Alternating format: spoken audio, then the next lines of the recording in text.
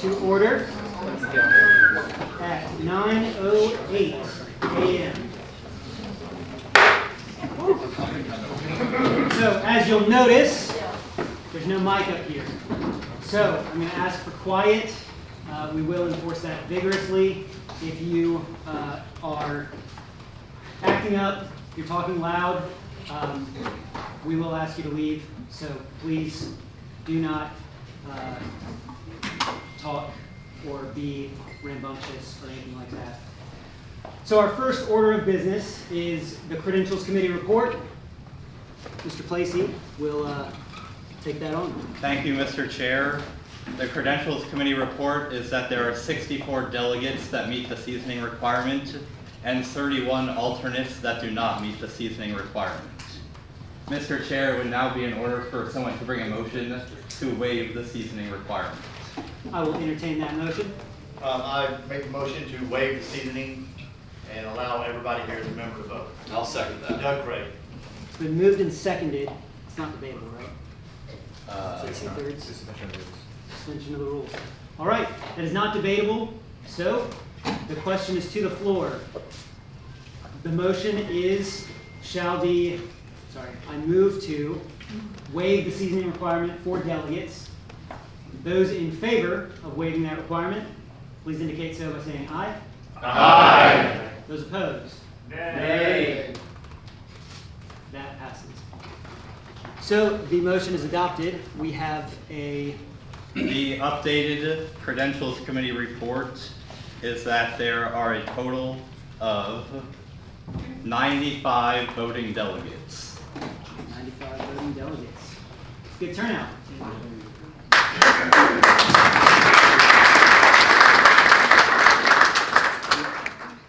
All right. So from there, we will move to the adoption of the agenda. Mr. Chair, I have a motion to amend the agenda. Okay. As follows.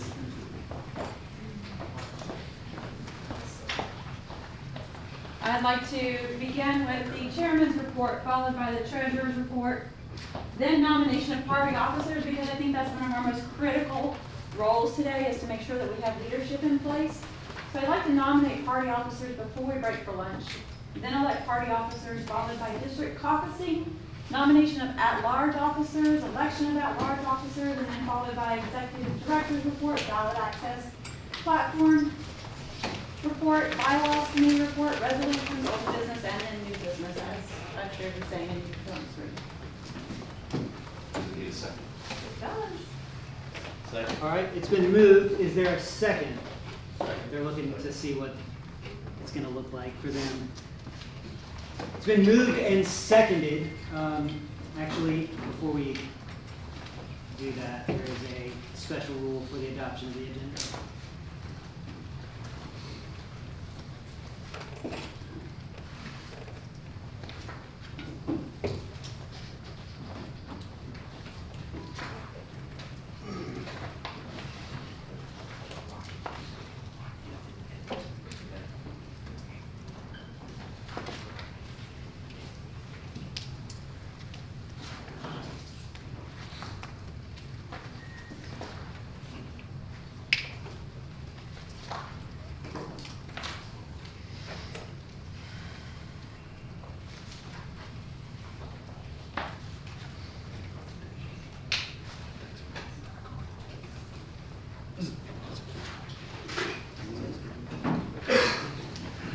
I think we should have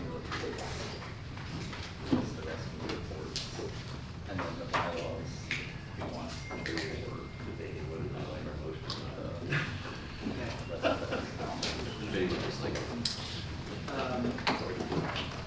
Then,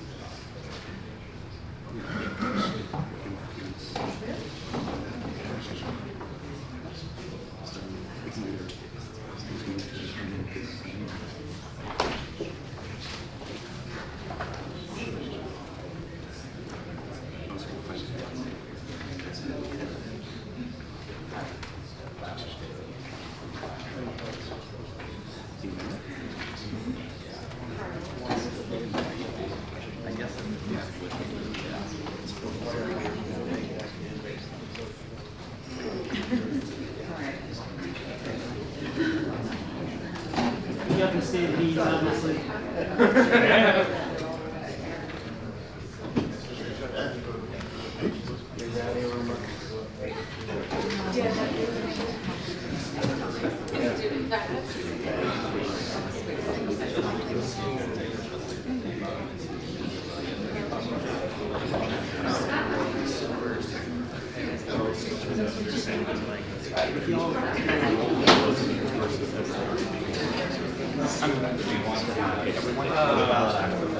I think Elizabeth is the and the board is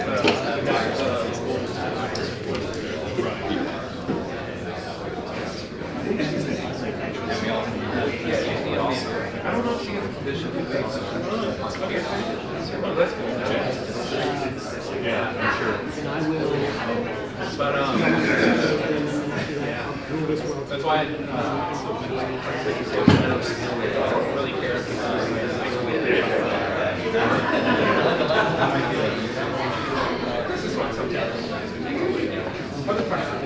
All right, we'll come back to order. Yeah, listen, Okay, I'm going to rule that well taken, but our secretary has an alternate agenda that he wanted to present. Yeah, so we have, because that was ruled well taken, we are now, the proposed agenda is now the one that Ms. Austin just proposed, but I'm now going to propose an amendment to that. And that would be to move the executive director's report and the ballot access report to directly after the chair's report. So we would have chair's report, then ballot access report, then executive director's report, then treasurer's report. And we would also like to insert a special rules report. There is one recommendation of the bylaws committee that affects how all the elections are done. It'll be really quick, so we would like to have that inserted directly after we adopt the agenda. And finally, we would like to move the bylaws committee report to directly after the election of party officers, because there are some of the bylaws committee proposals that would affect the way that the executive committee is elected. So I will insert these here. All right. And I will also rule that well taken. Seconded.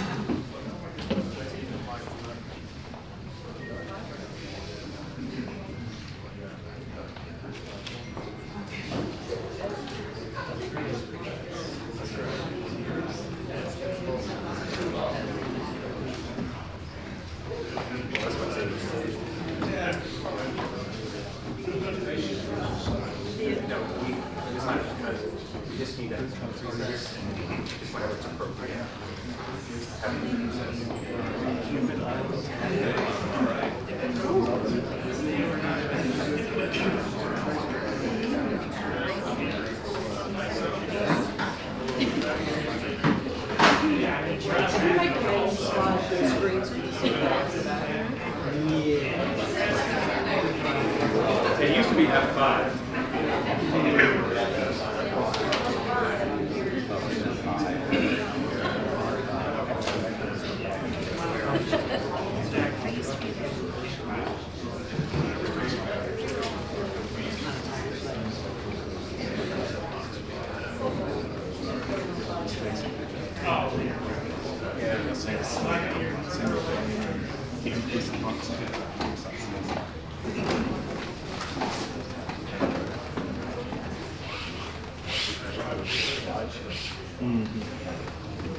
Then you can't make up your unless you have two screens.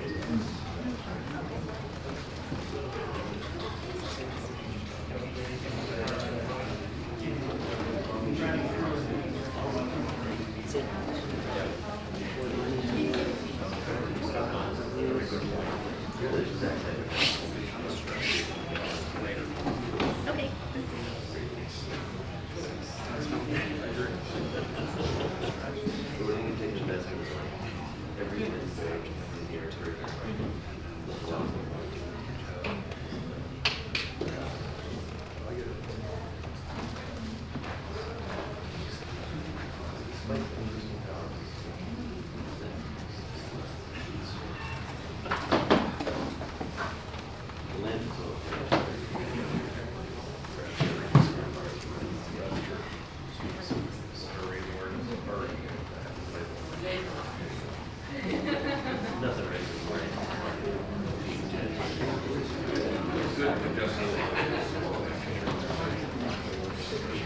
All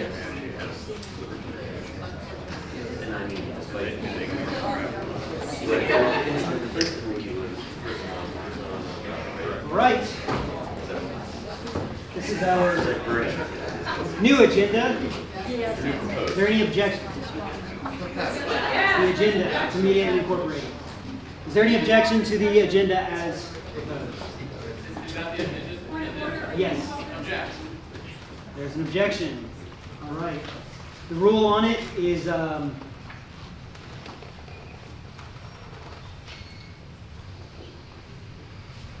it is amended if it's well taken.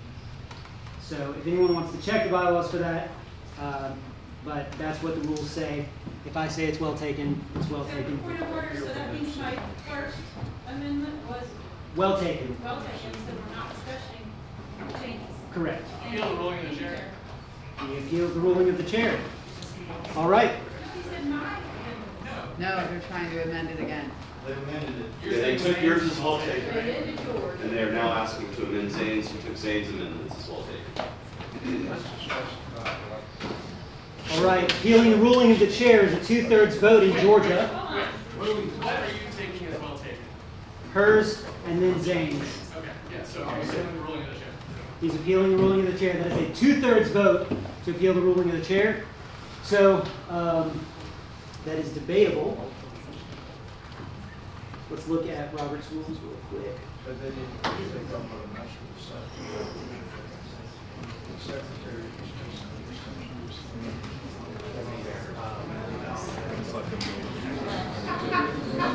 Voting on the same. Is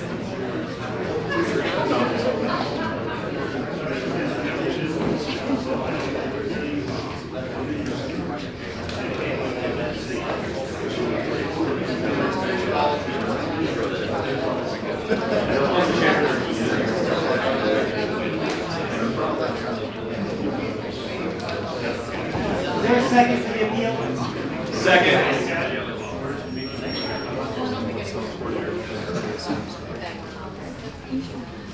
And the only reason we do this is because we're wasting too much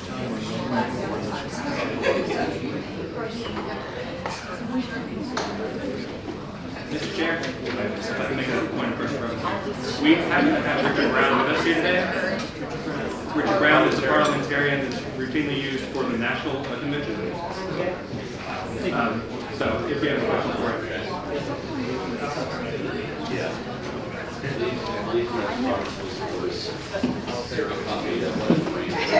Every time I do that, what is it?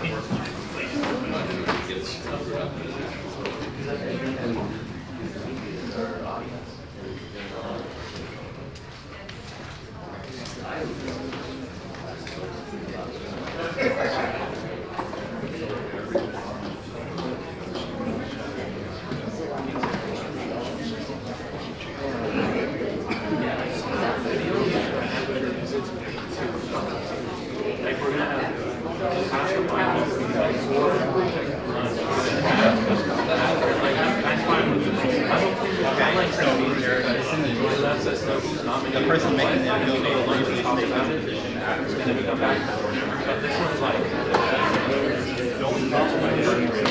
Some of the things that are going to influence how our election.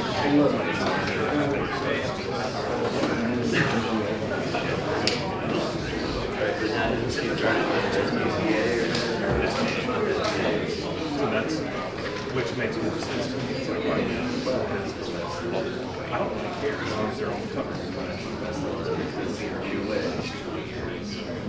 It makes a lot of sense. So that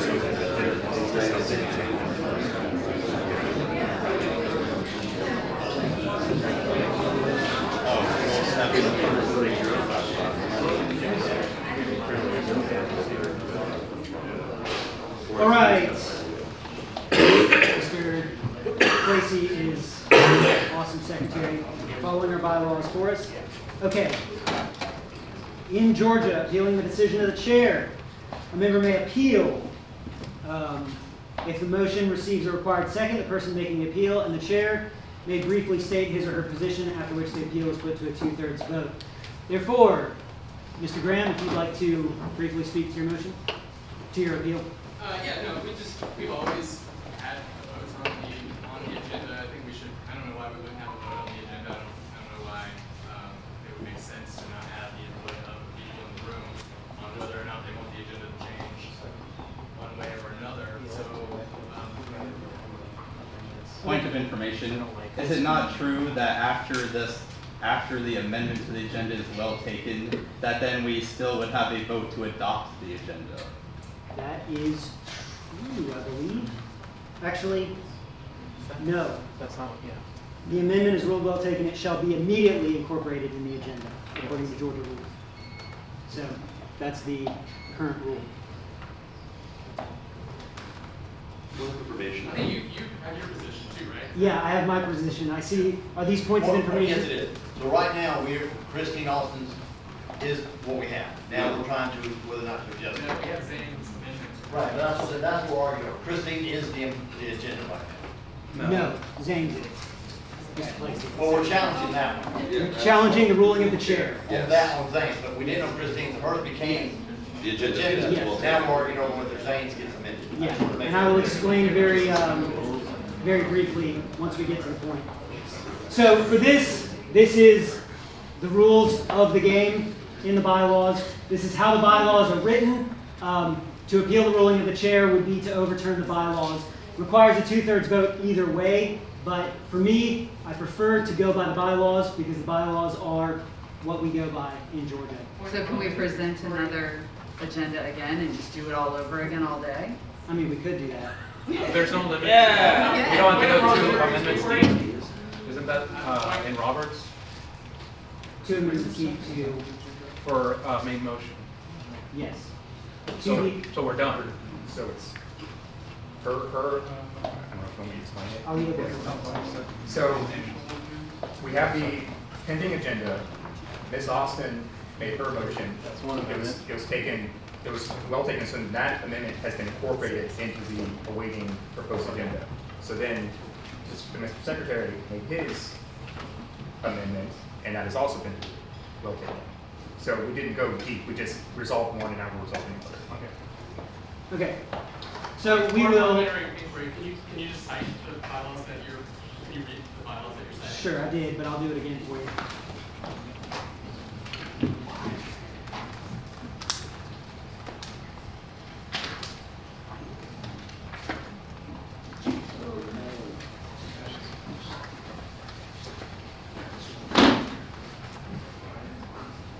I think he's wanting, are you wanting the well taken, not well taken piece? Well, whatever is relevant to the agenda being well taken and not having that. Yeah. Everything's well taken, we'll do everything we want. We've already gotten through all the reports, Hill.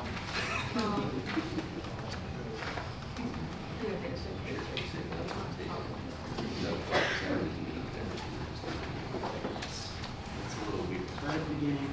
I just couldn't find that either if I had it. Yeah, I did have it, and then I flipped back to another page. It's on Yes. paper. Oh, yeah. All right, the presiding officer at the start of business shall present an agenda for adoption by the body. The agenda shall not require a second prior to adoption. The agenda shall be subject to amendment by the body. The chair may rule an amendment as well taken or not well taken. If an amendment is ruled well taken, it shall immediately be incorporated in the agenda.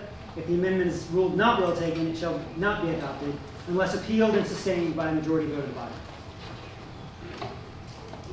So, point of order, you just said a majority vote, not 2/3. 2/3 is to appeal the ruling of the chair. We're appealing the Oh, ruling so we're of the chair. doing, okay, so we're still following the bylaws. Yeah. Uh-huh. Good. Okay, so we, Clarify, what did you say was? not well taken. Question. So if we overrule the chair right now, then Christine's becomes the No, then we vote, right? No, correct. The ruling of the chair, So if we vote no on the chair, then Christine's motion becomes the agenda. That we will then vote on, yeah.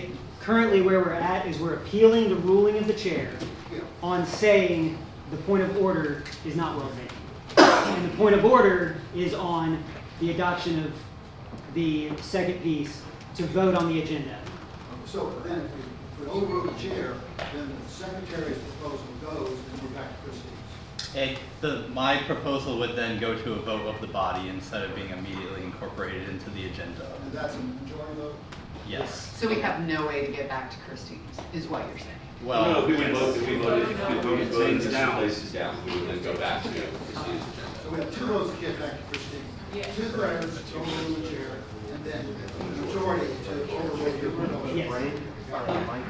Okay, so I will briefly explain what's happening. Again, appealing the ruling of the chair, voting in favor to appeal from the ruling of the chair is a vote to rule my ruling not well taken by the body. So, it's kind of confusing. It goes in the opposite direction of everything else in this. So ruling my ruling not well taken by the body is a vote yes.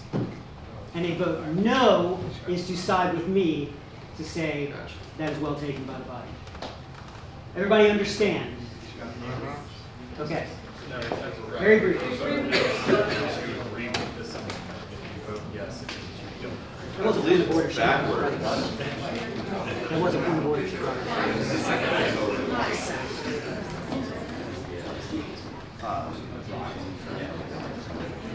Point of information, would a yes vote sustain the ruling of the chair? Correct. Like, I believe you had it backwards. Oh no! Oh no! Tiffany. I think you're right.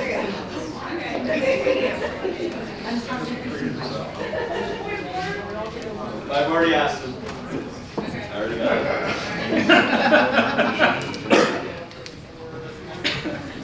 No. Yes, no, yes. Which way it goes, and it's good. We're gonna say, you like lines of vote. Second chair vote this, second vote.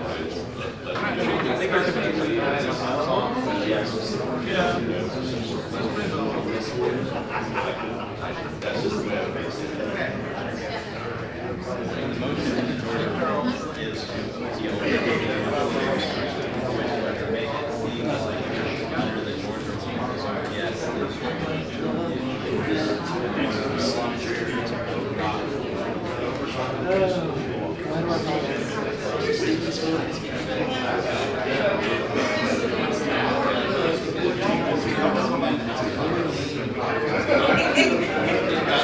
I'm sleeping in my car and this goes in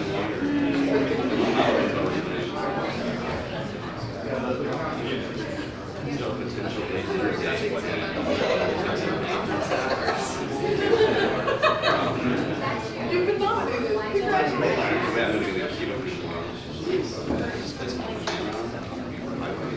They make the best Cuban sandwiches. They people who like cats from so they're super into and they have really good food and the best in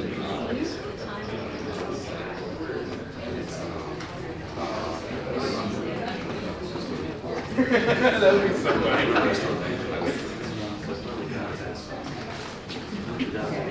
I think I'm going to do the ruling of this. I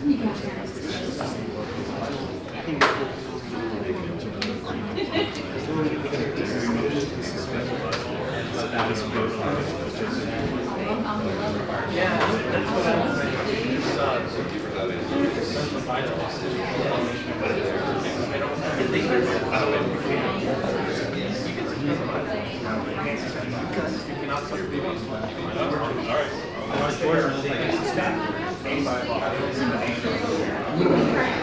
So we have to be specific on which bylaws to suspend. Like, because what we're thinking is, can we just take a vote on which agenda to adopt? Instead of going through several layers deep of votes. I think as long as it's clarified, all right.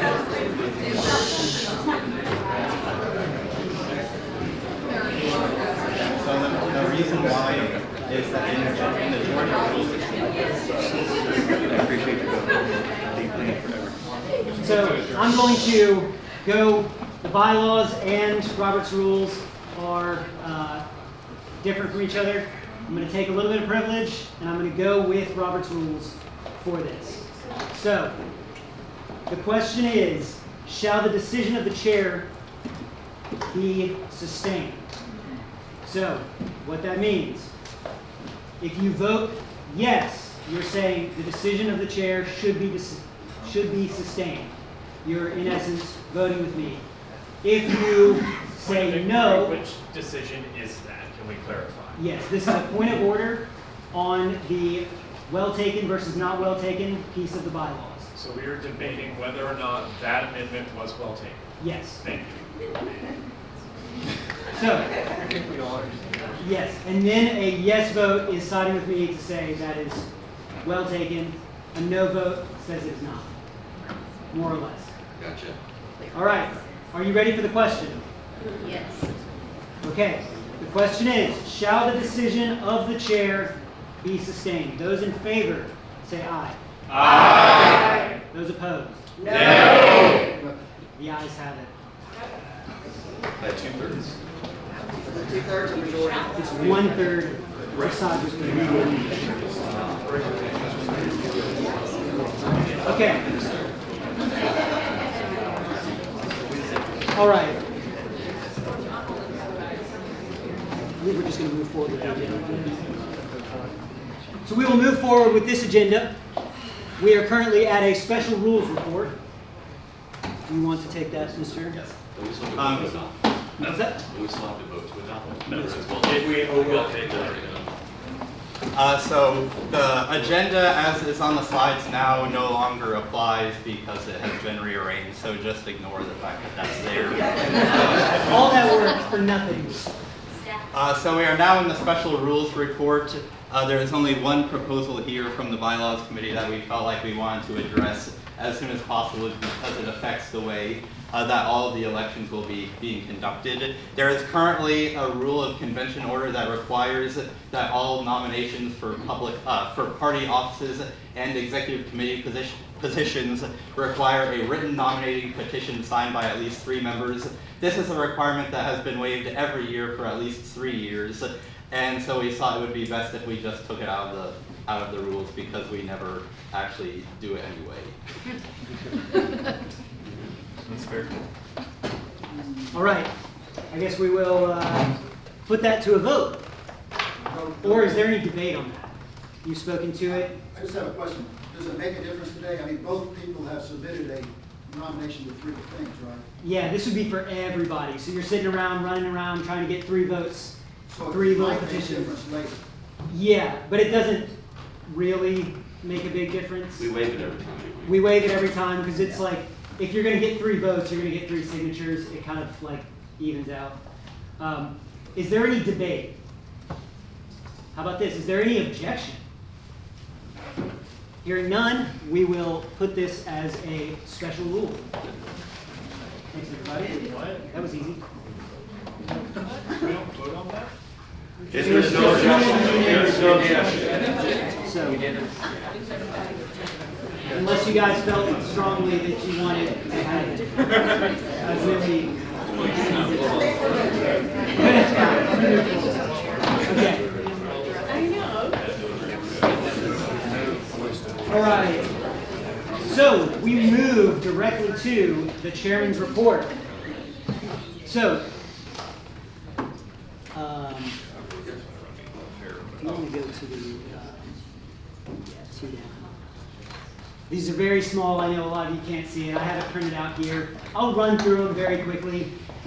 Last year, there was a resolution put on the floor to basically for the executive committee to recognize its responsibilities. Some of those responsibilities were to expand the membership and reach of the party, communicate regularly with membership, hold annual conventions at a time and place that maximizes membership participation, act in accordance with membership wishes to maintain their goodwill, keep accurate records, keep legal filings up to date, and recruit and support candidates to ensure the party meets the minimum requirements to maintain statewide ballot access. So, I think we did a pretty good job this past year. We set in last March, I believe it was. Anyone know differently? I believe it was March. I think it was March. March, we, as an executive committee, got together and we had a planning meeting where we set strategic goals, and these are the outcome of that meeting. And I'll talk about them very briefly.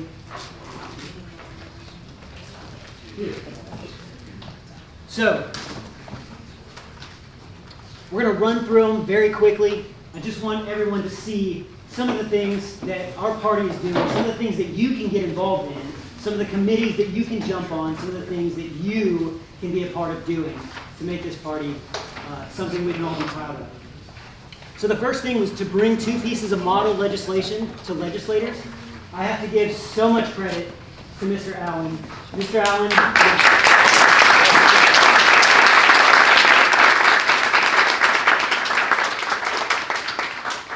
You'll see in here a lot of stuff that he has done. These nice green boxes. This is all coming from Mr. Allen's work. Bringing a legislature report card, we got close on this one. We finished up a ton of the work. We did a lot of the pieces for it. We realized that it was a lot bigger than we thought it was. There's a ton of bills that come through, and what we've decided for the future, now that we've tried it one time, we've gotten, it was like 1,700, right? Yeah, it was. Bills that you got through. Yeah, we got 95% of the way through, and it was like over 1,500. Okay, 1,500 bills, and they got 95% of the way through to look at every bill and say, is this something that fits in with the libertarian ideals, platform, what we believe as libertarians. We will move that forward in future years to smaller numbers. We'll aim at like maybe 100, 200, and then we'll actually get a report card out because we'll have a lot fewer to deal with. But that really does give us an opportunity to take these to legislators that we think are doing a bad job and say, hey, we graded you. Or to take it to legislators we think are doing a great job and say, hey, congrats, we think you're awesome. That doesn't happen very often. So we'll just say that. But, yeah. But the opportunity is there. And the opportunity to give legislators a piece of our mind is there. So that is a great opportunity. Get involved with that as part of our Liberty Watch initiative, if you want to call it that. So monitoring legislation to provide monthly reports. Again, Mr. Allen, if you guys are not signed up for the Liberty Watch report, find out how to do it. Get on it. It is so valuable. The information on this is so good. There is just commentary on every single bill with a link to the bill in this newsletter that Mr. Allen is sending out. This is something that everybody should be on. I want to see 100 memberships flow in today because it is so good and there's so much awesome information on it. Then, hosting ongoing candidate trainings. I believe that was done. We have several in the room, I believe, who have said they want to step up and become an elected member of some body somewhere. We will see that later. Holding one affiliate support workshop. This is where it starts getting to Elizabeth's work.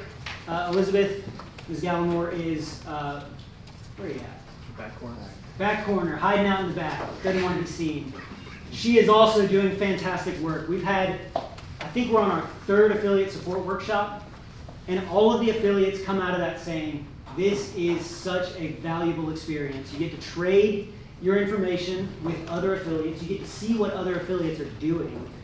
If you're not involved in an affiliate, you need to get involved in one because that's where the grassroots level work is going to get done. That's where you're going to see the biggest impact for your work as a libertarian. You can see it at the county level. You can see it at the city level. You can see it at the precinct level even. Getting involved and knowing what's going on at the local level is super important, and the affiliate is where that happens. That's also, if you're going to run for office, that's where you're going to get your support for running as a candidate. That's where you're going to get your petitioning people. That's where you're going to get the people who are going to support you, who are going to make calls, who are going to door knock with you. So get involved with your affiliates. The affiliate support workshop, we haven't planned it yet, but it should be coming up probably May, June. That's when we usually Set it up? June, July. May, June, July, whenever we feel like it. All right. 7 active affiliates are to set goals by June and meet those goals. Affiliates got to the point of setting their goals. We haven't seen the reports yet from the affiliates, but one of the biggest things we're seeing is that affiliates are getting together, they're setting goals, and they're making progress toward it. So some of the big ones that I know are doing good work. I know Bartow Polk Floyd, I see a lot of the stuff you guys are doing.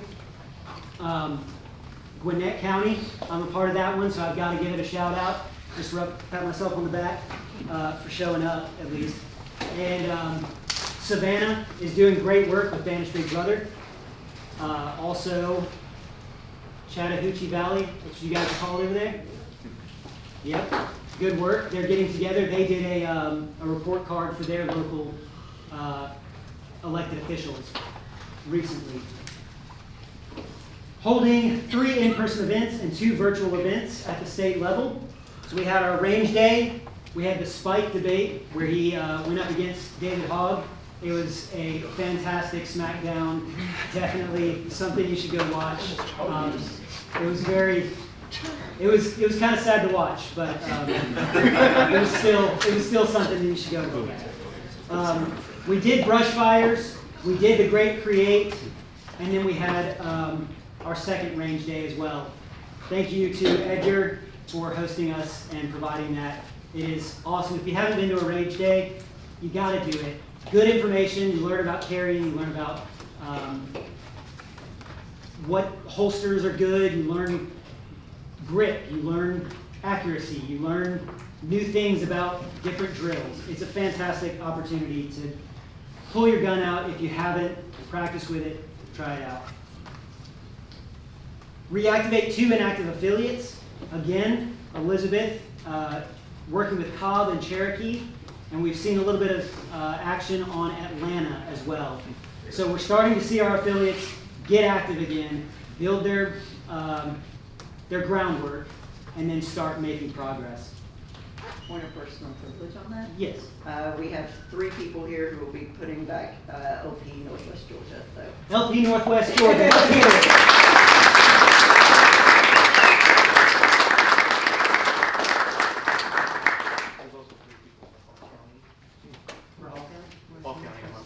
Look at that, Hall County and Lumpkin.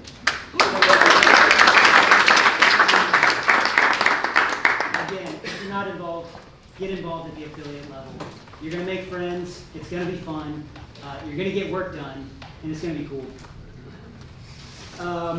Calling 250 members of LP National who are not state members. We had a little bit of trouble, and we'll come back to that in a little bit, but we are still working through CRM issues.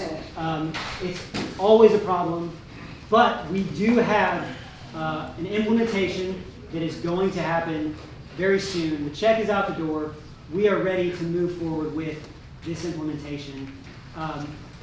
Regardless of that, though, our membership chair, Gretchen, did all the legwork, got the lists out to the affiliates, and the affiliates as well started making calls to people that are in their counties, people that haven't been around, people who wanted to get involved.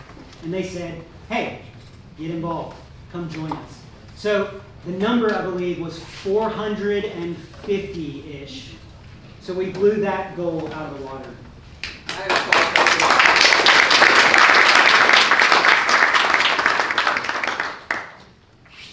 Send a number of ad hoc emails for anyone who reaches out with a request. Send 2 emails per month with membership and donation asks, and we'll lump the press releases in with that. We actually focus less on press releases just because they don't get a lot of traction currently. We'll need to figure out what to do with that. But we saw 70 emails go out this past year, which is a huge deal. Mr. Barnell is not here today. He sends his regards, but he has done amazing work on that. He's gotten some, I think he's learned some ways to incorporate AI into his communications, and it really has made things faster, smoother, easier. And if you've seen them, you know that they're solid quality. All right, The obvious one, obtain 100,000 votes for the LP candidate for president in the November election. We didn't make it. But what we said at the beginning of this was that this was an aspirational goal, right? We said we wanted to go after the things that we could control. So when we did our goals, how many calls can we make, right? How many things can we do? How many goals can we set? How many communications can we send out, right? Putting a number on votes is good. You want an aspiration. You want something that you can get. But the things that you can control are the work that you're doing. It's the things that you can affect as an individual. So we missed that, and it was an indirect control of that goal. Developing standard campaign websites and materials. LP.org has a website where you can go and get your templates. It's not, he says it's not the greatest, but it does have it. So we ended up shifting away from that, it looks like. And creating and updating a candidate manual also was another one that we didn't manage to finish. We do have a manual out there, but it does need to be updated. It's about 300 pages from what I hear. Mark Douglas has put that together and has passed it on. Holding 2 Civi CRM trainings. We missed that. Our IT director had to step down mid-year. It was a shame. He was a great worker. But he was not able to hold the Civi CRM trainings, but we did have the affiliates call people within their regions. And that was the purpose of the Civi CRM trainings, was to get the affiliates calling. Again, we did the 12 press releases, and then a legislature report card, and then updating the membership portal. One of the big things that you guys have probably noticed is that you don't know what your status is. You can't tell, which is kind of absurd, right? You want to be able to see what's my status? Am I a member? Am I not? When does it expire? That's one of the big things with this new implementation that we hope to push forward is the ability to go in as a member and look at your contributions, look at your membership status, look at the events you've done, and put that all together. Once we break away from the national CRM and put our own instance of that CRM together, customer relationship management, then we'll be able to add on whatever we want to do because we'll own the data, we'll own them. Are we staying with Civi, but it'll be Yes. our own? Okay, cool. Yeah. Just was curious. Yeah, it's not the best by any means, It's the best for its price. but it's the best for its price. And so I'm really excited about it. It's got some really cool functionality. A lot of the problems with it are that we just don't use it right. And that's kind of the big key with all of your technology can be great or it can be awful depending on how you use it. So the goal is to make that better. Okay, you can go to, so those are our goals. We talked very briefly about ballot access. We know that we've lost ballot access this year. For those of you who don't know, at the statewide level, Georgia has some of the most draconian ballot access laws in the nation. You have to get 1% of registered voters in any election to keep your statewide ballot access for the next year. And what happened 2 years ago was there was a lawsuit that was brought against the state of Georgia, the Secretary of State, Raffensperger, and the lawsuit basically made it to where they pulled the Public Service Commission races down from being done. There's somebody who's been in that position for, I think, 8 years, something like that now, because it's a 6-year term. It's what? He's been elected twice, so he's completed 2 terms, and he's been in there for an extra 3 years. Just hanging out. What are you going to do about it? So, the Public Service Commission race was the race that we relied on. We knew every time that we would have a Public Service Commission race that would be our boon if we wanted to get ballot access. We knew that we could get the 1% of registered voters, not vote totals, registered voters, which is a higher number. Only 40% of people actually show up to vote in Georgia compared to the number of people that are registered. So, with that vote being off the table, we were left with just the presidential run. And the only person who's been able to do that, I believe, is Gary Johnson. Correct me if I'm wrong, Mr. Johnson. That is correct. Gary That is Johnson in correct. 2016 is the only person who's ever gotten more than 1% of registered voters in the history of the Libertarian Party in Georgia. And so, with a high stakes race, and with the no guarantees idea here, with a presidential candidate, with it only being achieved once in 50 years, we were in a tough spot. So, we lost it, right? But I say that to say, don't lose hope, right? Losing ballot access, it's a hit. Don't hear me say that it's not a bad thing, but it's not everything. Ballot access is not everything. You have control over your local area. You have control over your affiliate. You have control over what happens in your city and your county. You have control over running for office locally. You have the ability, as individuals, to make a difference. So relying on the statewide ballot access can be a crutch, where we go and focus on the state level instead of doing what matters close to home. What are your property taxes like? Awful. Yeah. Mine are like, they go up every year by like $1,000. So it's ridiculous. We're over 600 a month at this point. Yeah, look at that. DeKalb. Good times. So what am I proposing to you? I'm saying find your issue, right? Find your issue. Find the thing that really gets under your skin. Find the thing that pisses you off, right? For us, we've chosen several. One of them, banish Big Brother. This is one of our best and biggest initiatives that we've taken on. Zach, Varnell, Elizabeth, the Savannah affiliate. There's another affiliate that's doing some great work. Somebody, yeah, you guys, Bartow, Cole, Floyd. Gwinnett's done a little bit. Chattahoochee Valley has done some. And I don't want to say how much, because I know it's been a lot, but I don't know exactly how much. There are quarterly meetings for that Banish Big Brother initiative, and it's going on. Things are happening. We're finding surveillance. We're finding the things that are creating a surveillance state around you. Do you know how many cameras are in just within a 1 mile radius of your house? I don't care where you live in Georgia. If you look around, if you look up, you'll see cameras everywhere. Most of those cameras are connected to the police networks. Most of them go to the federal government. There's Flock Safety, which has cameras everywhere. Point of information, it's not true that the city of Atlanta has the most surveillance cameras per capita in the entire country. Yes. I'm sure the member is correct. He is correct. He is correct. So just look around you. These are the simple issues, right? Do you want to be tracked everywhere you go?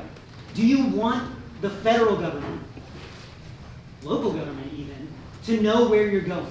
To have a complete profile of your life, your interests, everything that you're doing as a human?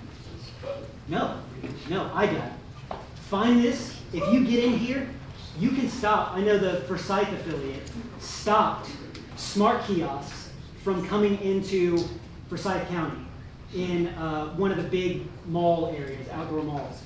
You have the opportunity. You have the ability to stop some of this, or at least slow it down. And then you can get into positions of power, and you can stop it yourselves. Public policy. You can be a part of the public policy team. You can be part of the Liberty Watch initiative. You can be on the legislative report card that Mr. Allen is doing. He's always looking for volunteers for that. There is so much opportunity with that. And if you look at Defend the Guard, one of our other issues, we saw some of the best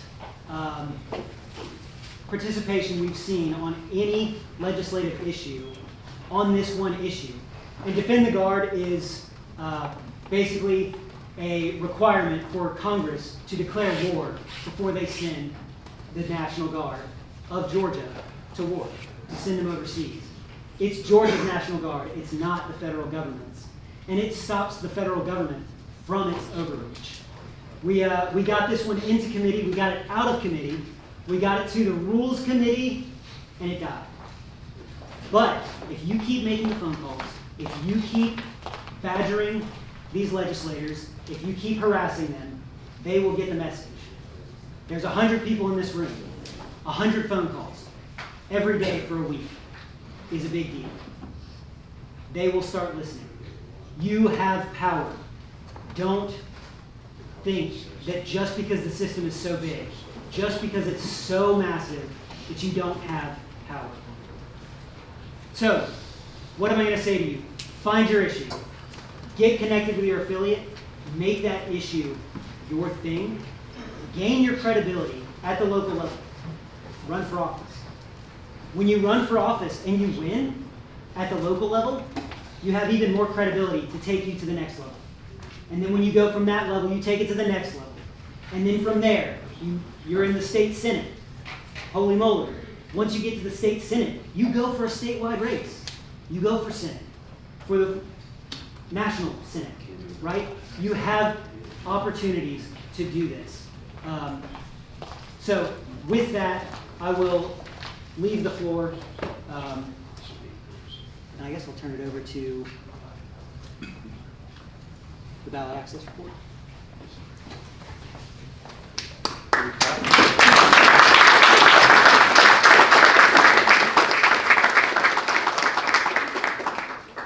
Thank you, Mr. Chair. So, as the chair just stated, it is the Secretary of State's office's opinion that we have law for statewide ballot access, so that entails certain information if you are interested in being a candidate going forward. Please proceed, next slide, please.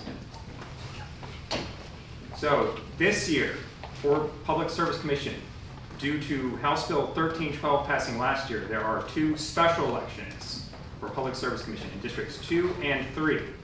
Qualifying starts April 1st with a $3,934.71 fee. It has a special primary and then special election when the regular general election would be. Notably, there is no petitioning requirement for this race because it is a special election. Unfortunately, since it's a special election, that also means it would not count towards ballot access either. So that's the flip side of that. Another unfortunate aspect to this is because it's preceded by a special primary, we do not get to put the Libertarian designation next to our candidate's name like we usually would in a special election. So that's unfortunate, but that's just what the law is. Please go to the next slide. Point of information. Yes. Also, important thing to know is that we do run a candidate, we don't get the reporters money back either. That's true. Which can be important. So when the candidate's asking for money, understand the state's going to be hard supporting to help donate money to that. So please, we have a candidate, please donate because he will need it to get $4,000. Another point of information. Yes. Do we have any candidates that are affiliated with the Libertarian Party that are running for Public Service Commission, either 2 or 3? We will find out at this convention, I believe.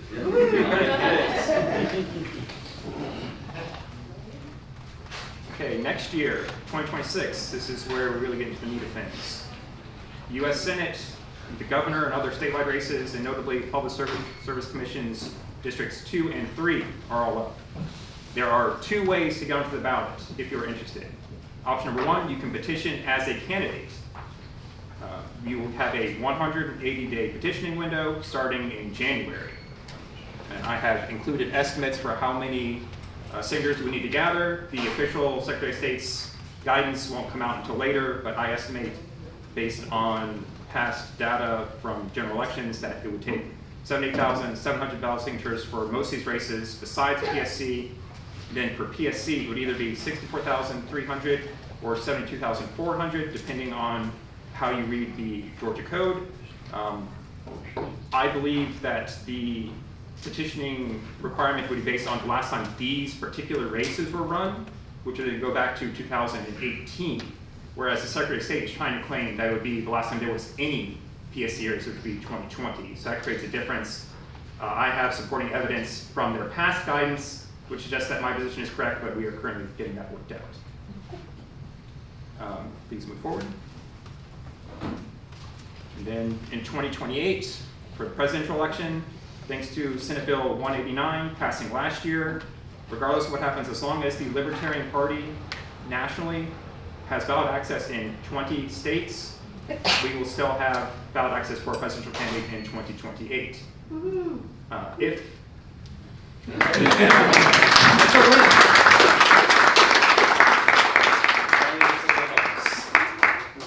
I don't think the state legislature was thinking about us when they did this, but hey. And if by chance that is not the case, we'll gather 7,500 signatures.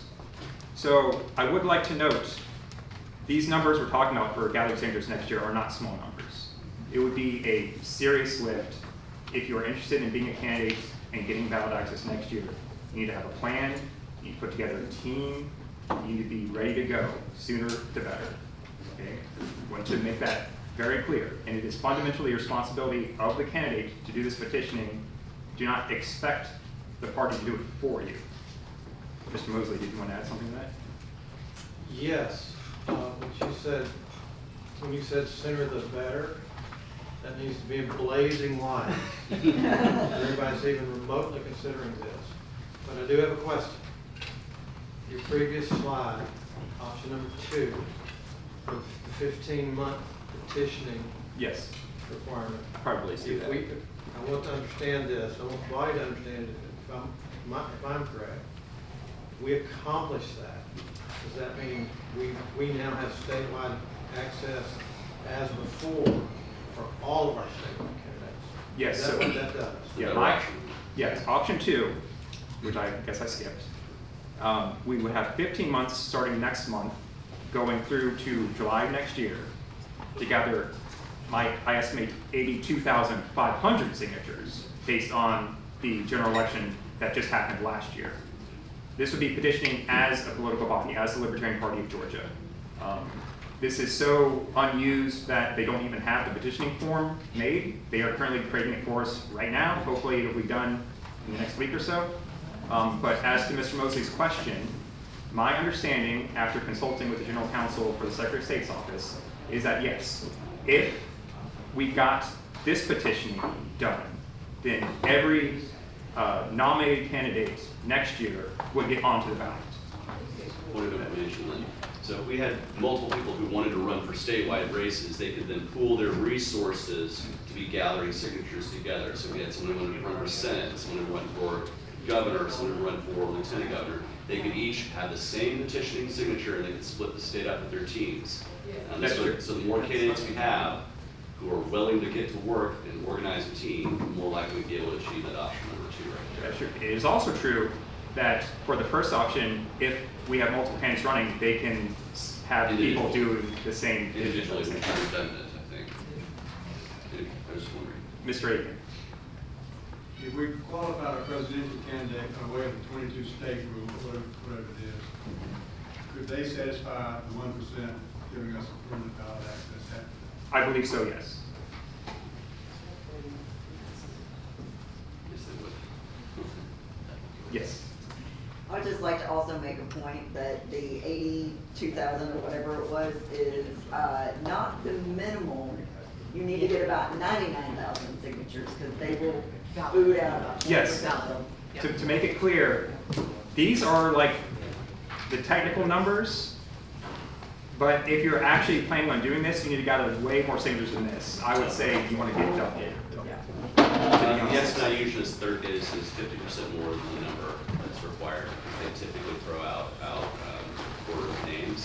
And so when you do 50% more than the threshold, you're going to beat that and then some. So that's when we were gathering ballot access petition signatures, we were looking for the number we wanted plus 50% to be certain for these states. And it's a good rule of thumb. So you're looking at 80,000, 120,000. Yeah, another 50%, 120,000 is what you want to gather. Just to give anybody an idea of what it's going to take. And your average paid petitioner, $7 to $9 a signature in most markets. You can probably get dedicated libertarians to do it for less. But as we always do. As been stated, this would be a big lift to accomplish. Mr. Mosley. Yeah, this is just a comment to the body. Looking at that 82,000 number, I want everybody to be conscious of the fact that in this room, there might be 5 people that have ever done any serious petitioning. Do not underestimate how hard this is going to be. Yes. Do not. So you better get after it starting next month. It's about 15 minutes of signature at least. Yeah. Do not expect that you will be able to do this by yourself in your off time. You know, that's not going to happen. Okay. Any other questions on this? I have a question. Yeah. Maybe it was covered, but I missed it. If you pay for third-party, whatever services to help you with that, how much does that run? If you were to translate those votes into dollars, does that cover? So the average rate right now, I saw this past year on the low end is $7 to $9 per signature. $7 to $9. So take 80,000 times it by 6, and you got your low end estimate of what it would cost to get that many signatures with paid petitioning, without any volunteer. For the benefit of the body, that's about $500,000. Thank you. The man. Yeah, hopefully if you were planning to do this, you would have a combination of both dedicated team of volunteers willing to help you, as well as sufficient funding to also hire paid petitioners simultaneously. Anyone else? If not, I will yield the floor.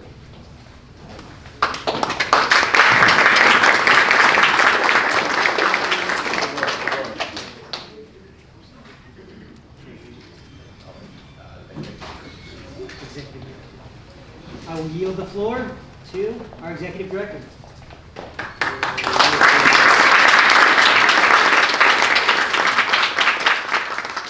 Thank you, everyone. I'm Elizabeth Melton-Gallenworth, the executive director, and I am zipping through these very, very fast. All right, I'm going to talk a little bit about what we've done the past year and what we need going forward. So, affiliate support, we had affiliate support workshop, the 2nd annual one, and we plan to have the 3rd annual one this year. We had a goal of reactivating inactive affiliates and strengthening existing affiliates. We are reactivating Cherokee as we speak. We have Hall County that we're working on, and we have taken some affiliates that were floundering. Bartow Floyd is a great example of that, and now they are absolutely kicking it. They're thriving. Very proud of them.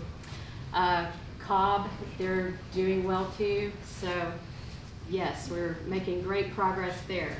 I have been making visits to the various affiliates. I've gotten to all of them except for Athens and Cobb. So yeah, I'll be there soon. And then we'll start all over again. Very thanks also to David Barker, who backed me up on that. So most of you not only saw me at your affiliate, you saw him there too. So thank him for all the work that he's done in support of that. We are having monthly membership meetings, and also when you want to do projects within your affiliate, we're offering support for that. So going forward, we want to be able to grow affiliates, and part of that is creating multi-county affiliates. We have some where there are just not enough people in a county to hold it together.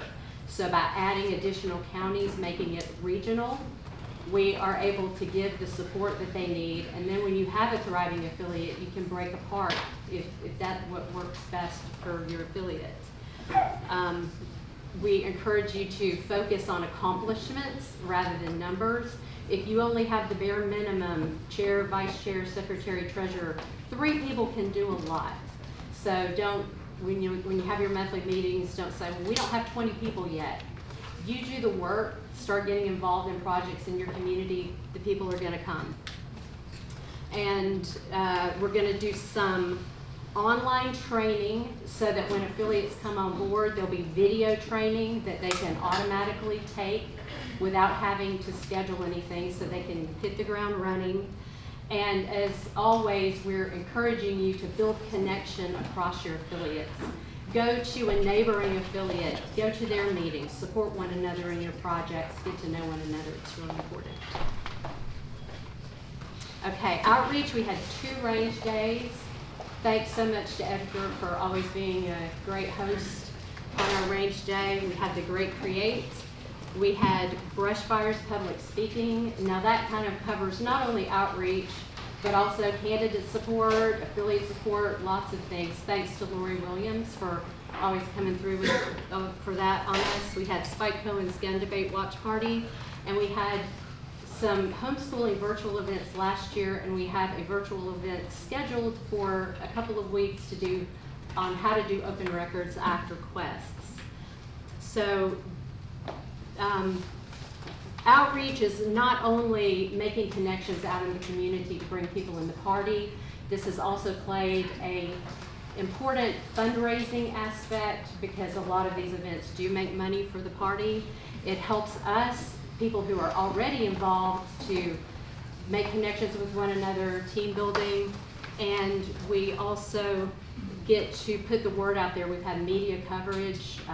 We had local paper featured the Great Create, and our Eventbrite channel, we have gone from 18 followers to almost 100 followers, and we have 5-star reviews for our events with lots of repeat customers. So that's been great. All right, Liberty Watch. We've already been singing the praises of Brian, but we can't do that enough because there's so much work that goes into that, an incredible amount of work. I never envisioned it being so thorough and so well done as it is. We have the Banish Big Brother project, Defend the Guard.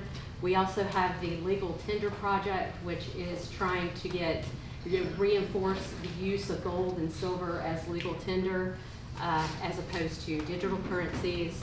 And we also have all of those things fit into our overall legislative agenda, which also includes ranked choice voting, parental freedom. So moving forward, we would like to build a lobbying team. If you are well-spoken, if you are willing to be educated and learn about the issue, if you have some time to go to the Capitol, actually meet legislators, get legislation introduced, please consider joining the lobbying team. We also need an analysis team. So if the in-person thing is not your thing, if you're more of a research type person, we need help with analysis and analyzing policy so that we can put out educational materials and draft model bills and other resources. Okay, so communications, we have podcasts, newsletters, emails, and blog posts. The podcast is doing phenomenal, thanks to Jake for handling that. We've had lots of really important issues that were going on in Georgia. You may remember the Brittany Patterson issue. We've had Parents USA, David Lucas on there. Lots of important Georgia stories were featured on our podcast. We've had a monthly newsletter going out for the past 3 years now, emails, blog posts. Thanks to Sergio for submitting some blog posts, and that's something that we need more of. We need more submissions. So if you want to write some articles, if you can create graphics, and please send me pictures of your events. We really can use those for newsletters and so forth. We also have a mailer that's going to be going out to approximately 1,000 people, thanks to Doug Craig for financing that for us. So membership, that has been challenging for us, and the main reason that has been challenging for us is because of the city CRM and not being able to get accurate membership numbers. So also historic data, where it used to be if you joined the national party, you were automatically a member of the state party. Well, that's no longer the case. So we have a lot of people who are national members who think that they're a Georgia member, but they are not.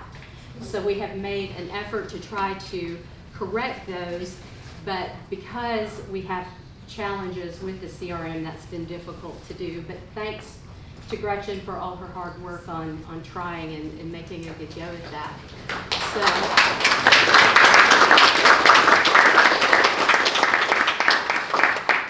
So the problem so we'll have people that'll join on a month-to-month plan, and then it won't reauthorize. And so their members, but they now show as lapsed members. They think that they are members, but they're really not because they're lapsed. So then we have to call them. Well, when you call them, that takes away our credibility as a party. So you can go on to the next slide. So I cannot emphasize enough how important this new city CRM is going to be, what a game changer that it's going to be for the party. Because this is how we're going to be able to keep accurate membership numbers. This is how we're going to be able to keep people from lapsing. It is very, very important. And so once we have that in place and we have cleaner data, that is when the mailer that Doug is financing for us is going to go out. That is going to hopefully recapture some of those lapsed members, and it will also solicitate donations and volunteers. Okay, IT, we have City CRM, we have Basecamp. If you're going to be involved with the state party, I highly recommend that you get involved with Basecamp and use Basecamp. That's the best way that we can all communicate in one centralized location. Definitely turn off your notifications. Thank you. Yes, the first thing you need to do is turn off your notifications to one email that will give you a digest of everything that you're involved with. Otherwise, anytime that anybody, gives a heart to anything you're involved with, you're going to get an email. So we also have Moodle, which is a learning management software that we haven't been taking full advantage of. So it's one of my goals that we do take full advantage of it, and that is by creating video training to put out there for volunteers, for candidate support, and for affiliates. And also, like I said, Eventbrite, please follow our Eventbrite channel. That's really good. It helps our events get out there better. So yes, we're going to implement the new system. We're going to provide training on IT with virtual classes to get more affiliates using the technologies and include the tech info in our virtual trainings. So candidate support and ballot access, that has already been covered a great deal, so I'm not going to spend a lot of time on that, but yeah, we actually had a presidential candidate from Georgia. That's not something that happens every day. So, yeah.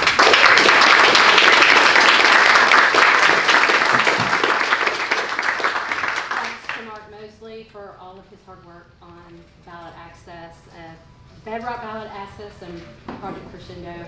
So yeah, we made, if we didn't achieve it, it wasn't because a valiant effort was not made.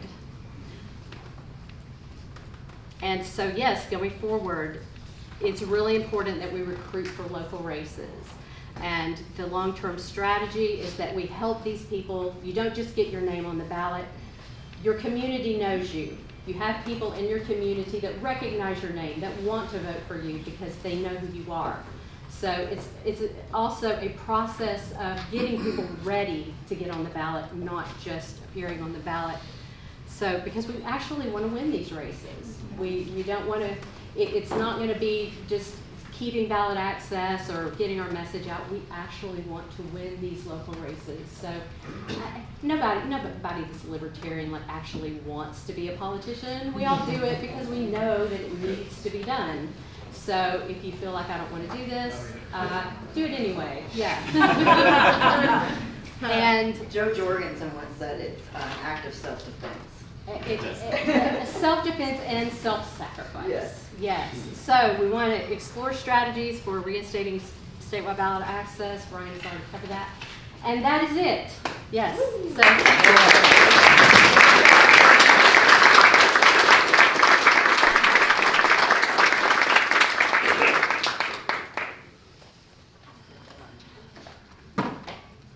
Love it. That was great.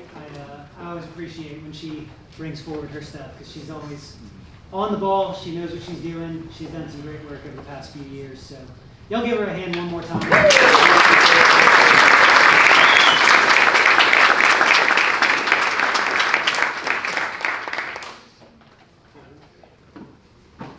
All right.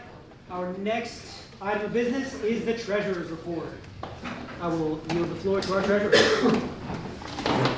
Here, just a point of information. Elizabeth, you mentioned a podcast. Can you tell us what podcast that is? It's the Free Georgia podcast. Free Georgia? Okay, thank you. Yep. All right, thank you, Mr. Chair. All of this, I put a little QR code with a link to all of this information. So if you want to scan that, look at that real quick and keep track. I know this is a little bit small. So, yeah. All right, so firstly on our P&L, I would like to first highlight the income from our pledges, membership, and donations for 2024. We made $23,351 despite our issues with our CRM and our processing, payment processing.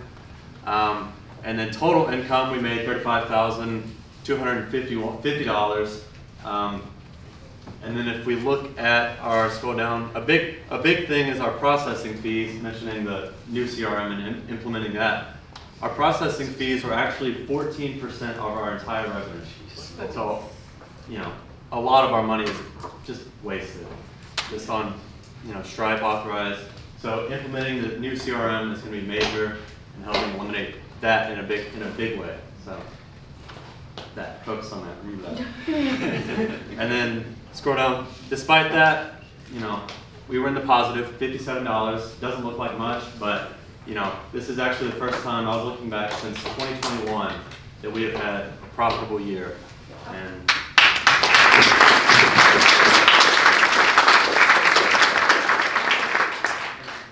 like I said, profitable. We are, stewards of our money, our resources. We're not spending anything on, wasting any money on stupid things. Well, there's a little bit of that in there, but thankfully not a lot. So our second thing I want to focus on is our budget versus what we actually spent. And so our first line item, like we mentioned, there's problems with our CRM and our membership and our pledge donations are kind of out of whack, but we found workarounds to that system. So despite all of that, we actually had 98% of our projected revenues we were able to match and actually keep. Let's go down a little bit.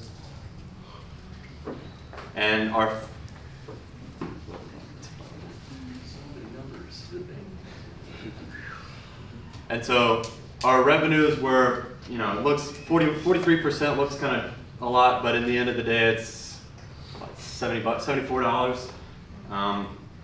So while our revenues were a little bit less than we expected, our expenses were also less than expected, which allowed us to, again, stay in the positive despite all the fees and all the extra garbage that we had going on with CRM. And another thing we would like to highlight is all of the numbers in the original profit and loss were specifically normal operations, so pledge donation, events, all of that such. And this is highlighting our joint fundraising, which this is only 2024. So in 2024, we were actually made $10,000. And if you actually look into that, that is almost 30% of our actual revenues from normal revenues. So if we didn't do that, $10,000 we would have never had. And I would also like to highlight that this number is only from last year. We have made an additional $12,000 since January. And actually, you said $3,000 just this week. So.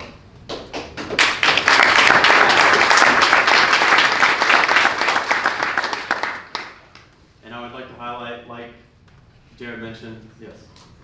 When you say joint fundraising, can you clarify, are you talking about the money that we raised for Kennedy?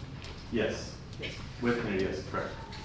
So this money is going to be used for our new CRM, and it's going to be, what, $14,400 for the implementation, and then to transfer over data from Stripe to Authorize, it's going to be another $900. But that's all going to be covered by this $10,000 and the additional $12,000 that we've received from January.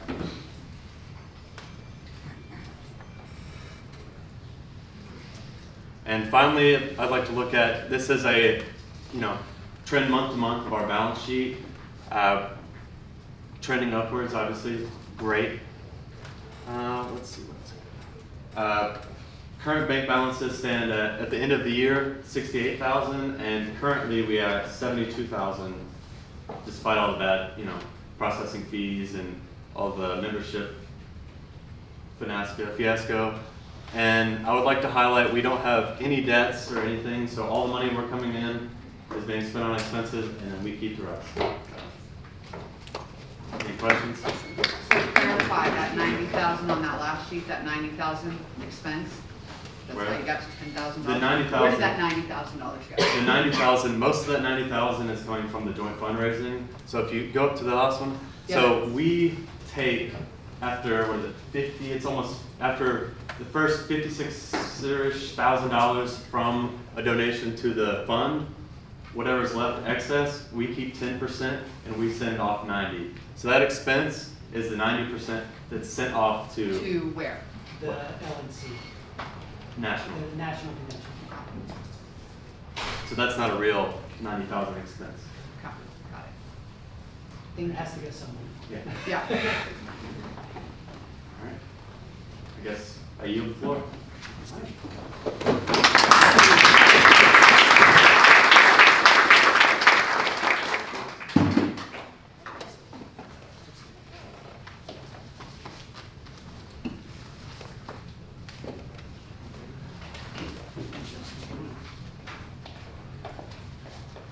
Chair, can I call the treasurer for just one more question? Sure, I would entertain. You clarified when the 40,000 went to LNC, did they not then send it on to Robert F. Kennedy's fund? No. It didn't actually land in the Libertarian Party, did it? Yeah, so it goes from Kennedy's Victory Fund to LP Georgia, from LP Georgia to the LNC, and then from the LNC to a specific committee for Kennedy. Thank you. Just a little clarification. So in the reports, how does that show up? Would it show up as like a?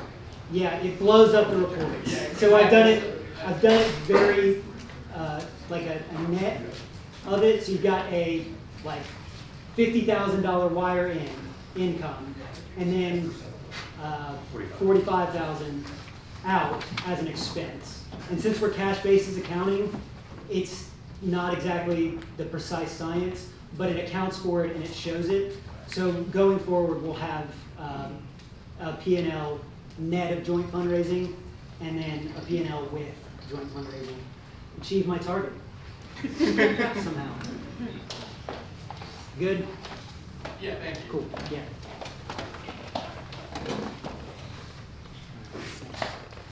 Next is nomination for chairman. How do we do that? I guess we just open up the floor for it, right? Yep. All right, the next item of business is for the chair nominations. We'll be electing a new chair at this convention. So I will go ahead and open the floor for any nominations. I would like to nominate Chase Oliver for chair. All right, we have a nomination for Mr. Oliver. You accept? Absolutely. Is there a second? I second. I would like to rise to second that nomination. It's Chase Oliver. Is the chairman. Now it's not the time. This is my second. I'm seconding you. Yeah, that's There's not a. Excluded as a pay. Sorry. Yeah, so we'll come back to that once the floor is closed. You can get. We close the nominations Do the and then we can do nominations, then speeches. that's what it is. I'm not doing a speech, I'm seconding. Okay, a second is just second, if you wouldn't mind. Thank you. Okay. All right, floor is open. Are there any other nominations? I nominate Jared Bell. Second. Second. I accept as well. Cool. Are there any other nominations? Any from the floor? Nominations. Nominations. All right. Is there any objection to closing the nominations? Hearing none, they will be closed. All right. Now, if you wanted to do a nomination speech, we can split it up. There's a total of 5 minutes. Now we yield to Mr. Oliver, Ms. Austin, if she would like to speak as well. Yeah, if you'd like to speak first, I'll give you a quick minute there, Amber, a minute, Christine, and then I'll finish off here. Would you like me to ensure that each speaker before you only gets 1 minute?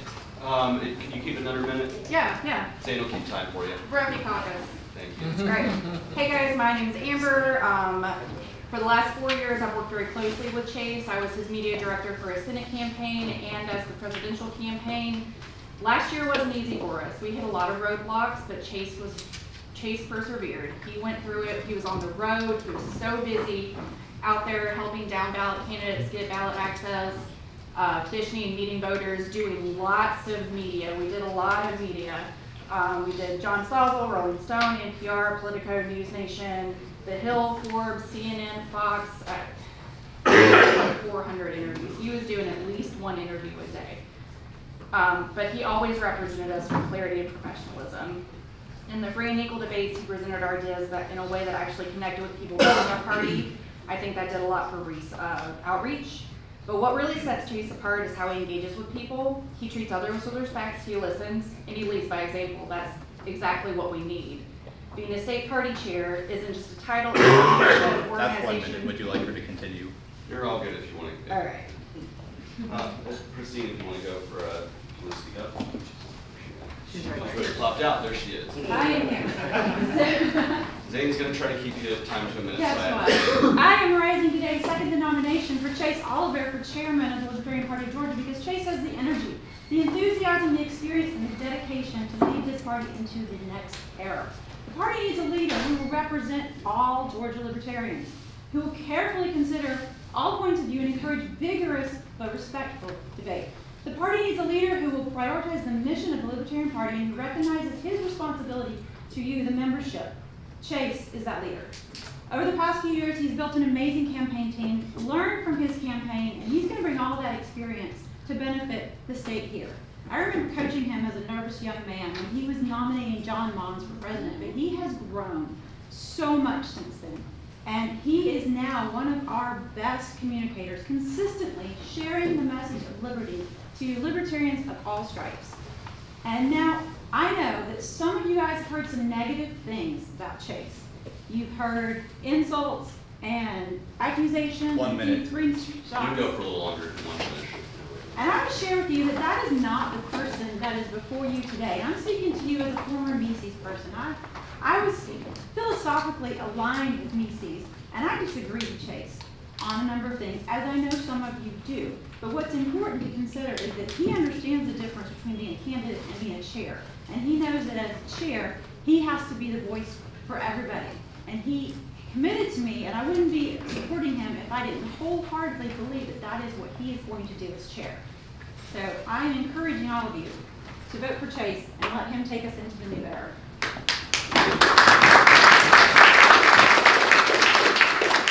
Now, just to finish, You have 2 minutes and 25 seconds. thank you very much. Now, just to finish up really quickly, I want to say I have been all over the country, and I've seen best practices from state affiliates and local affiliates all over the country. I have supported candidates across the spectrum. If you have a feeling that I might not be supporting you because of who you are, I recognize when I was a candidate, that makes me different than being an individual. I have to represent the entire party when I was a candidate. Being a chair is no different. If you feel like I'm not going to give an ear to a certain caucus, speak to the Mises Caucus candidates in Minnesota who I traveled through with, communicated with, and fought for their issues because I knew that was important to put their issues forward instead of mine. That is the kind of supportive voice I want to be for our party. I do want to grow our lobbying efforts. I think the lobbying teams are a fantastic idea. I want to help professionalize our party operations. I want to make us where we are essentially governing in our legislature as a minority of zero because we don't have any members in our state legislature. But we need to make the membership of our state legislature know exactly what bills we support, what bills we oppose, and we need to be a fighting force for liberty in the state. It is my commitment to you that if I'm elected chair, I'm going to continue the work that I have been doing the last few years, just in the role as chair of the Libertarian Party of Georgia. Absent an election, I'm still going to be a hard-working libertarian, but I think this is a position where if I'm able to serve you, the Libertarian Party of Georgia, we can grow, we can succeed, and we can do better, all of us together. That's one thing I learned in this campaign, is you cannot say that you're only the libertarian candidate for certain libertarians. You have to be the candidate or the chair for every libertarian. And that is my goal, is to professionalize our operations, to have respectful, open, and engaging discourse, to hear from everyone's voices, and to come away with it a stronger and more united Libertarian Party of Georgia. I am inspired to see this turnout. I want to make sure the next convention has an even higher turnout, and those of you who want to run all over the state for local positions feel properly supported and feel like we, the Libertarian Party of Georgia as an organization, has your back. If I'm elected chair, I will make that commitment to you. And for the sake of brevity, I will leave it there to say one final thing. I wish everyone here has a life of peace, love, and liberty, and I wish everyone who's not in this room has that same life of peace, love, and liberty. Let's all work together to make that happen here in the state of Georgia. Thank you very much.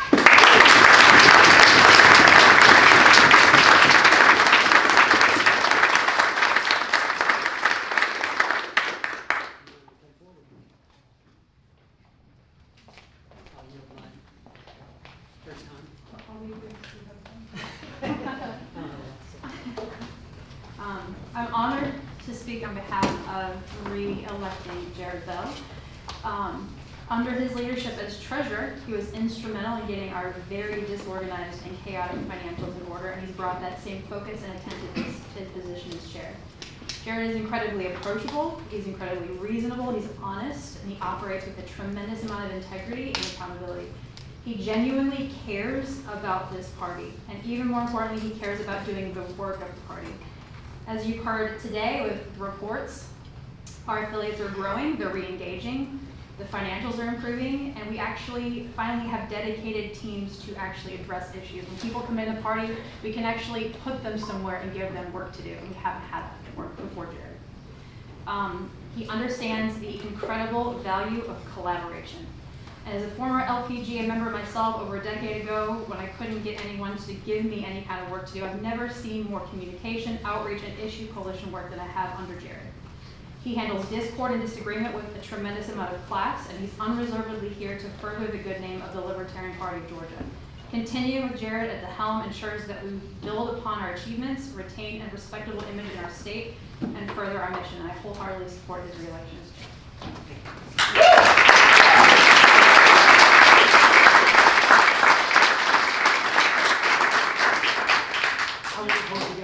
You have 3 minutes and 41 seconds. I won't hold you guys long. I don't have a lot to say. You heard me yap already. But I do want to say, I believe in this party. I believe this party has power that we don't know about yet. Power that we haven't unlocked yet. But I am saying we can move this party forward. We can continue the momentum that we have, and we can build into the future. I believe that we can, with the affiliates that we're building up, with the issue coalitions that we're starting and that we are actually getting movement on, I think we can take this party to the next level. We can make the party a force to be reckoned with every legislator, with every statewide position. They will hear our name and they will know I have a contender. I have someone I have to fight against. And we want to take the power back for ourselves, for individuals. I believe in us. And I would ask that you would vote for me for chair. Thank you.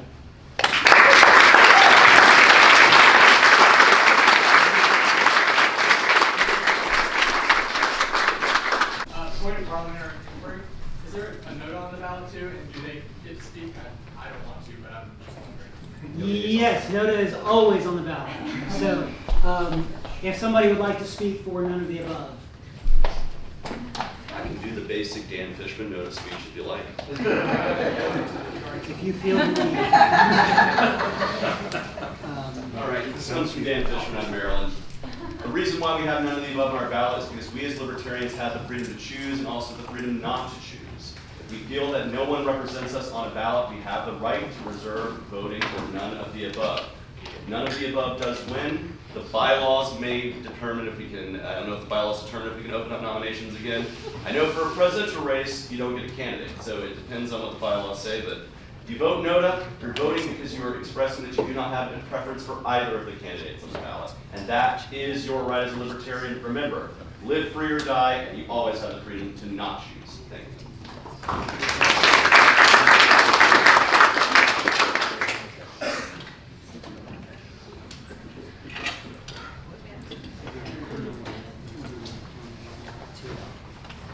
Okay, I've been informed that it is supposedly a recess for lunch.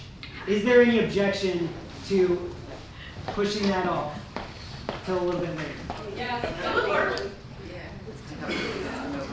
There is objection? Okay. Then I will entertain a motion to finish the chair election. Recess for a short moment so we can do credentialing for anybody who's come in after the fact. And Can I then suggestion? you may. May I suggest that we nominate for treasurer and then break for lunch, because I think that it would be useful to give the body an opportunity to consider their votes and perhaps talk with the candidates. Could we then potentially vote for each of them on one ballot instead of doing it twice?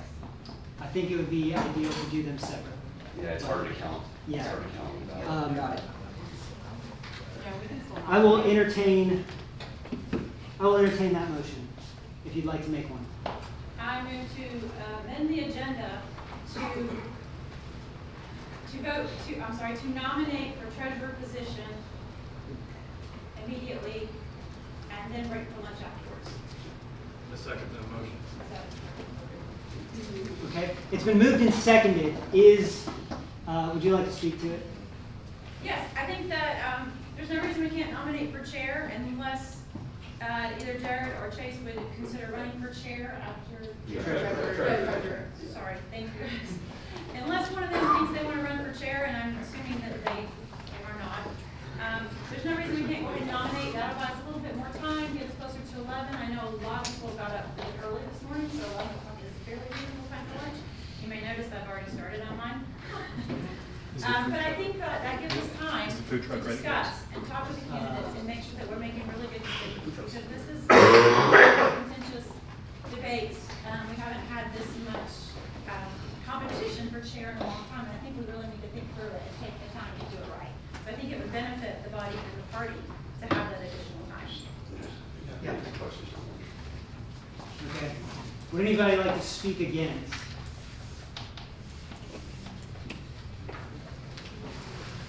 All right. Then we will take it to a vote. Is it well taken? After the original, it actually goes to a vote. Sorry, man, it's 2/3. So amending the agenda is 2/3. So we will close it. Those in favor of amending the agenda to do treasurer nominations now, please indicate so by saying aye. Aye. Those opposed?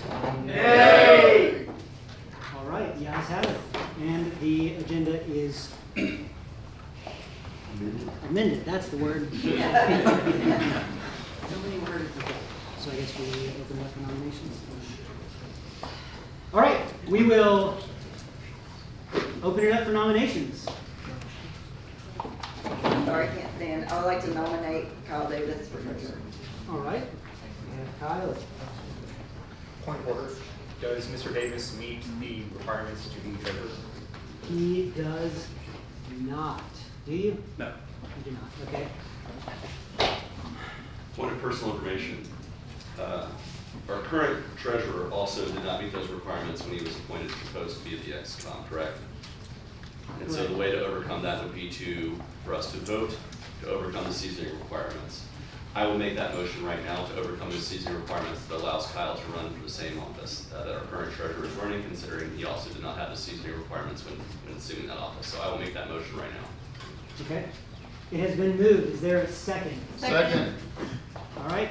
It's been moved and seconded. Would you like to speak to that? Yes, just as I said, our current treasurer also was appointed to the role before he had met the seasoning requirements. I believe Kyle can do a great job here, and I also believe in the spirit of competition, it's nice to have more than one choice for our treasurer. And so I think in the spirit of that open and honest competition, we should waive those same requirements for Kyle, and I would say the same thing if these roles were reversed right now. So I urge everyone to vote to overturn.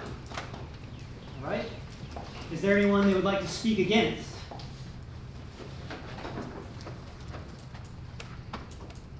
Okay. Point of inquiry, we're Yes. just waiving the seasoning, they're both members, I mean, I guess there's only one. They're There's a both member- members, yeah, just have not met the full 1 year requirement. All right, if there is no other discussion, we will take it to a vote. Those in favor of waiving the requirement indicate so by saying aye. Aye. Those opposed? Nay. This requires 3/4. 3/4. That definitely fails now. One answer. Does our current treasurer meet those requirements? He's not. Right, so, okay, so So right we now won't he be able- can't run either if we don't waive it for him, correct? Correct. Okay. That's correct. I'll make a motion to wait for both. Yes. I believe both should be able to run. I think that's what we were voting on. We're waiving the season requirement for both. That's not what we were. Yeah, I apologize. I misstated my motion. Anyone who wants to run for treasurer, we should waive the season requirements now so both candidates can properly be run and represented on the ballot. I did misspeak saying for Kyle, but I realize now he is not yet, our current treasurer is still not yet met this season requirement, so he would also have to be waived as well. Let's waive them both and let them both run. Okay, we will take this one to a vote as well.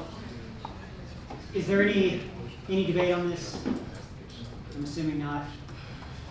Okay, those in favor of waiving the requirement, say aye. Aye. Those opposed? Nay. Fails again. Okay, currently we have no one. Can we have a count? We can have a count. Count. All right, I will do a count. You ready, Mr. Secretary? Okay, those in favor? Quiet, quiet, quiet. We'll have order. Those in favor, raise your hands.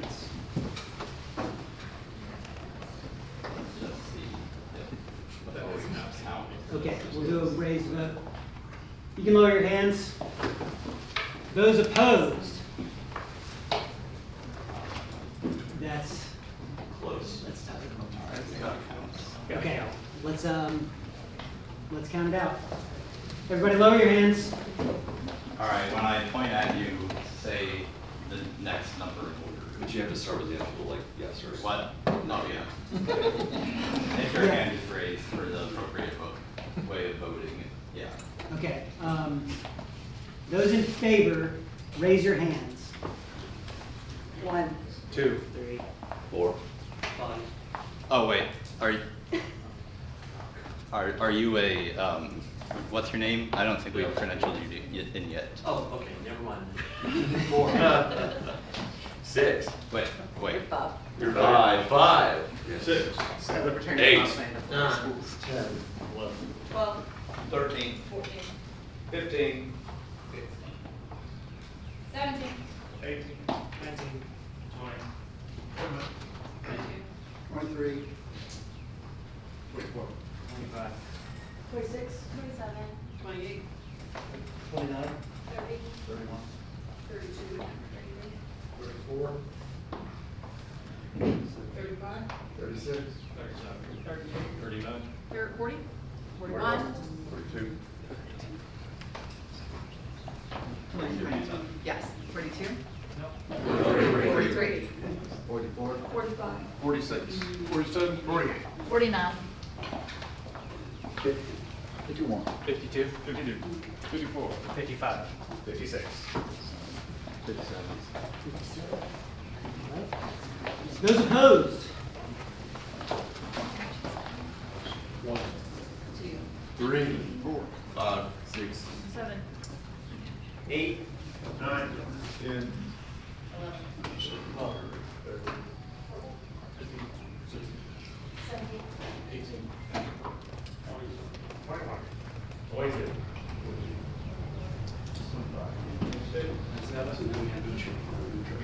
Yeah. 30. That fails. Okay. All right. I think we should break for lunch and then renominate properly. Not Nominations are still open for treasurer. So I will entertain any nominations. There's no nominations now, right? Yep, there's no nominations currently. Who's qualified? Yeah, who's qualified? Let's see if I can qualify first. You have to have been a party member for over a year to be I know. qualified without ceasing. Anyone There that has the word delegate on their name tag is So qualified. stand up if you're qualified, let us pick you. Okay, tell you what, I'd like to nominate that secretary. he would like to, what would we do? We got a nomination. I would like to nominate Doug Craig. Okay. Second or treasurer. All right. We have a nomination for Mr. Craig and a second. I think we can open it up for cool. Are there any other nominations? Say it 2 more times. You want to follow the rules, you got to do it 2 times. Okay. 3 total. Any other? I'll second for Doug. There is a second. Oh, Thank you. I didn't hear it. Okay. Then, Close. all right. So what we'll do is we will close nominations for treasurer, and then we'll have our speeches. Is there any objection to closing nominations? All right. Mr. Craig, the floor is yours.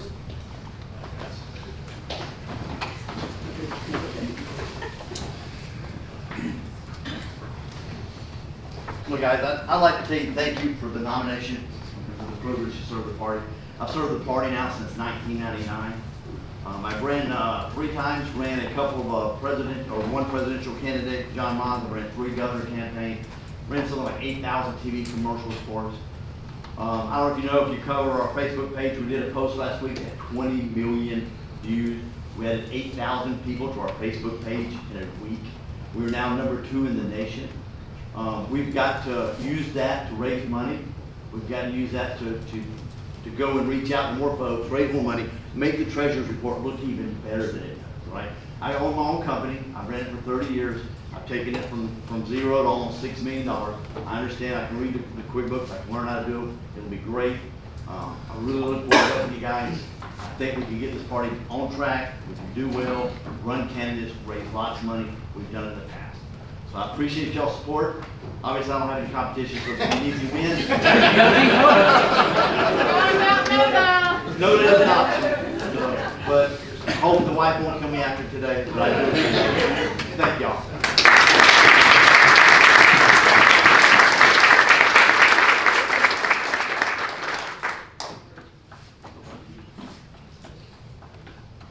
All right. That is it. So we will close all of that, and then we will go to a single ballot. We'll do it for the chair, and then we'll come back and do it for the treasurer. So, We not be break for lunch? that's probably not wise until we get the ballot back in. And then we can. But I thought that's what we voted I on. know, given the agenda, do lunch after. According to the agenda, it is now lunchtime. It is now lunchtime after the nominations? Yes. Yeah. Oh, okay. Then we're not even gonna touch the vote. Right. Okay. That gives us a All right. chance to speak to everybody and Sweet. get questions. All right. Okay, then we will recess. Okay, wait, before we recess, really quick, if you are a delegate or an alternate but have not yet credentialed, please come and see me. One personal privilege. We have a election Chick-fil-A for a lot of folks. If anybody wants to ask me questions about running for chair, I welcome open questions. I'm happy to answer any questions you have. There are some fantastic pictures, and that picture of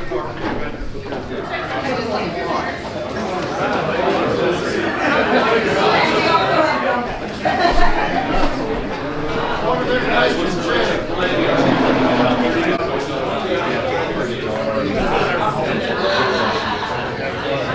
I hear that's actually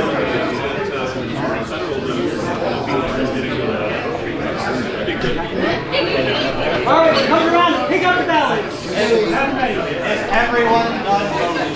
Hey, yes.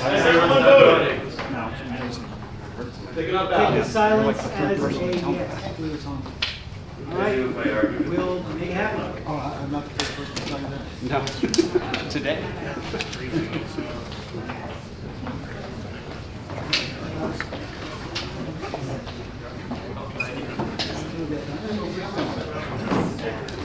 I'll just snag them now. There we go.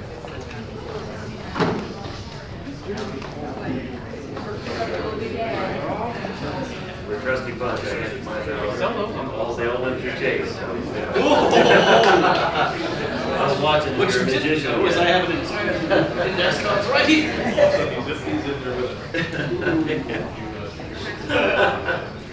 Let me just tell you, this is the things you find in your pocket when you have one of suits that you last Oh, year. yeah. There's my business card, there's the business card from my here in Texas. There's my VIP badge from last time I was in Texas. I got Mary Rupert's card right there. Oh, my goodness. Some other person's card, a couple of my business cards. Jefferson Potatoes. I got a nice little Rolodex just right here in my pocket. I can probably make some calls and get some nice stuff.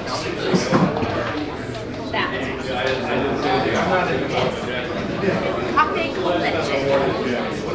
Yum. I pulled a Texas coin out this morning. A Texas coin, it's a coin. Texas. Separate Texas from the,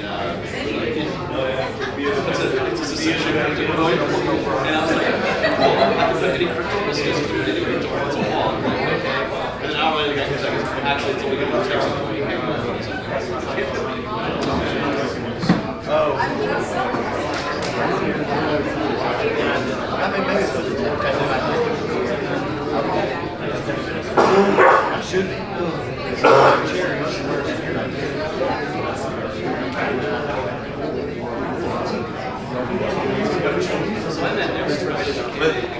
Were your YouTube ballots collected? We were. Oh, yeah. We were smart minutes ago.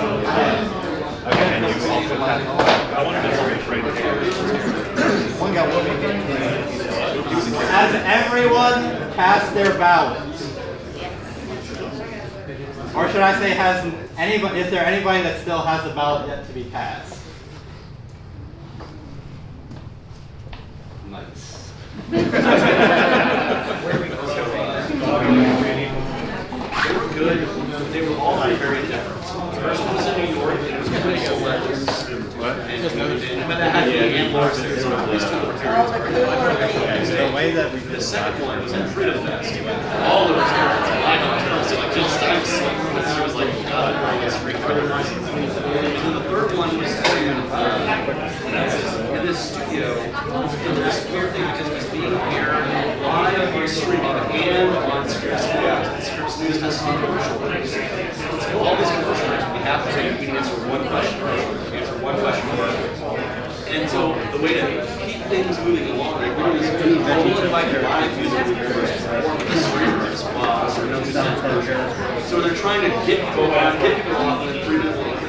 It's so fast. Next time you do this, just have all the music artists pre-record it, and you just play their stuff while the commercial comes out. It's so much better. It's like, also, I go sit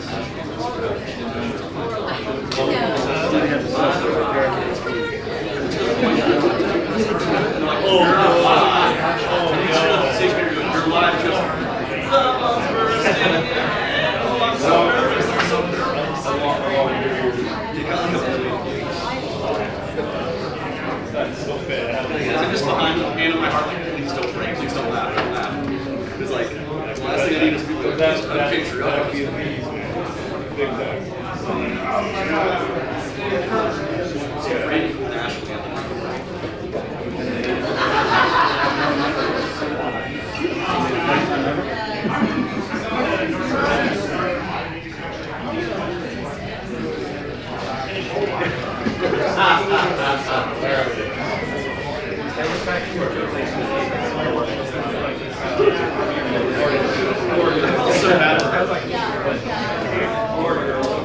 It's because she did the one mistake.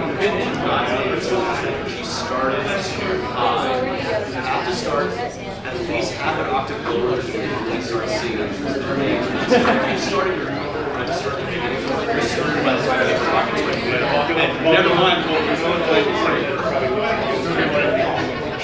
She is single-handedly, and that's another one. You know what? You don't have to have anybody else sing it. Just play the Whitney Houston video. That's all we need.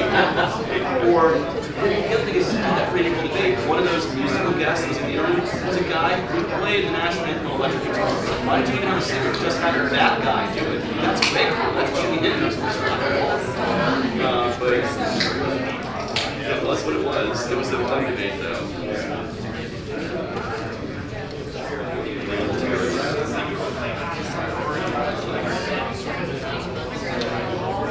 First time I had it was in Vegas. Debate. I had walked in on shorts and a t-shirt and back then. It was in the mid-1970s. Like a flower print shirt. Right, Terry, I can recognize you across the casino now. He was Chase Oliver. I can see him still out. And he was in that 90% like 15 minutes for the debate. He was waiting for somebody to bring his own seats. He's like, we almost had to go.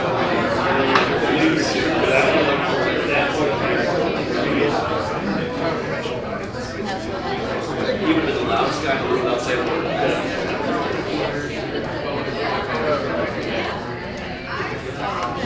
I'm not going down to see you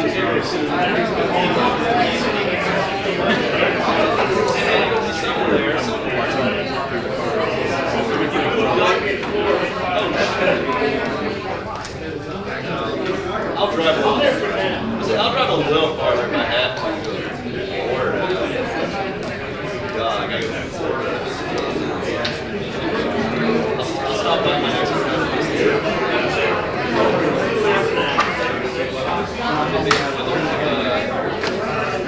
debate for the 40th birthday when I went to Vegas at Disneyland. I've done both. I like it. Vegas is a little more electric than Campbell. I think I have plenty of fun in Vegas. I have had at least 3,000.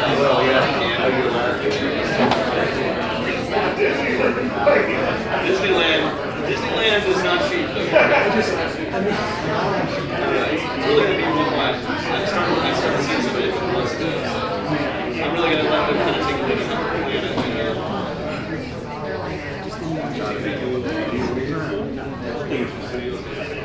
I want to go to Epic Universe. I'll wait till next year when it's not so bright. Yeah, I'm really excited. The coolest thing is they have insurance on monsters here. So it's like a classic Dracula and Frank and some that's cool. Like, and I heard they're developing a creature from the Black Lagoon. Character who will have like blue rock with the nose of blue, eyes are good.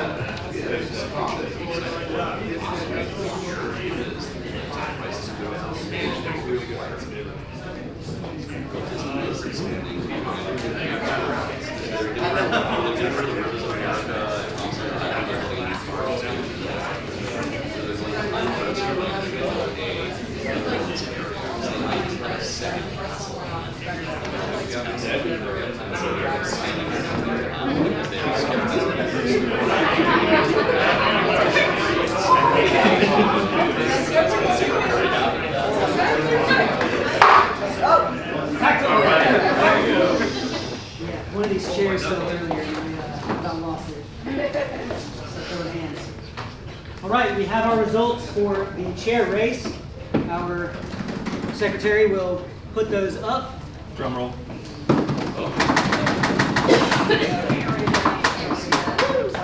Continue on. Congratulations.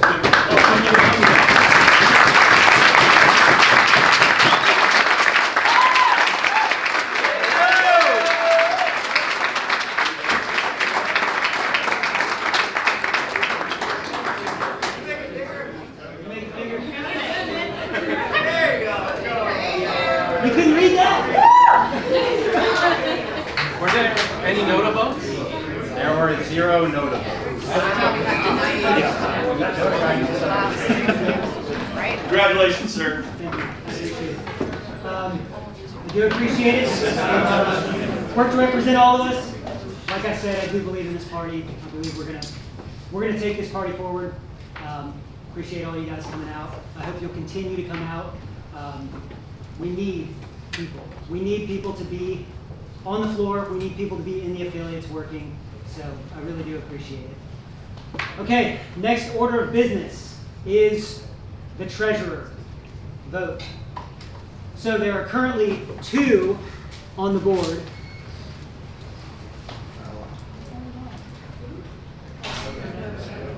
You're good to know that.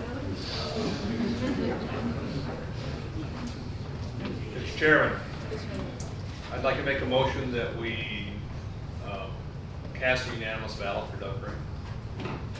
There is a motion on the floor. Is there a second? Second. Okay.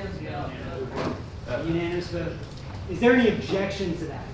Objection. Okay. Point of information. Yes, sir. Would Chase Oliver like to run as treasurer? I would not. I'll be honest, I don't want this graphic, and so that's like dyslexia with numbers. You want Doug. Guys, we're really point. Okay. Well, that is that one. There is objection to that. So it requires a second. We have a second. Would you like to speak to it? I would think that because we don't have any other than Nada, he was actually nominated from the floor to fill a position. I think that nobody else was. I think it's pretty clear it's going to be he's going to win the thing. He'll save time. He'll save time. Okay. Cool. Anyone else like to speak? Hearing none, debate is closed. Let's take this to a vote. Those in favor of a unanimous ballot? Hold on. Those in favor of a unanimous ballot, then we will actually do it. But that will, in effect, cause the unanimous ballot to be passed. To be clear. Point of information. Is it not true that in order to elect somebody with no objection, it requires there to be literally 0 objection, and the fact that people objected to casting the unanimous ballot would suggest that this is not going to work? I think that's Can I amend the motion to appoint Doug Craig treasurer by acclamation? by acclamation. That's the word you're looking for. Yeah, I was trying to remember that word. Hey, guys. I'm open to that amendment. Okay. We'll pretend like it didn't get a second, like it didn't get to the floor, just for you. Y'all have any motion to save time?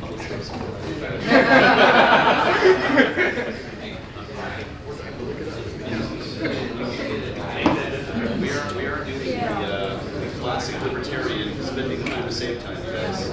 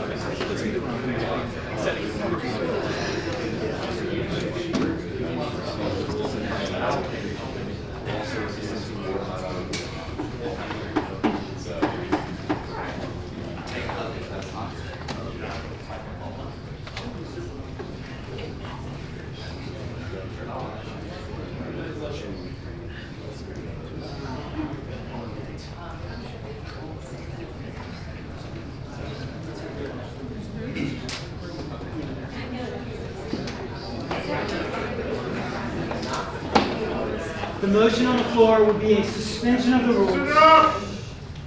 The motion on the floor would be a suspension of the rules, which would require 2/3 to pass. Is that a point of information? Yeah, what's a unanimous ballot? I think you misspoke. I think you meant an actual vote. By acclamation. By acclamation. That's why I said that I accept the Yes. friendly amendment. It's a, okay, so I And move who for moved that? acclamation. Can someone tell me who moved that? What?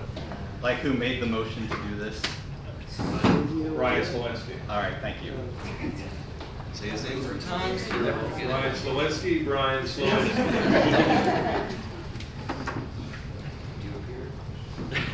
If I say it 8 times, all 8 of my kids show up. You have 8 children? Yes. You're busy, man. 27, 25, 22, 22 17-year-olds, 2 11-year-olds. That's you and Mrs. Slavinsky then. Right. Sound very lower than here. I am. I've seen you since, That long drive? Oh, yeah, remember that long drive. That was great.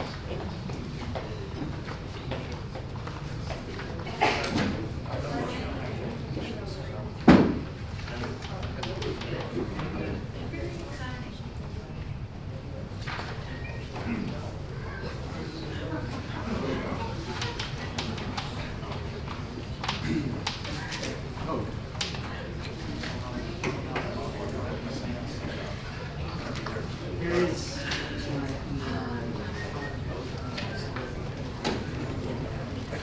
Okay, yes. So even a vote for acclamation, voting procedures, all matters excluding officers and members of the executive committee is by voice vote. So that means those are by ballot according to our rules. So we're going to do this by ballot, but we will let this be a suspension of the rules if you would like to make whichever one. Yeah, we can make a suspension of the rules. Okay. Ballot by acclamation. Okay. I don't think you can suspend the bylaws. It's not in the bylaws, it's in the convention rules. Those are in the bylaws. They're in the bylaws. It's a rules of order. It's a bylaw, well, bylaws says contrary rules of order. Can't be suspended. I will take that. Maybe it just voted, we'd be done. Yeah, Yeah. could have been. All right. Let's go ahead And we're done. do it. All right, so those in favor of suspending the rules, please indicate so by saying aye. Aye. Those opposed? Nay. Okay. We're voting. We're voting. We're gonna put it on Pass out ballot. the ballot. Pass the card, sir. Pass out the ballot. It's got way less suspense. Come on now. Let me do one with first. You vote for no.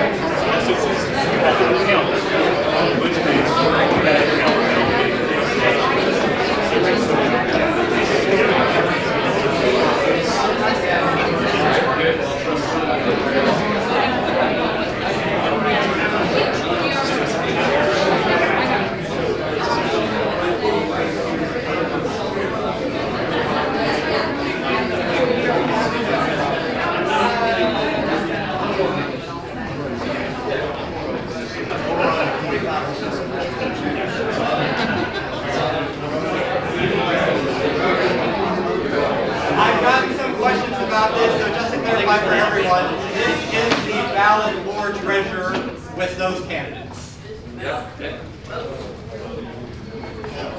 Doug Craig, we're just winging it by the treasurer. What's up with money? Everything's gonna be proven now. So what we're gonna do is, if NOTA wins, we start a meme coin called NOTA coin. All you guys invested in, will run, and that's the way this works.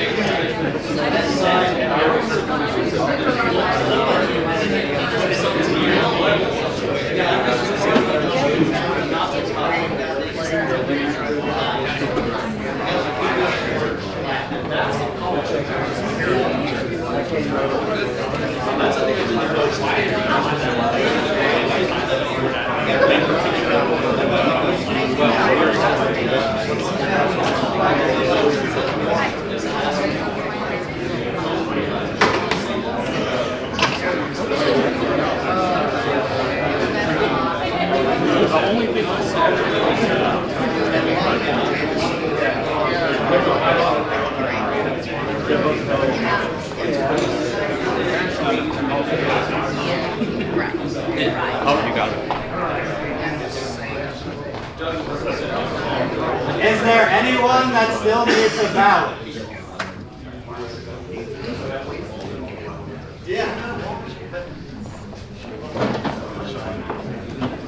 That poor one delegate is using the bathroom, missing all the votes.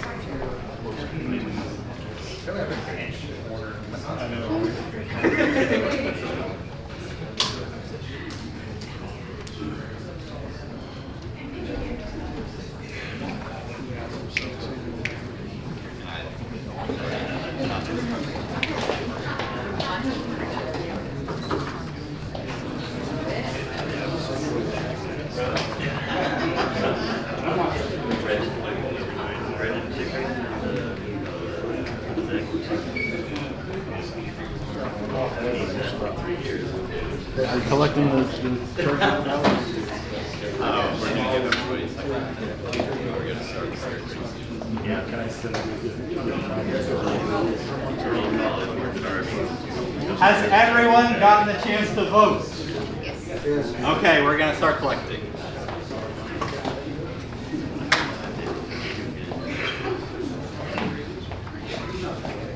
It's not that way. 90 seats, 7.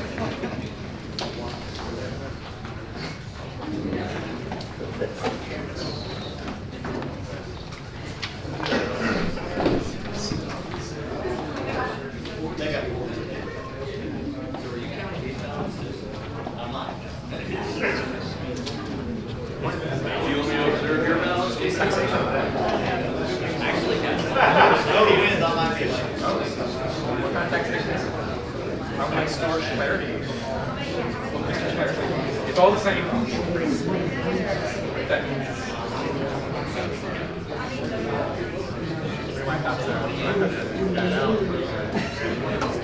I think St.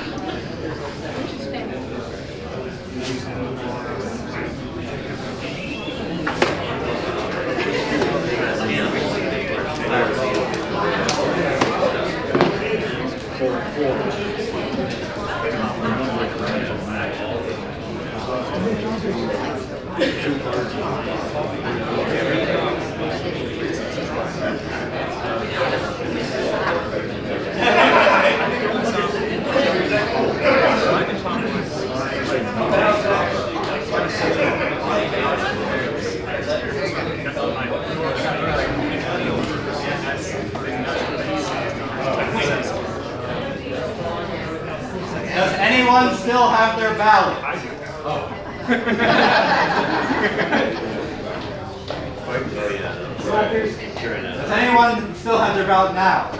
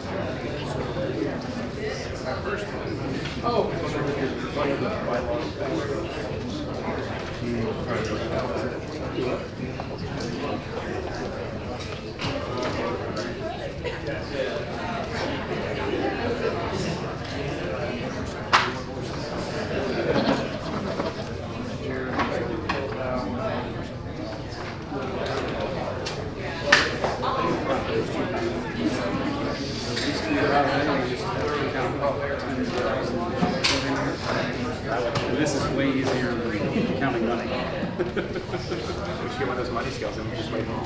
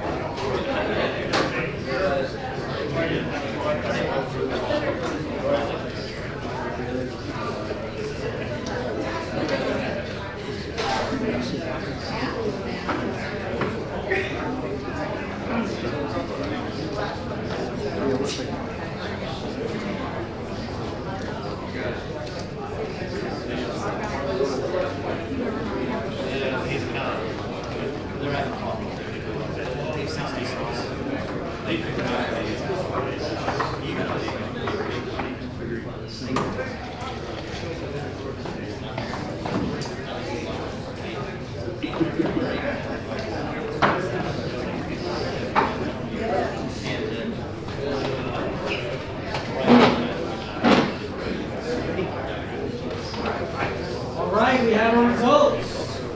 Everybody's here. Ready? It's coming soon.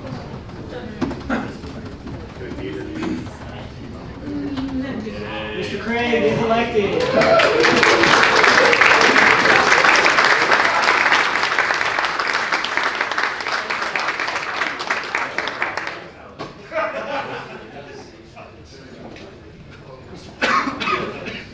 Mr. Craig, I took a personal privilege after mine. If you want, the floor No, is and yours. I appreciate it, and look, and I know we have to finish it for you. I really hope it works with Jared on this. I mean, I want us to go forward, I want us to have a strong party, I want us to get membership, I want us to run ads, I want us to run candidates.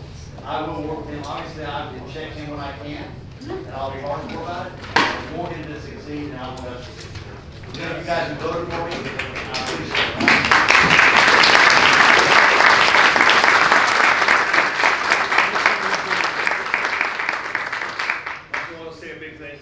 Treasurer that stepped in and last. Yes, thank you. What a champ. He did some last minute cleanup. He was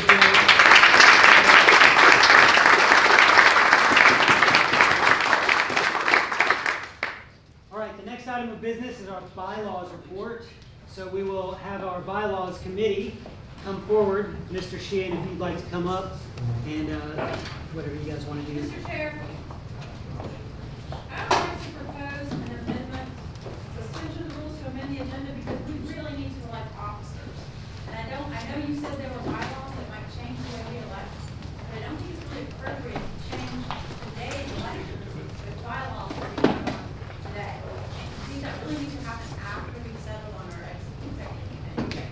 we will take that as a suspension of the rules to adopt a new agenda. Where would you like that to be? After the election of party officers, party district caucusing? Okay. So the motion on the floor is to amend the agenda to move the bylaws report to after district caucusing. This is not debatable. Actually, correction, after all executive committee members, something like that, After all elections, so right before the nomination of party candidates. Yes. Okay. That will be, is there a second? Second. Okay, it's been moved and seconded. This is not a debatable motion, so it is a 2/3 vote. Voting aye will be in favor of amending the agenda. Voting nay will be against amending the agenda. Are you ready for the question? Okay. Is there a question? Are we good? Good. Those in favor of amending the agenda, say aye. Aye. Those opposed? Nay. The motion fails. The agenda will stay as it is. All right, so we will move now to the bylaws committee and rules report. Point of personal information, Mr. Chair. Yes, sir. If we don't get around to electing our ex-com today, how do we form an ex-com? That is a good question. We can call another meeting. It can be a special called convention.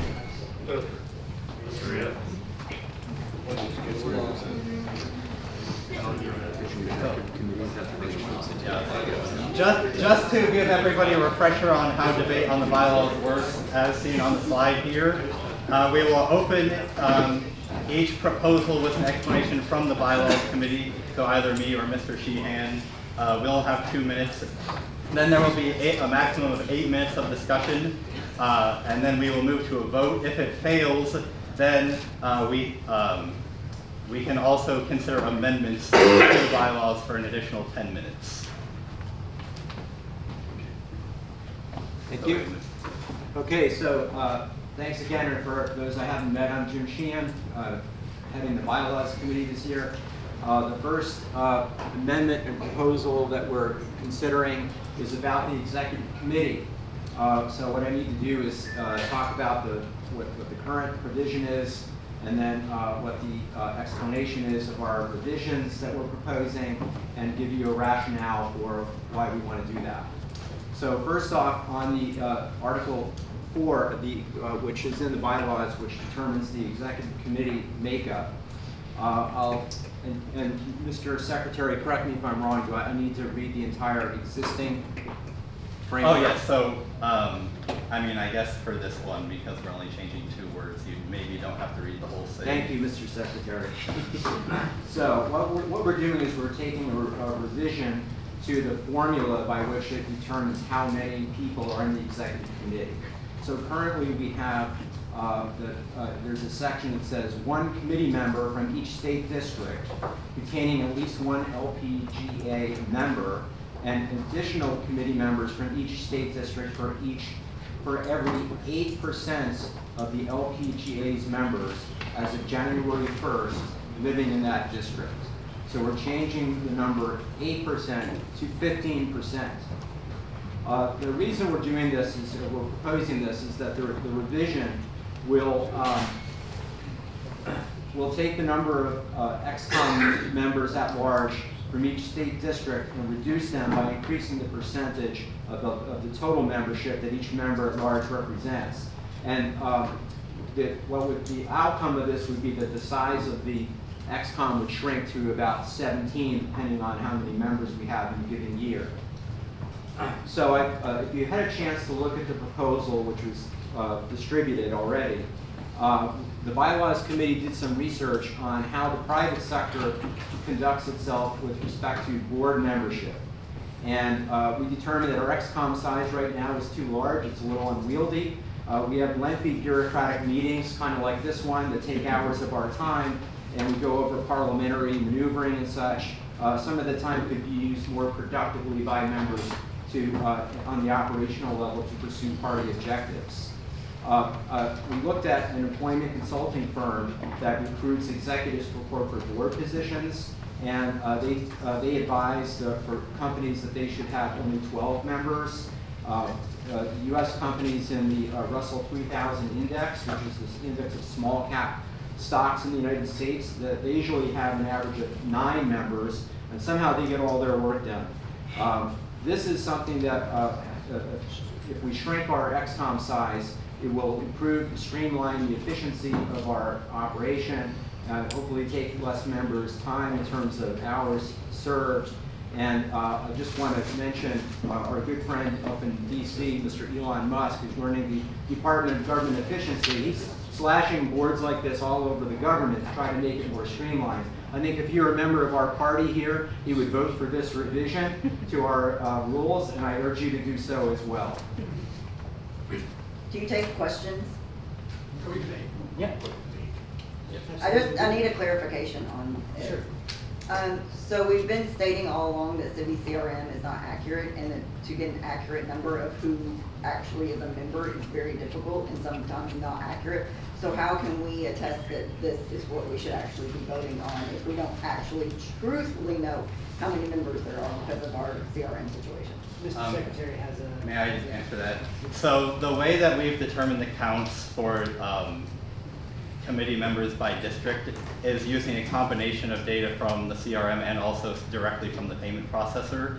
So we are pretty confident that the counts are at least correct enough that there aren't any districts either in this formula or in the proposed new formula that are like right on the razor's edge of just about to get another member. And even if there were, we would still have the same problem either way, of still, regardless of what the formula is, we still would need to have some data to do the calculation.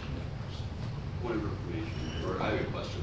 So what number would this reduce our XCOM down to? You said we're at 17 right now. Where would we be at if this were, a rough estimate? How many seats are we going to lose in our XCOM? I can also take this. So with the current formula based on the membership as of January 1st, 2025, the total size of the executive committee would be 23.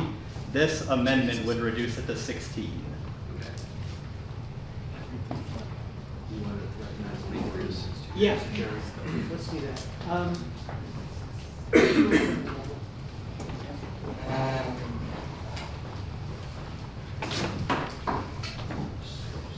And just to clarify, this is taking members from at-large or from regions? So it's increasing the threshold for each state district to get additional region reps, and also reduces the number of at-large members from 4 to 3. Okay, does a little bit of both. Okay. Mr. Craig? Yeah, I did want to make sure, we have a chance to speak again. Yeah, there will be a chance for debate. Mr. Mosley? Quick question to Mr. Sheehan. Mr. Sheehan, could you explain to us how much time Mr. Musk or Mr. Korn Ferry, who is executive recruiting firm, referred to him in his rationale, how much time have these people actually put into the work of the Libertarian Party? Would you please explain that to us? The first guy is apparently a Republican that you mentioned, and the second is a consulting firm. So the answer is 0. Mr. Reed? Am I correct, there was some membership numbers put out just recently on Basecamp? My recollection is the first one was 197, then it was 417, and the third one was 200 members. It seemed like a out of control range of knowledge by certain members of it. Didn't that come out just in the last week or so? That was a membership count from these specific points in the recent past? So the report that you're referring to was taken directly from the CRM. The numbers that I'm using for these calculations, I spent probably 3 hours combining the data from the CRM with data directly from the payment processor. So not to cast aspersions on the report that you received, because everybody is very busy, but the numbers that we're using for this are the most correct numbers that I know of. So, which one is what right? correct numbers that you know of, but we know that we don't know the numbers. and yet we're preparing to change it in a significant way at the point that we are encouraging participation. This is the XCOM is essentially the only apprenticeship program we have. For people to come in and participate in the party, assume various roles and positions, and then climb up the ladder. So we don't line up with senior executives that have no experience with. Yeah, it sounds like, Mr. Aiken, you want to move into debate. Would you like to, we have debate on this question if you'd like to go into debate. We still have a few minutes of questions, though, correct? But Mr. Sheehan has 2 minutes to explain the proposal, and then we have go into 8 minutes discussion. Are you ready for discussion? I don't want to violate the rules, excuse me. Yeah. Okay, so anyone like to speak against the proposal? Mr. Mozart. Yeah. I think the body needs to understand that this is a very bad and very dangerous move. Here's why. We are surrounded by people who should not hold executive committee positions. They are the vain. They are the deranged. They are the malintended. They make a beeline of these leadership positions. If one of these people gets on our board, they can wreak havoc. I've seen it. We are fools to reduce the size of our executive committee for these reasons. It is a dangerous move. It is a violation of our responsibility for stewardship, and it completely ignores the reality that all of us have learned of situational awareness. We live in a hostile world. So bear that in mind as you vote on this. Reducing the size of the XCOM magnifies the influence of people like that, because they will get on this board and they will work for us. Mr. Chairman. Thank you. Would anyone like to speak? I would. Okay, Mr. Butler. Mr. Chair, this proposal to reduce the size of the executive committee is an obvious answer to the problem of getting 23 people on a useless call once a month, right? We say, yeah, we do a ton of work on the executive committee, but the call itself is not getting that much done. The reason that we say, hey, we should reduce the size of this board is because people are spending valuable time that they should be spending on other things, being directors, doing the work of being in an affiliate, making their affiliate something to be proud of. And so we come before the executive committee over and over and over again. We decide if we're going to vote on something. We spend 2 hours debating it. The reality here is we want, Mr. Chair, for this to be a smaller group that is full of experienced people, not an apprenticeship program. These are the leaders of the party, friends. These are, Mr. Chair, sorry. These are the leaders of the party, Mr. Chair, and we need the leaders of the party to be the leaders of the party. I yield my time. Thank you. Mr. Graham, are you up?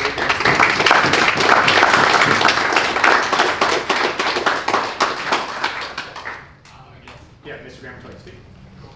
Yeah, so I just wanted to say 1 hour a month isn't like a crazy amount of hours to spend on this, and we do make decisions on the budget and all kinds of important things for the party.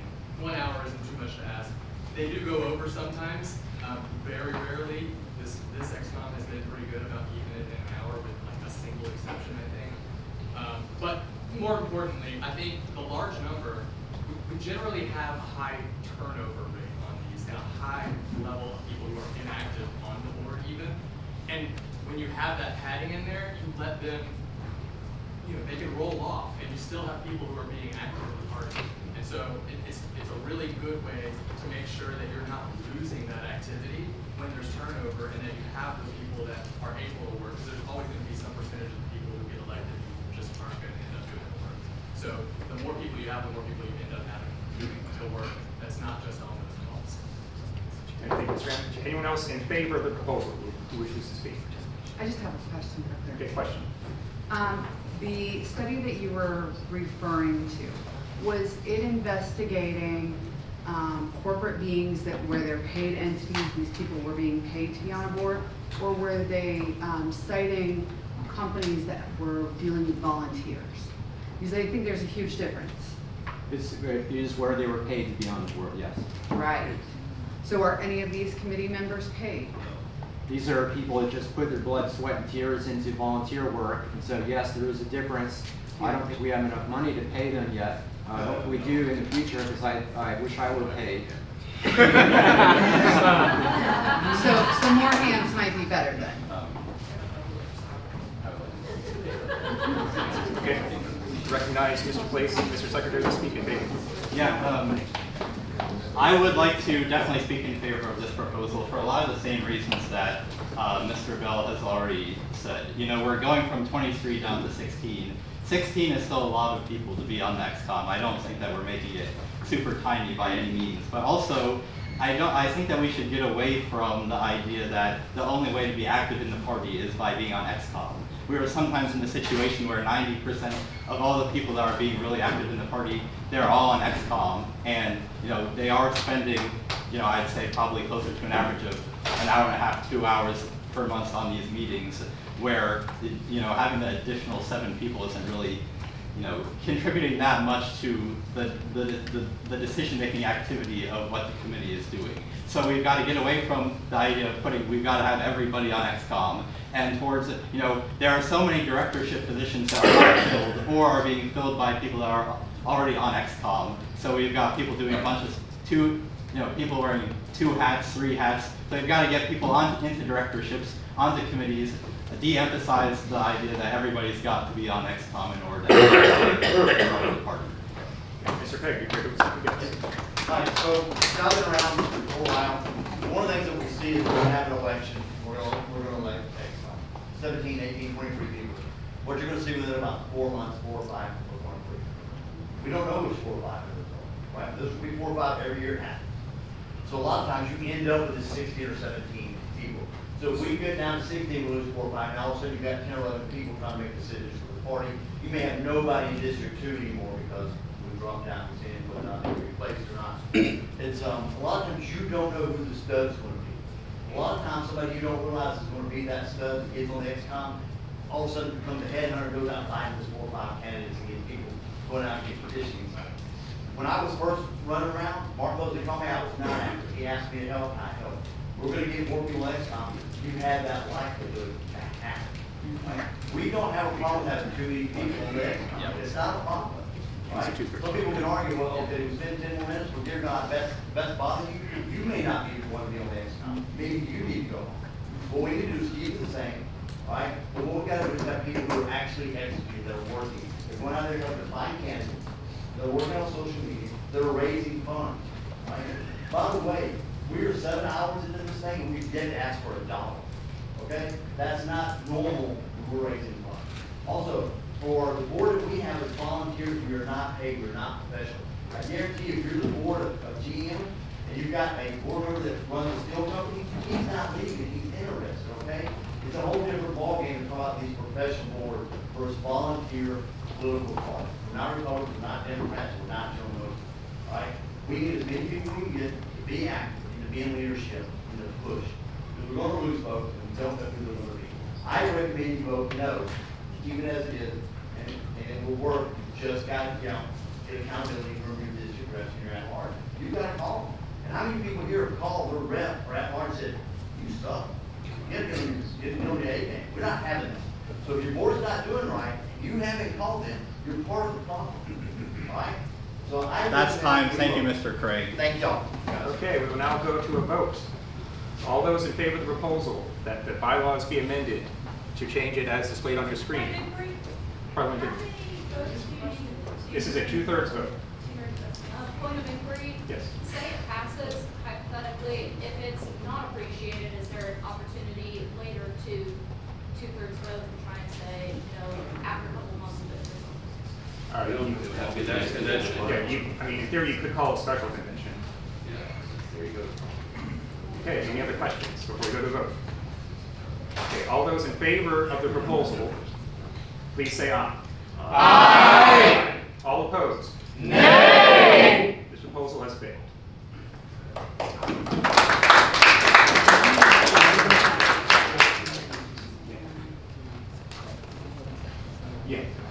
Okay, so we're now open to amendment, if anyone wishes to make an amendment to the proposal. Mr. Richards. Yes, I request a roll call. A roll call vote? No. Second. Wait. Oh, God. A roll call is called by name. You can do a counted vote if you'd like. Sorry. It takes 5 members to call Yeah, for a count. right. Are there 4 other people who wish to call a roll call vote on this? No, not a roll, a count. A counted vote. Counted first. Okay.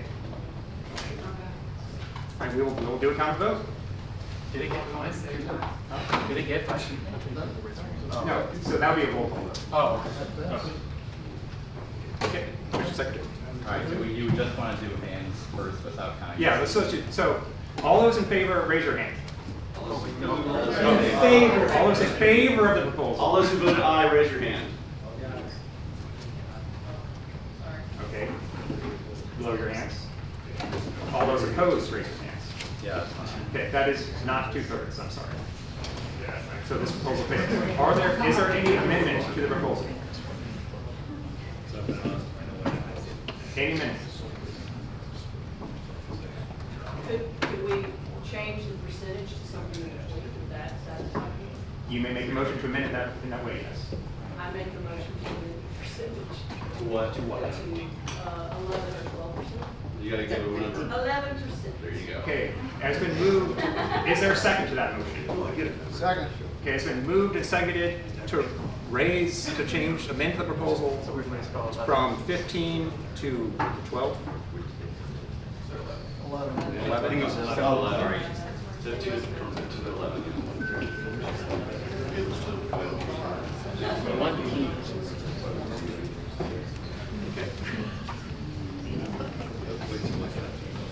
Okay, would you like to speak in favor of your amendment? I mean, to me, both sides make good arguments and make sense. So I didn't know if perhaps changing the percentage would help alleviate the fears of those who voted nay. To me, it seems like if you say, well, we got 23 committee members and 6 or 7 are inactive, we go down to 16. What if 6 or 7 are inactive? Proportionally, I don't think it's going to be.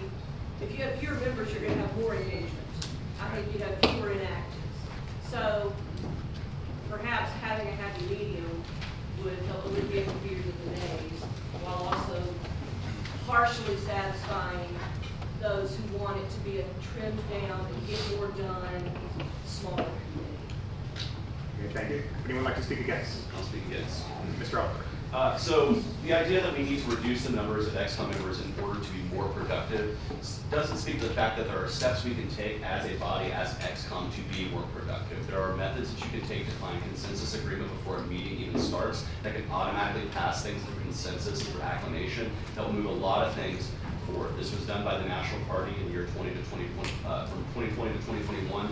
And those XCOM meetings at the national level were much more smoothly ran because members knew if there are things we all agree on, we don't even have to spend the time debating it. We only spend the time debating those motions and those issues that are in front of us. So there are steps you can take to streamline the process and to make these meetings more effective without necessarily needing to reduce membership. And I think we should exhaust those methods first to make our XCOM run as smoothly as possible with the current membership level, and then determine once we've improved our actions where that membership level is. And I'd be fine to pause this for a year and look at what we can do this year with this new XCOM to improve function, and then we can look at membership numbers next year. And I think that's something that I hope members could be satisfied with, and then we can just move on to the next bylaw. Ms. Oliver, would anyone else like to speak in favor of the amendment?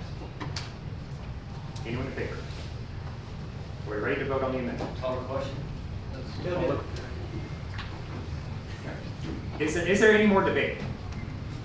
Okay, let's go to a vote. This a majority vote to amend the proposal, and then we'll vote again if it's amended to then adopted. Okay, so everyone understand that? Point of information. Yes. Sorry. Is it trivial to recalculate the numbers that we're going to need after this vote? Yes. Okay. I just want to make sure that we weren't giving him 3 hours more work. Okay. No.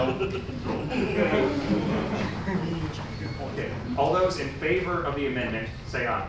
Aye. All opposed, say nay. Nay. Okay. Well, it's one half of this. Okay, let's do a show of hands. All those in favor, raise your hand.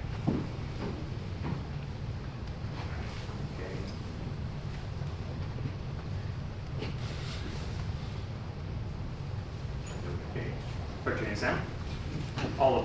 please raise your hand.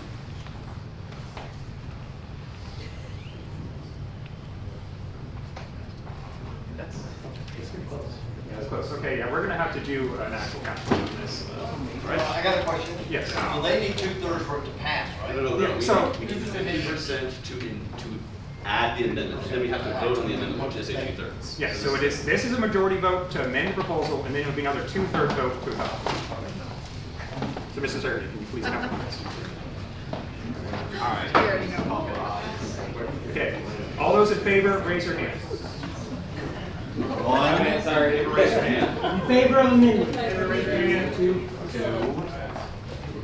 3, 4, 5, 6, 8, 9, 11, 12, 13, 14, 15,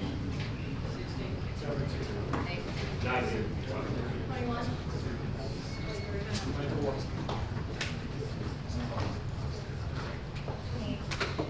30.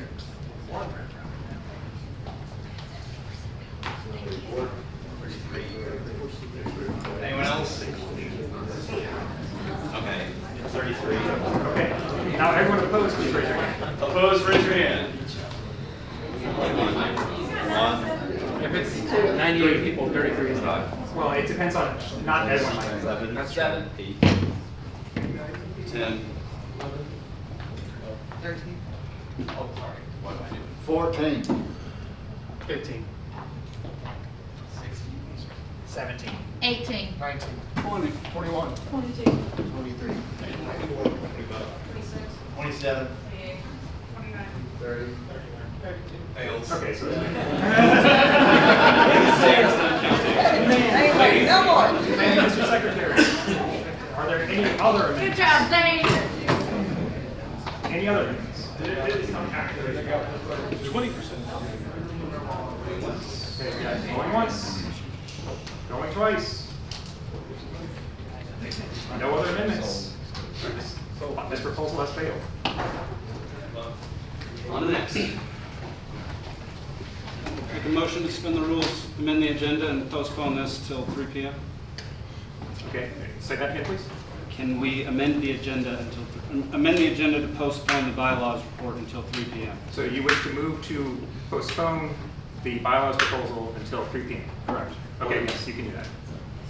Second. Friendly amendment to that? Mrs. Can Thompson? you choose a specific point in the agenda rather than a point in time, which might be in the middle of something else? Mr. So Green? like move officer election stuff first. I need to see the agenda again. I think moving it When that would be. to a place on the agenda is an amendment on the agenda. Postponing to a time is not. Point of personal information, is this bylaw that would have possibly changed the number of XCOM members the only one that would affect XCOM elections from happening and change the results? No. So- No, it's not. Okay, just making sure. Okay, so, Mr. Green, do you want your motion to be to postpone till 3 p.m., or do you wish to move to amend the agenda and move it to a different location? Postpone to 3 p.m. Okay, it has been moved to postpone the agenda to 3 p.m. Is there a second? Second. Okay, would you like to speak to your postponement? I just think there are other things we can get to before this. Okay, you would like to speak against the postponement? I'd like to know what you said. I think I want a point of information. Yes. If we vote to postpone, that means the meeting stops until 3 p.m. No, we just would move this and then we would go on to the next item of business. Circle back. It's a platform. 3 p.m. stop. Does that make sense? Okay, that makes better What is the sense. next 'cause I'm thing not on the interested agenda? in stop. The next item on the agenda Is election of district XCOM members and then at-large XCOM members. So, yeah, why not? Point of, I guess, Let's go. inquiry. Yes. What did Mr. Green say about the reason? Wants to move on to other things. Correct. Say that again. He wants to move on to other items of business. Okay, we're ready for a vote? All those in favor of postponing the remainder of the bylaws proposals until 3 p.m., please say aye. Aye. All opposed? Nay. I believe that passed. All right, next item of business. We're doing next on, right? on to election of district, yeah, so we will now go into recess for district caucusing to elect district representatives. Point of personal privilege, can I speak for a couple minutes just introducing us about that? Yes. Oh, that would be great. Please. So, we are now going to be electing executive committee members for each of our called the Public Service Commissioner districts. There are 5 of them, and the one that you are in depends on this map. So the big ones are Fulton, DeKalb, and Clayton. If you're in one of those, you're in District 3. If you're really anywhere in South Georgia, you're in District 1. You know, East Georgia, District 2 in general, and then 4 and 5 Northwest. If you can't tell, please come up here and look before you go to your caucus. Doug, could you tell us how many reps we get for each district? Yeah, so you read my mind. District 1 gets 2, District 2 gets 3, District 3 gets 3, District 4 gets 3, and District 5 gets 4. Now there is no prescribed way in the rules of exactly how these are to be elected. That's to be decided on within each district caucus. I do have lots of extra note cards if you would like to avail yourselves of those.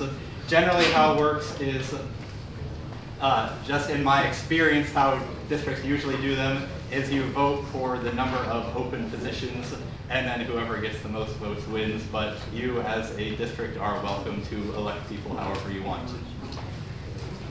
Okay, so to be clear on our status, we will go into recess for everyone to conduct their district caucuses, and we will return to business upon completion of the set district caucuses.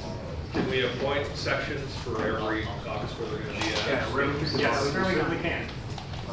Where would we like Let's say 1 over here, 2 over there, 3 in that back room, 4 in the lobby, and then 5 outside. Wow! We're the biggest! We're the biggest! Get out! Did you see your district? Put the map back up. Thank you.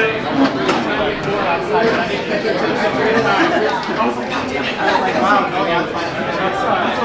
That's what I wanted. 3 is in that back room.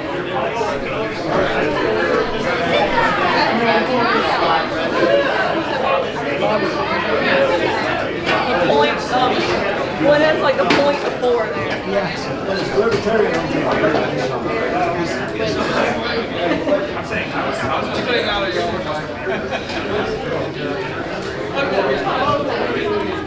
Where is 4? I'm just curious, I'm missing. 4's in the hallway of the front. Where's 3? 3 is in the back. Because Jerry wanted to. Mr. Vaughn, all this green. Here's number 1.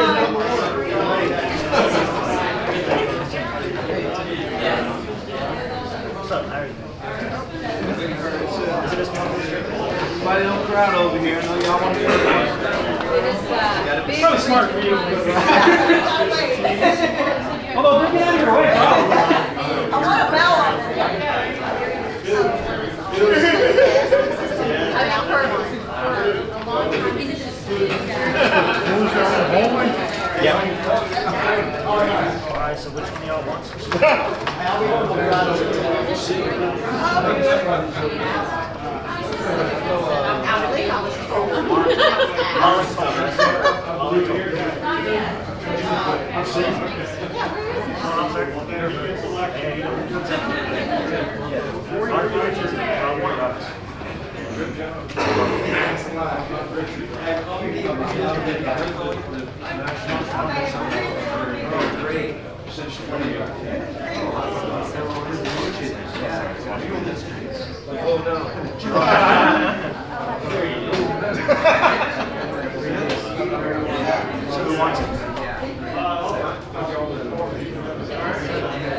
Mason? Yes.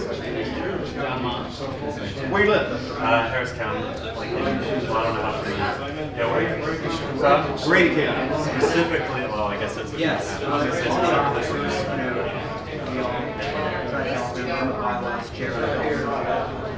And our affiliate has 3 people. I'm way down here. Right. I'm not ready to people. All right. I think would work well. Like, personally, Laura, Katie Orton, and Alan Hill.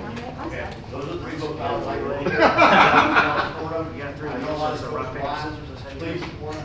Have any questions? Well, I'll nominate myself. How about that? You go, I was gonna say, you wanna go clockwise? and just everybody nominate themselves? Laura's been involved. On to say it. She does a lot in. Involved in party for 21 years. Most of it's Canada. And I've been on the XCOM before, and kind of realized the importance of it. And since I don't plan on running for office anymore, I think I can participate in kind of setting As long as she's been in Georgia, I think you looked us up and you found us. Okay. My name is Mark Mosley. I've been involved in the LPGS. I'm specifically running for District 1 because I intend to get a local group, forming local group, well-formed group. I think we get 3.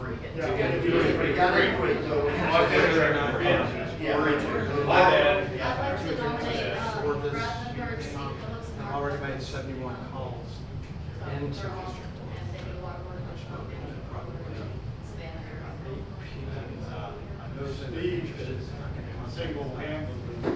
Spread out on the last and this is not a promise, but this is strong consideration. They need to take that. I mean, in such a rural area. I got a proposal. Mark actually started membership, LPJ membership.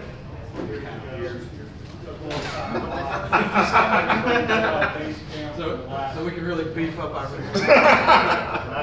that's it.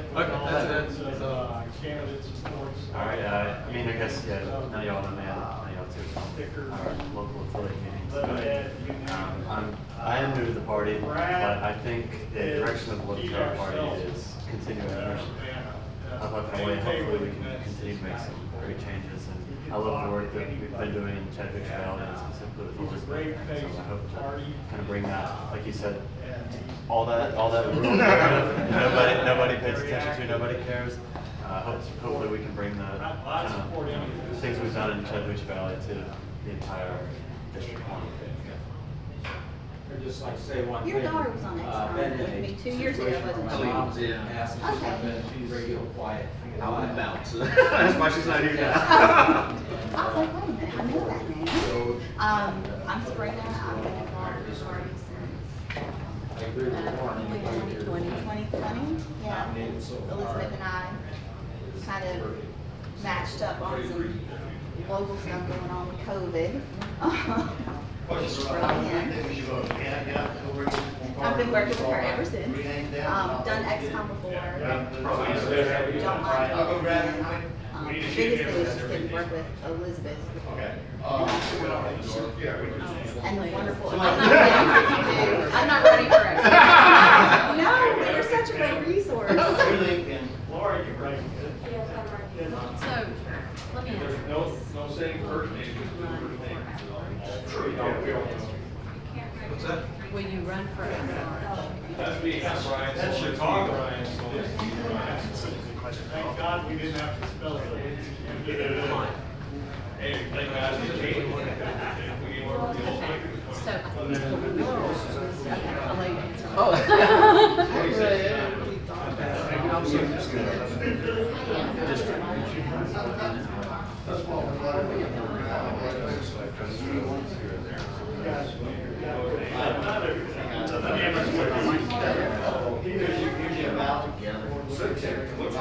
We're gonna write down the rings, we're gonna probably locate on. We need it. Maybe broaden it, the reach is so big. I think it's interesting because none of the people were shared first names. Yeah. Because he was central for me when I ran for office. But seeing as how I actively recruited these two and promised them my unwavering support if they would step forward, I have an absolute voice that to honor my promise. And that is done, you know, with consideration to because they always ran for at large. And I just assumed that that's what you were going to do again. Yeah. So, yes, I want to provide because, yeah, I can't pull these two here and say, please run for XCOM and then not support them. I'm in a tough position. I'll put it here, and if you will, I'll tell her, but I would like someone else to watch it with me. I've already got it set up. Any other speeches? Everybody that, Hey, y'all wanna do this? is everybody eligible to survive? Yeah. I wanna.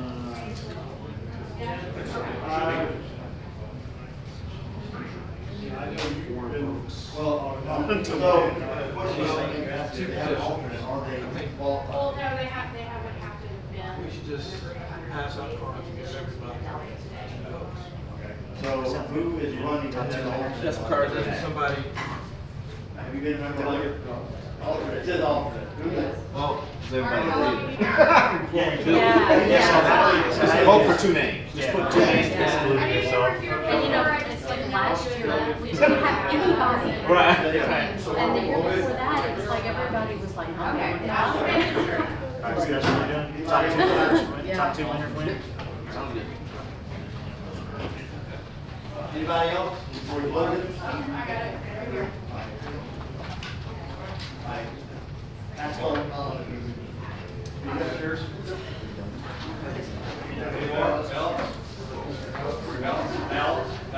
Val, do you get so I'm not doing it. Write down the 3 names.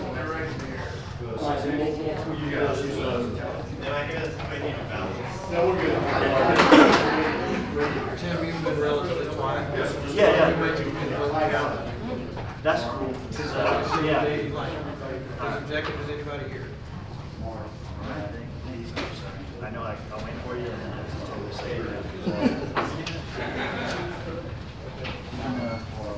mix it up or whatever, so y'all don't know who's what. Alright. So we got one for Mark, Katie, we got one for John. Katie, we got another one for John, another one for Mark.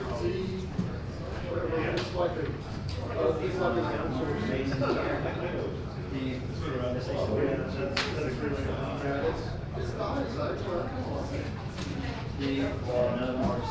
Thank you guys. Laura, Katie, Alex.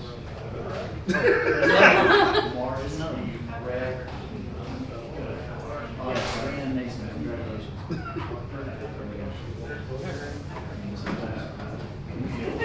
All right.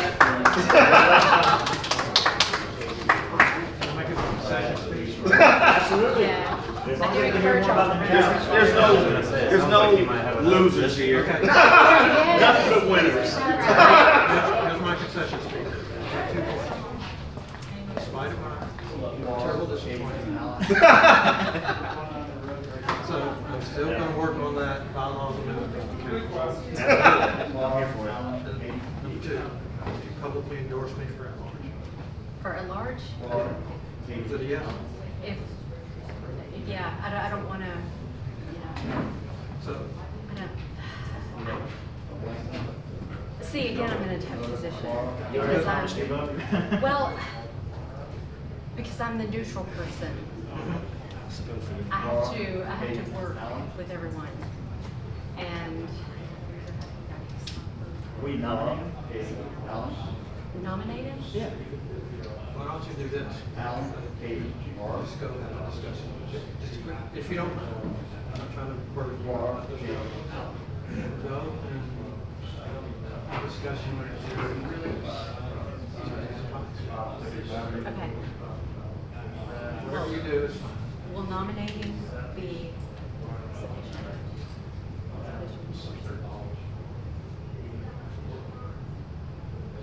I'd love to have you endorse me. See,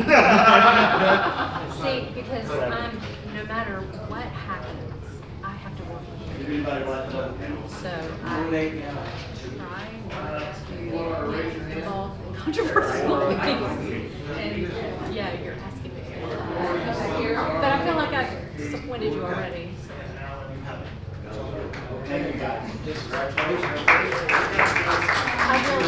We'll have this discussion with Jared. Yes, Jared. Nothing.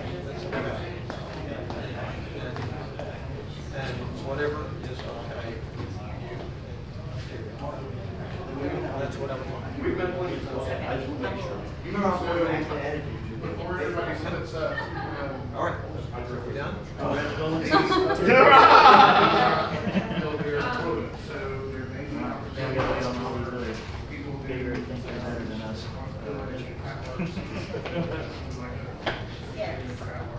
So where'd you run for office? Yeah, 6 times. On the road right now? You know, I started off 2006, I think, for a local school board seat. I live in Gray County, bottom of right above Florida. And that was my first race. And I had to actually petition for 3 signatures on the ballot. So that was definitely a learning process.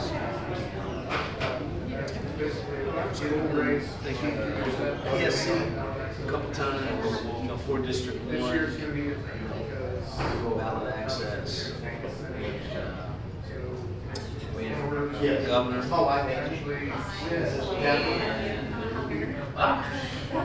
That one ran for state senate, special election. Yeah. So, What's the highest percentage?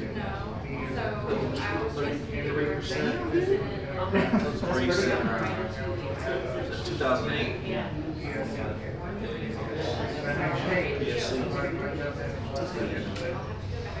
They're all, in a way, record breaking. The local position, I got 13% vote for school board, which nobody had ever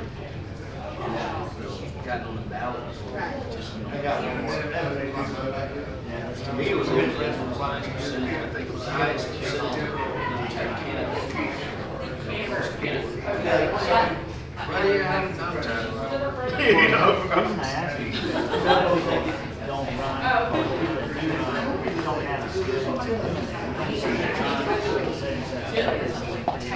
More than we never really got a chance to. I don't know what y'all have, 10 years, something like that.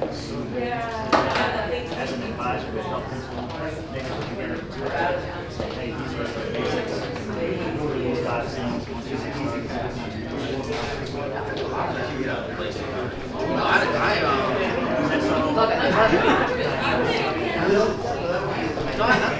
once you there's a lot of people at the party. Well, like, Very helpful.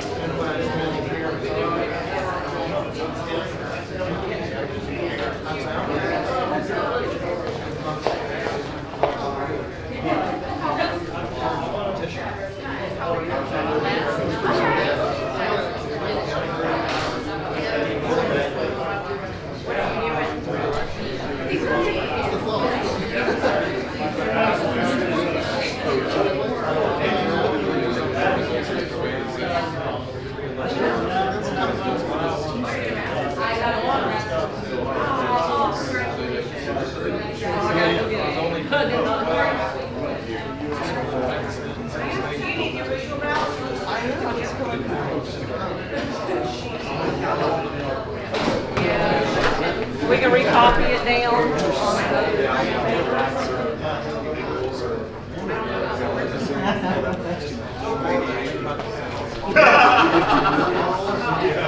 Got my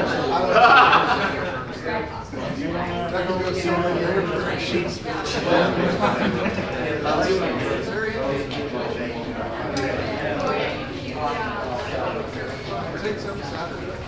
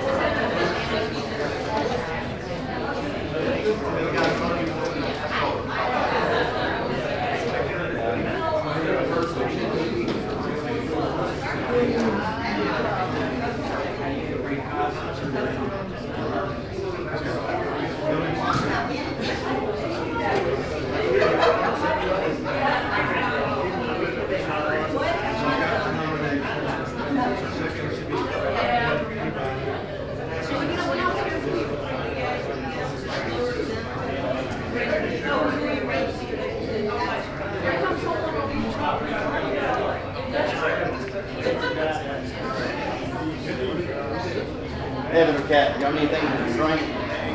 I hope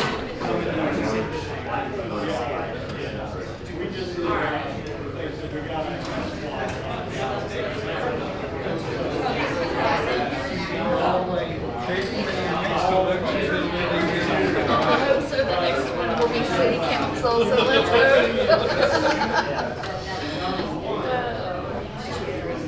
I'll be offended when you can't, when you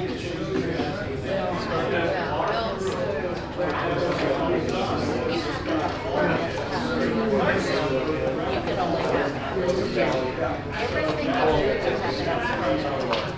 You need a literature on city council, or else this is just too much. You want to have a yard sale every day. Sounds like something an HOA that's why we should have an HOA. I bring it out of the HOA, and I find ways around it. I know that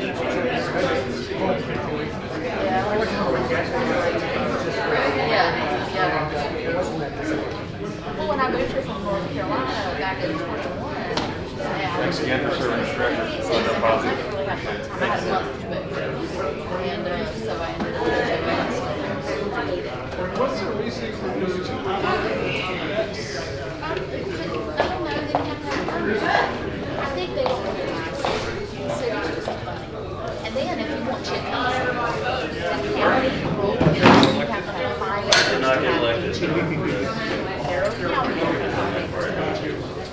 Right. So you have random pigs everywhere. That's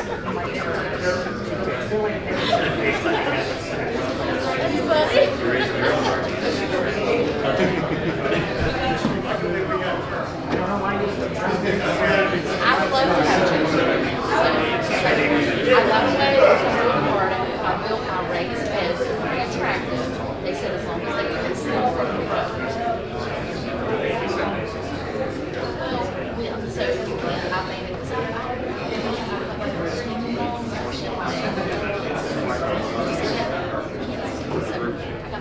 got my heart.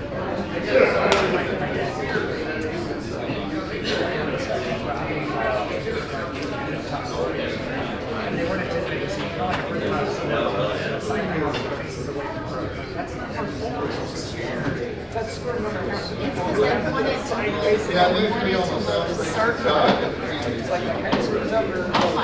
You can put it on the east, west side, but it's best if it's on the south. Yeah, keep put it on the north, if you put it on the north, I don't want it. Exactly, so it would be like by law, change over at least a quarter. Yeah. People don't want to, I guess people don't want to see it, really, somewhere else. Well, that's the whole idea about the HOA, why all these Yeah. It's funny because our neighborhood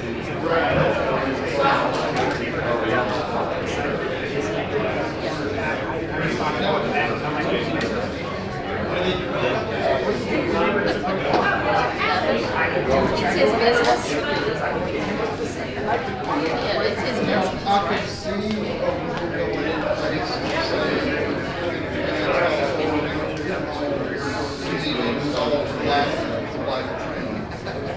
instead of accepting, just the or just the blue. I probably want the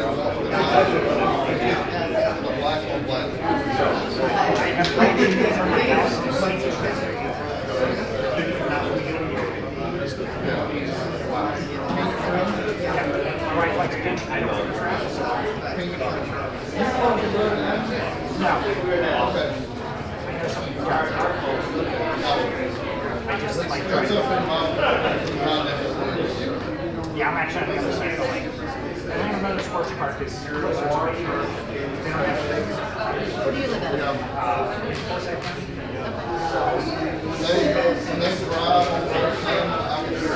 yeah.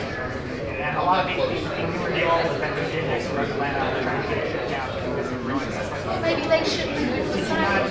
Did you not notice that there was a racetrack right next to it? It's been there for a long time. So yeah, 20 years ago, my ex-husband, he was going to run a race in USA. He worked at Penn State. He didn't make money. That's all right. So he had race car, and he would go work on his little race car. Started up everything on garage. Oh, they gave him money. I got trouble all the time because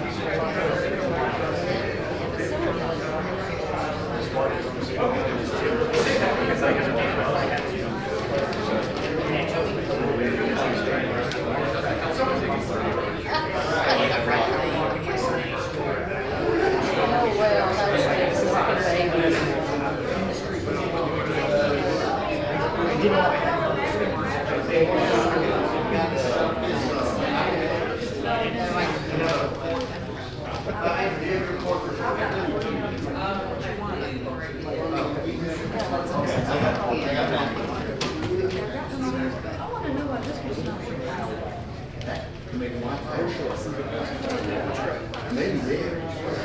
Let's go try my kid. Let's see if the charges on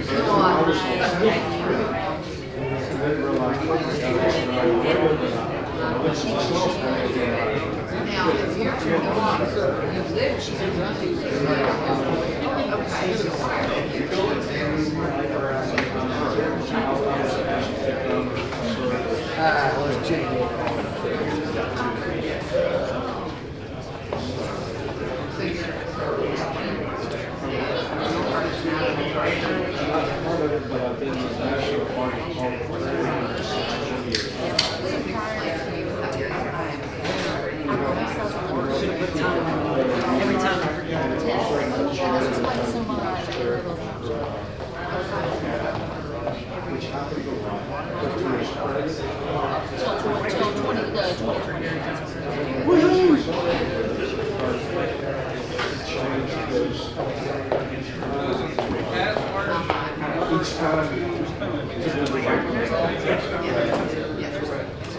that's a good sign.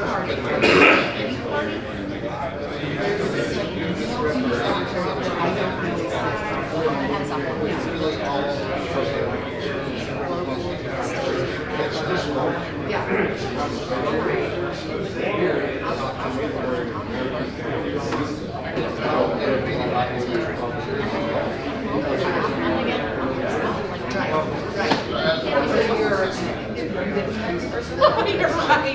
I'm not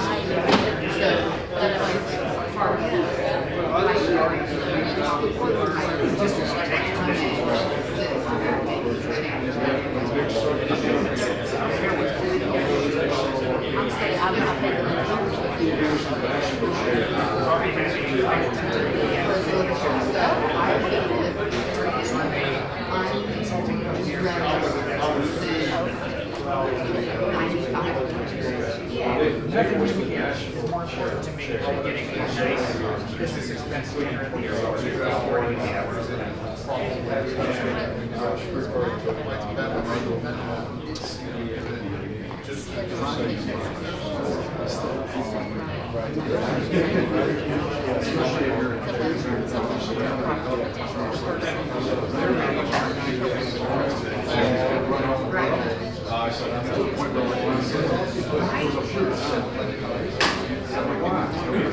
How many at-large spots do we have? How many left? At-large, 3 or 4.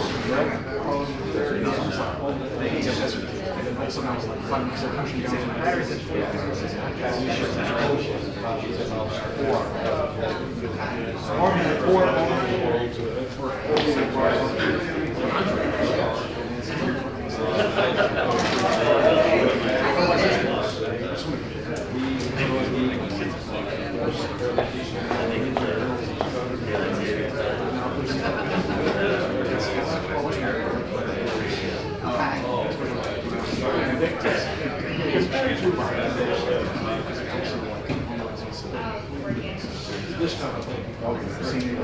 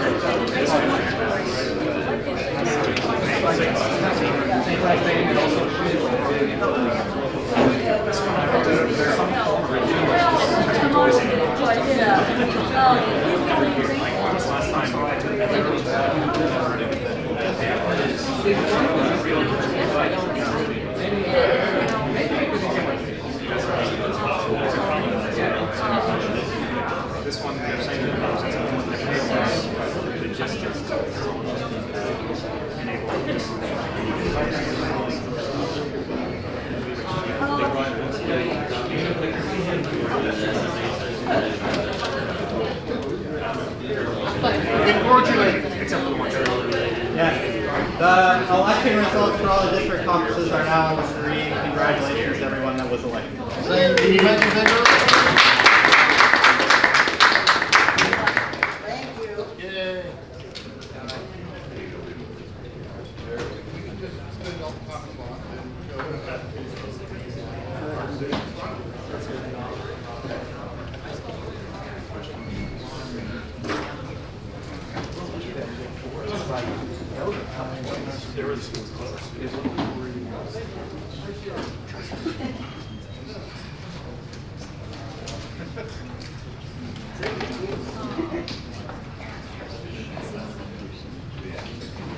Right, as everybody filters in, y'all give me just 1 minute, I'm gonna get some water, and then we'll start back up with that large.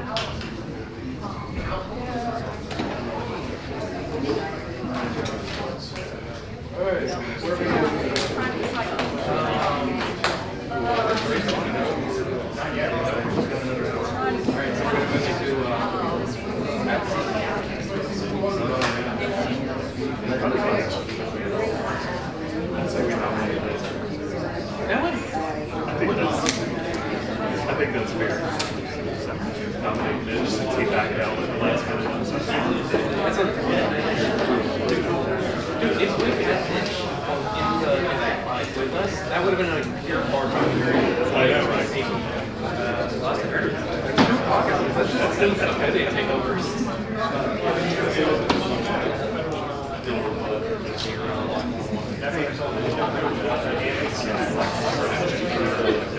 That would work. That doesn't sound bad. You want to centralize upgrading a bunch of press all over the That's true. Yeah. But also small buildings too.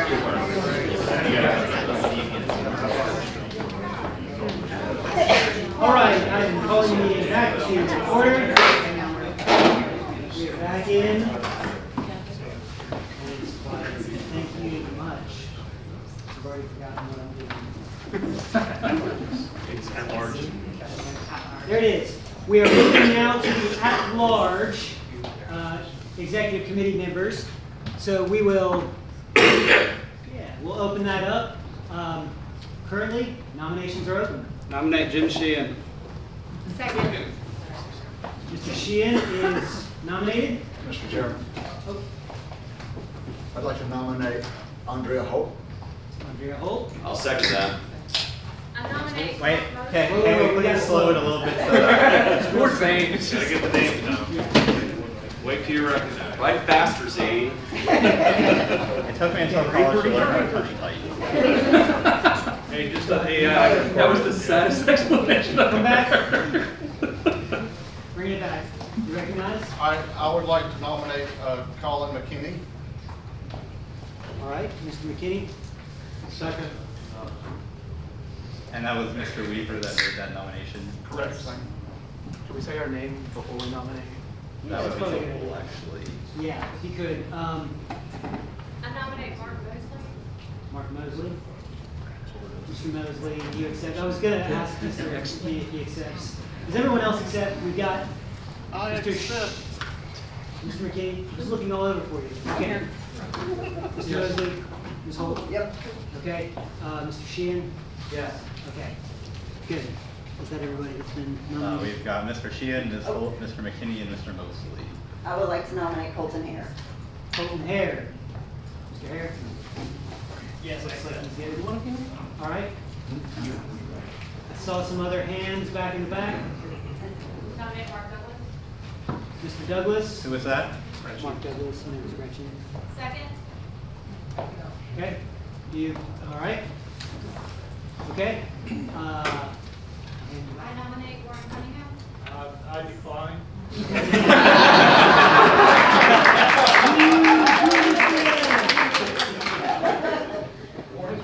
Congratulations. I'm soon to makes you cheer. All right. Any other nominations? I nominate Victoria Salvia. Second. Okay. Salvia? Excellent. She accepts.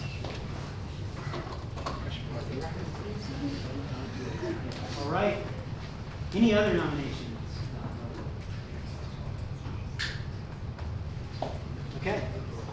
We have 1, 2, 3, 4, 5, 6, 7 people. And we will, I guess, put those on this. Parliamentary inquiry, Mr. Chair. Yes, sir. Under the current bylaws, are we voting for a single at-large post right now? I would say we should do them all together, but we need to do that according to the rules. So, would the member like to make a motion, please? Yes. I move to suspend the rules and elect fill all posts of the at-large executive committee simultaneously. Simultaneously? Would you be amenable to amending that to elect them simultaneously with approval voting? Yes. Okay.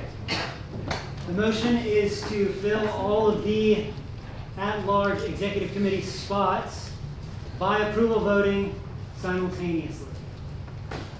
This is a suspension of the rules, not debatable. How many spots again? 4. Yes. May the nominees address the convention? Yeah, don't Yeah, we'll do that. Since this is not debatable, we'll go directly to a vote, and we'll just go from there. So those in favor of doing them all simultaneously indicate so by saying aye. Aye. Those opposed? Love it. It's the Should first I time ask- Love it when a plan comes together. Good. Y'all just saved a ton of headache for our secretary. So. Better than that, Bill. 4. Yeah. With approval, though, you can put as many as you'd like, correct? Correct. That's what I was. Yeah, but approval takes so long to come. As many as you want. Say as many as you want. As many as you approve Yeah. of. As many as you approve of. As many as you approve of. 3 to 5. Okay.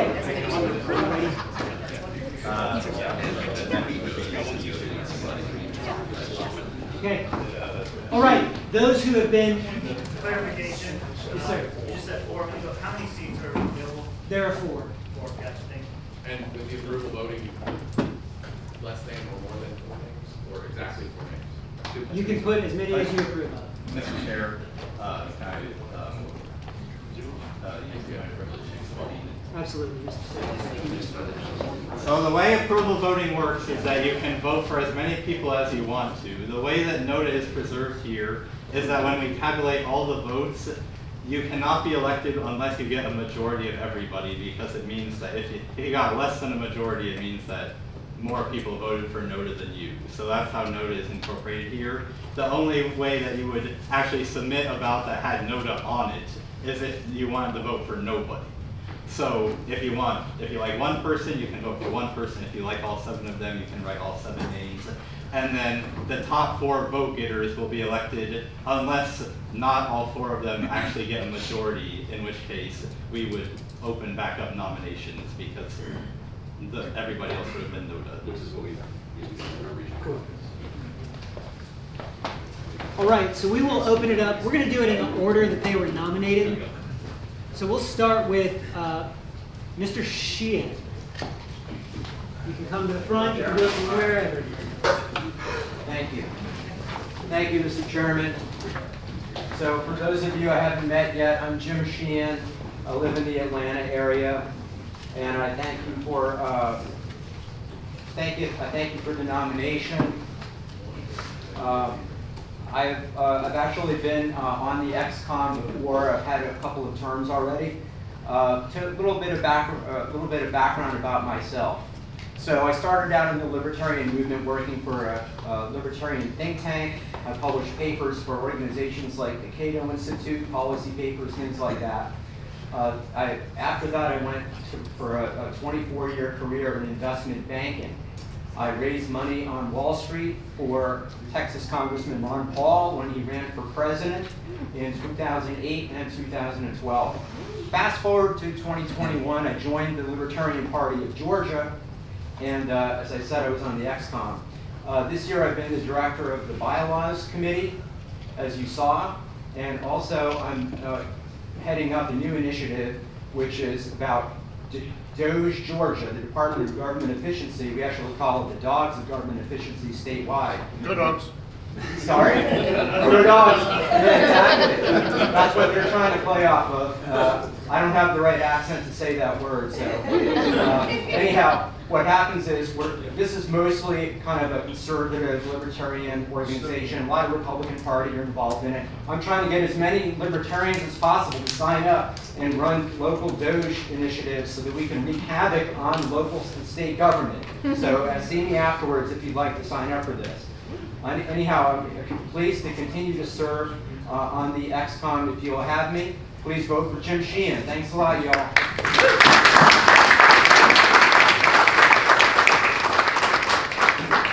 What a great sales pitch. Yes. Good. All right, we'll have Andrea Holt. You can sit if you need. I can stand, I'm just not going to the front. Hi, I'm Andrea Holt. I had Mitch nominate me, although we don't agree all the time on things. We both know that I respect everything that he does, and he respects everything that I do. And I've made him nominate me, or asked him to nominate me for that reason. Made you, forced you. Most of you don't know me, but most of you have heard me. I actually run social media for quite a few highly profiled libertarians. I don't say who they are, because they come to me because they like my voice and know that I can make my voice sound like their voice, and that's what I do. So a lot of people that you have voted for to elect to official things for the Libertarian Party were me saying that. So I eat, breathe, live libertarianism. I have a small homestead and a co-op with other people. So everything I do is libertarian. I even work for a libertarian/conservative tech company. So I don't get away from this. This is my life. I've been on the XCOM. I've helped out in many different aspects of the party over the last 4 years. Became active in 2016 when I heard about Gary Johnson, and then I went to 2020 and it's like, who the heck else is running because I'm not doing this. Jumped on board on that train and I have not stepped off since. So I want to remain active in the party, and I hope you vote for me for at-large.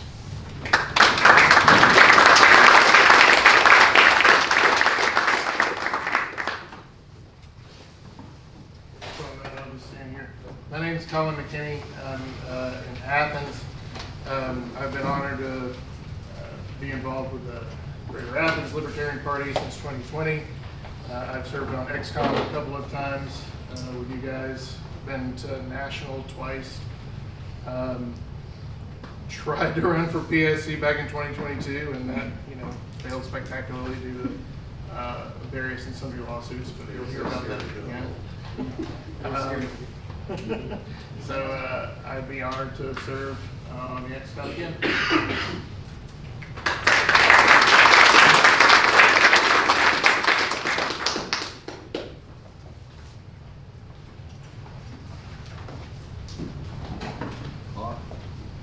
Mr. Mosley, it's you. On my way.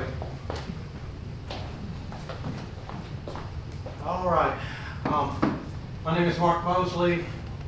Gosh, I think I know about half the room, so I'm not going to tell you everything, but I'm just going to give you a little bit of perspective. My first libertarian vote was for David Bergman in 1984, and it hasn't quit since then. I've been involved with the LPGA since 1995. It hasn't quit since then. As far as stuff I've done with LPGA, I'm not going to get into all that. I'm going to tell you what I'm promising. In 2023, 2 years ago in this very room, I promised you that if you elected me at large, I would challenge you. I'll leave it to you, those of you that know me, to say if I met that promise. Last year, I promised you I would put my heart and soul into keeping our ballot access. I'll leave it up to you to decide if I kept my promise. I'm going to make a little bit different promise this time. In the last few weeks, I'm exercising a muscle I haven't exercised in a long time. The last few weeks, I've made 71 calls, phone calls, to libertarians in District 1, which is my district. My intention is to begin to build local groups in that area. District 1 is the 79 county large southern PSC district. It's very rural. And I have I have in the past, I'm not clueless about this, I have in the past founded several, probably 25 or so local groups, one of them being the Clayton County group of 1998 that turned into the most successful petitioning and candidate placing local group in LPGA history. We placed 8 General Assembly candidates on the ballot over 3 election cycles. That's out of 12 total in all the LPGA history. So you know, so I'm not clueless. But it's been a long time. I'm going to have to rebuild that muscle. That's my promise. And I'm going to need your help. I'm very serious here. Every single person in this room. I'm going to need your support. Come on. I'm going to add something to this. This is my second promise. I'm going to write a new bylaw, a membership bylaw. This is specifically to help me in the South Georgia districts. We'll create a new special membership classification for cows. Promise number 2 to help me beef up. Move the state forward. This is utterly ridiculous. And that's all I have.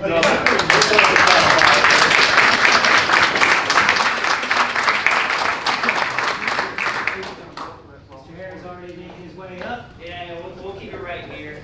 Hey everybody, how y'all doing? Hey. Good. So for me, I got kind of reawakened by some tax stuff going on in Cobb County, where they're having a special election in April. So if you're in District 4 in Cobb County, I invite you to please participate in that in April.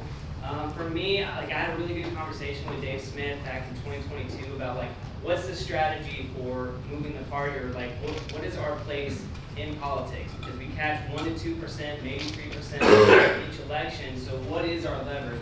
His thing was, get with the incumbent and leverage what power you do have. So for me, things like taxes, regulations, things like that, especially in the state of Georgia, I think we can leverage. And for me on the local level, that's where I'm wanting to get a lot more involved. So it would be great to get support, because for me, I really love the local thing where to leverage what we have, because these special elections, when we saw the primary, it was only about 5,000 maybe people that voted.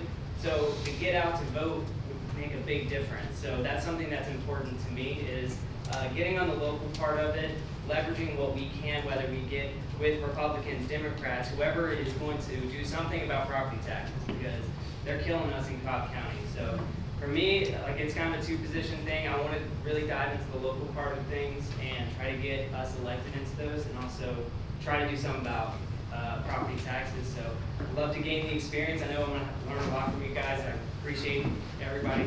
So,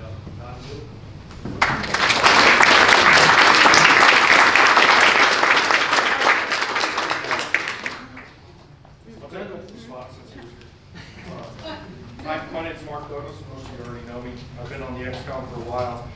I was on a long time ago, and Jared brought me back, and I hit the ground running this year. And we've been doing a bunch of stuff. Gretchen's got me on Defend the Guard. We're doing a lot of good things with that. We're doing a lot of stuff with candidates and all kinds of stuff. If you've been on base camp, sorry, I've been giving you all kinds of notifications. We've been doing all kinds of stuff. So regardless of if I'm on XCOM or not, I'm going to continue doing all that stuff. So vote for me.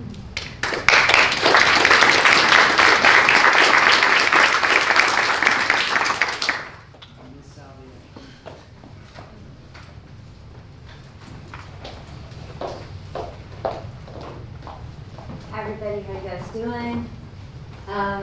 Just wanted to give you a little bit of information about me. I know that some of you guys know me. Wanted to let you know that I'm very, very interested in spreading the word about freedom to the masses. I'm very, very passionate about it.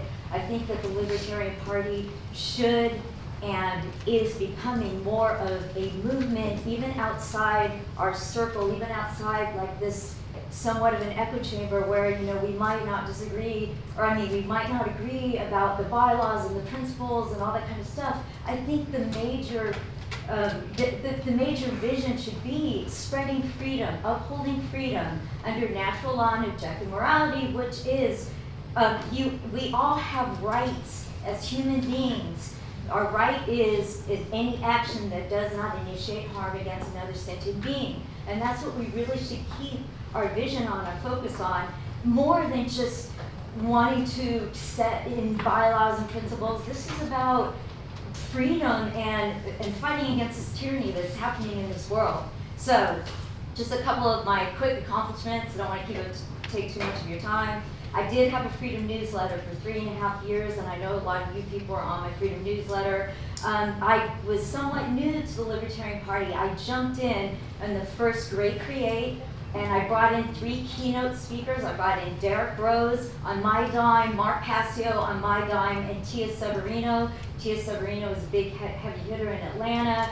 Mark Passio has over 170,000 followers on YouTube, and he's been doing he's been speaking about freedom for almost or over 20 years now, 17, majorly. Derek Rose is all over the place. He's a journalist. He has festivals, all kinds of things. So what I'm trying to say is I've done a lot of action. I also work very, very hard for this Libertarian Party. I was here early in the morning setting up the catering. I'm the one who arranged the dinner. I'm the one who did a lot of the entertaining or getting all the entertainment organized. I do work for this party. I do a lot of it. And I think that that's something, and I think that more people should get involved doing work for the party. I know that it's very awesome. A lot of people are very qualified in this room. I just think that we need more people to participate. So whether or not I'm elected to be on the XCOM, I'm just saying that the proof is in the pudding. Who's doing the actual work here? And as far as anything else, I just want to say thank you to people who are actually doing the work here. Thank you so much. I hope to, and one other quick thing, that I was running for PSD candidate. I'm not able to continue that. However, I was doing that. And so, yes, I'm going. Thank you guys.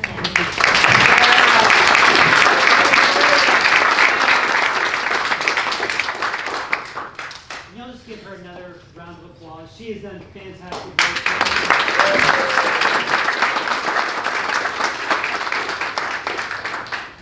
Awesome, thank you. All right, so the current deal on the floor is to move this to a vote by ballot. It is by approval, and we will take the ballots, we'll put them together, we'll decide who is on that.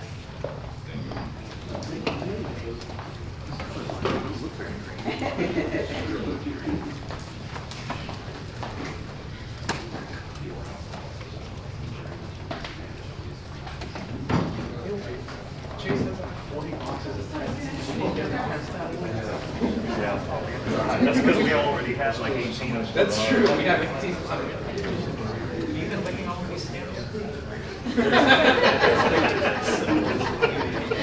It's a tough job being secretary. It turns out that custom stickers are actually very easy.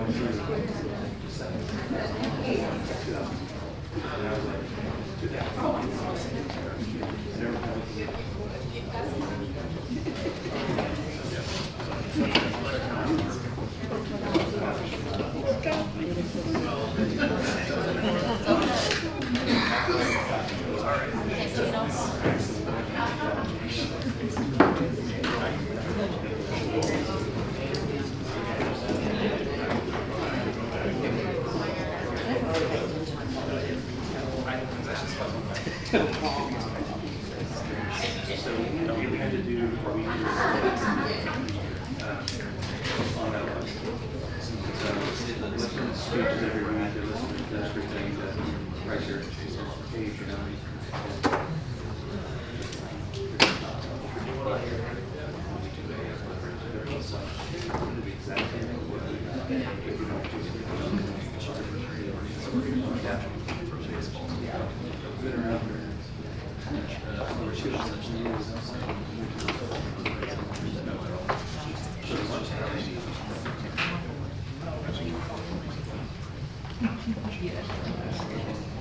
Has everyone received the ballot? Or, why do I keep phrasing it that way? Has anybody not received the ballot? Okay. You were just working it out.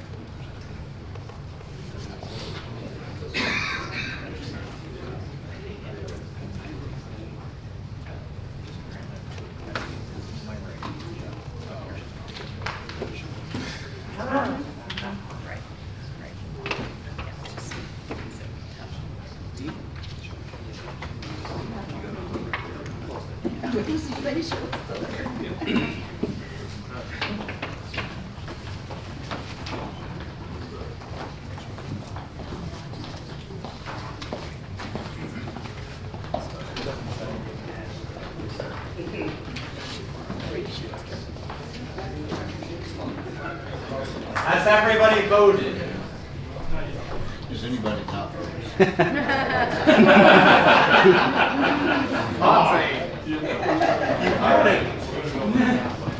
It's too bad, too bad. I do the same thing. Appointment arrangements, Chair. It's not true that we're all very tired. It is very true. It is weird. I'm still brimming with energy. Zane, this is the high thing right here.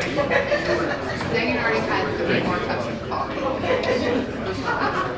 I tried to get Zane energized, but he does not have it.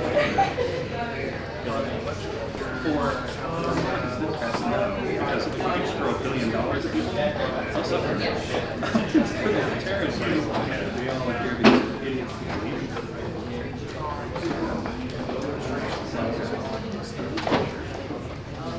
At the end of the day, when we want elections and we're all in, we don't have $1 billion, and we're not allowed to opt for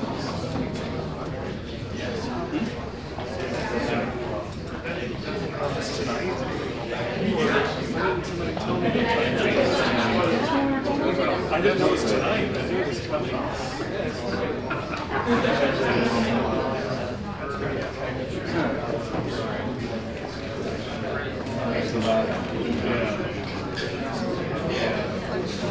Let's see if I can get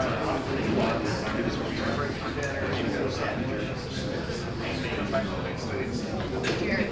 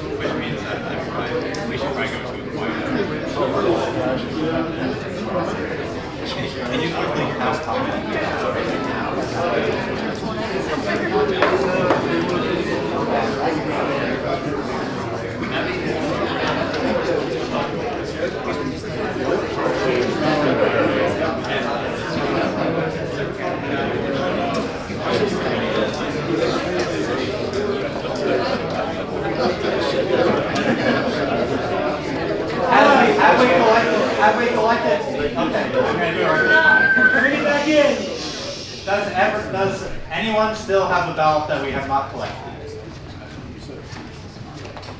Okay, good. We're going to stand at ease very briefly while they count these votes. What we'll do in the meantime is have a few people just come up and pitch some things, like the Dogs of Government Efficiency. We've got a few sponsors who have so graciously spent money with us, so we want to give them time to hear from us. So I would ask you be quiet while they're doing that. Stand at ease, relax. If you need to go to the bathroom, obviously, go ahead. But we do want to hear from them. So I'll bring them up in just a second, and we'll be right back. Yes, sir.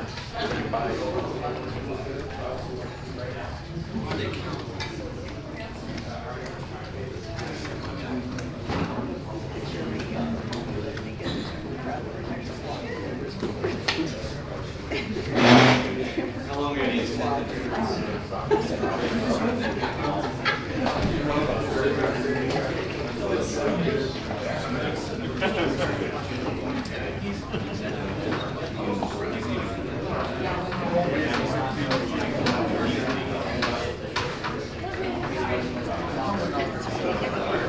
All right, for those of you who don't know, Ted is a longtime member of the Libertarian Party of Georgia and the Libertarian Party National. He's been a candidate several times, and he's got some stuff he wants to tell us about. Plus, I was chair for these 2 terms. Most recently, I ran for Secretary of State.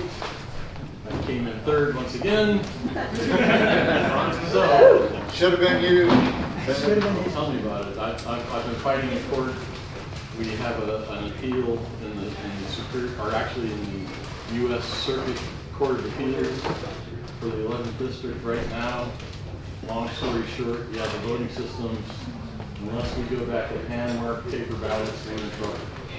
But the problem that we have is not just the ballots, it is the counting of the ballots, which is 21-437 describes the process of counting ballots. That's another story, I'll shut up about that. One of the groups and organizations I've been working with for a long time is called Nations in Action. Nations in Action was founded by Maria Strollo-Zak. Some of you who've been here long-term in politics may know her. She worked with the Georgia legislature as a lobbyist and legislative aide for about 30 years before she left Georgia.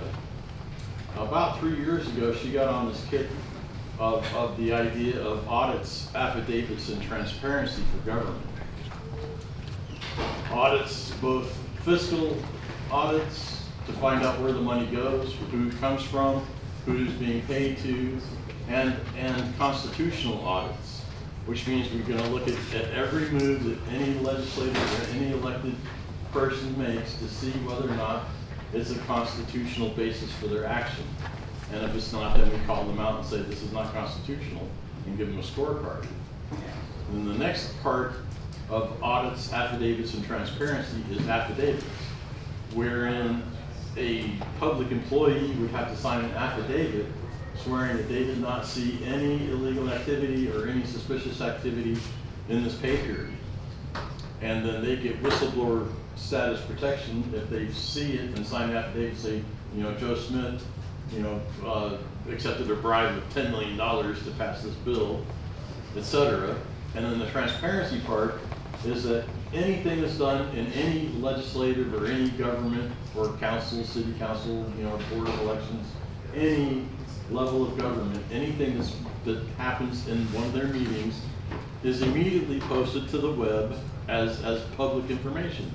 So that's audits, affidavits, and transparency.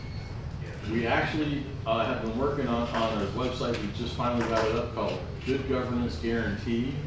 It's goodgovernanceguarantee.com. Again, we've been pushing this Good Governance Guarantee pledge for a couple of years. It's actually in place in a couple of countries outside of the U.S., and we've been pushing it locally. Texas adopted the audits part. Ken Paxton is a friend of Nations in Action.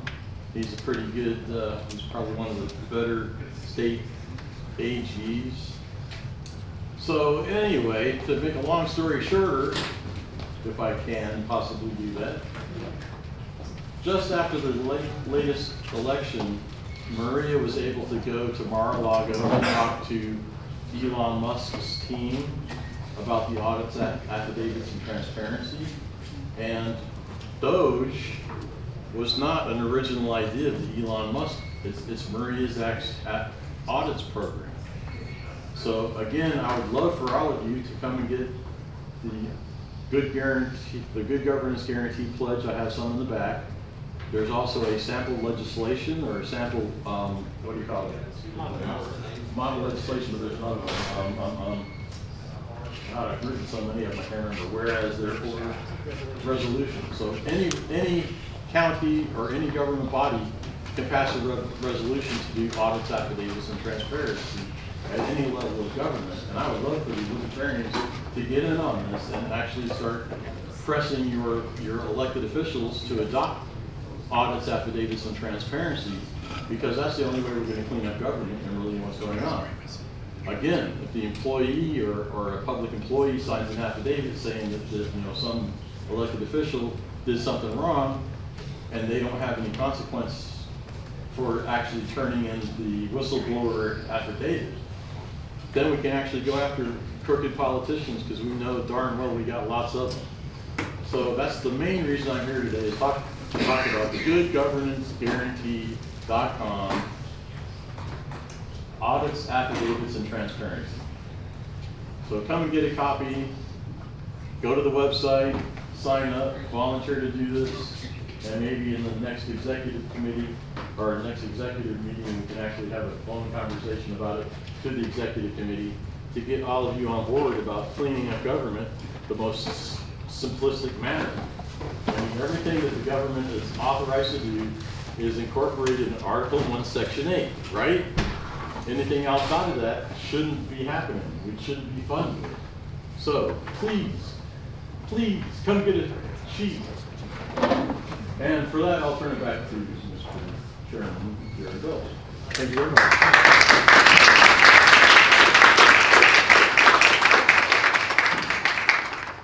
Ted's in the back. He does great work.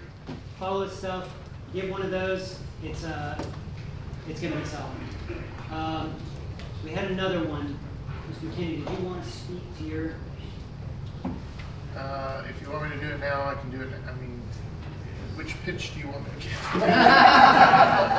Whatever suits your fancy. You have 4 minutes, because my original talk goes 4 minutes. And then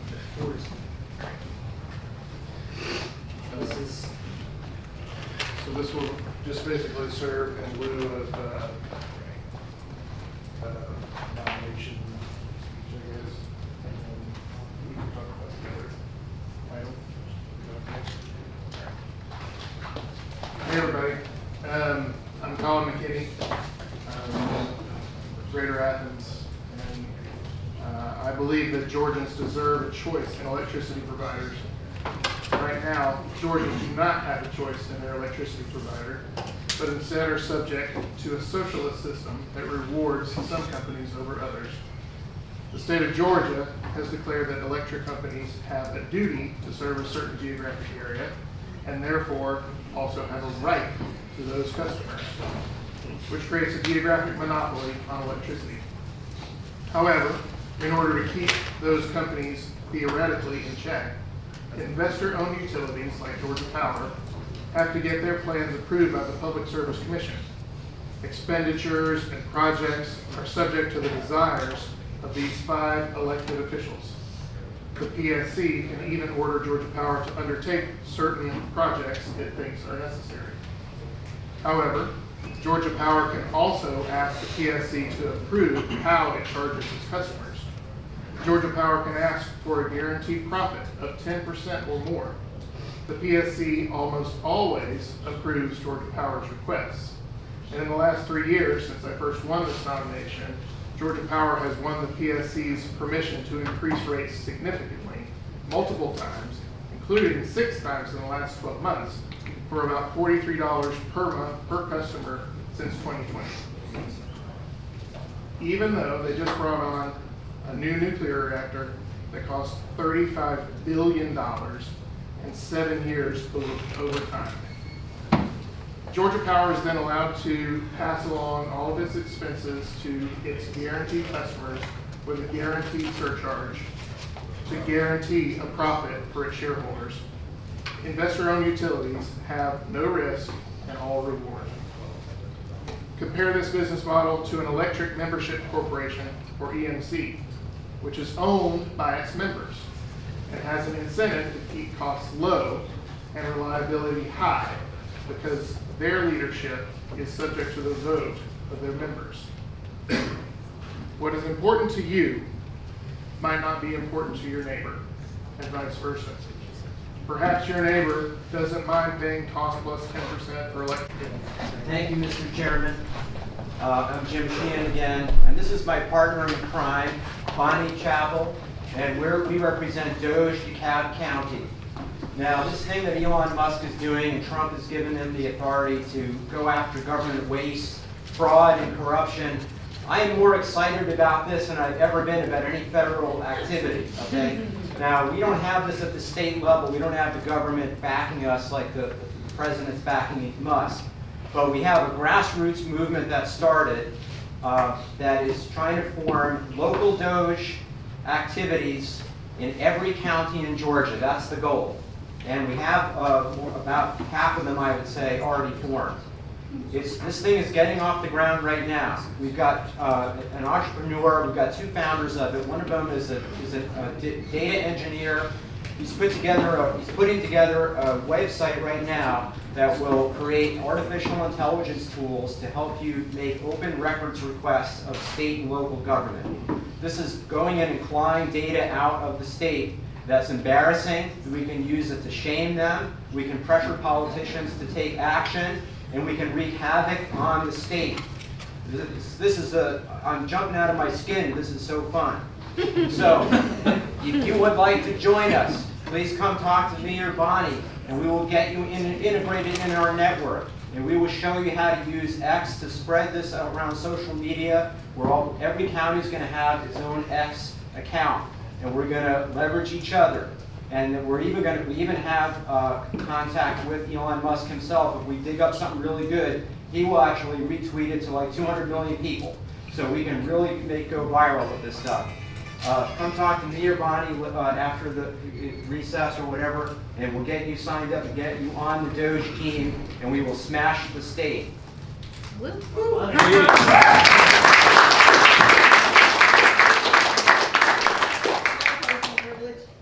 just want to say I'm on the Doge team. I hopped on it immediately. I'm Doge for Dade, and I'm super excited about being able to make my commissioners very mad at me.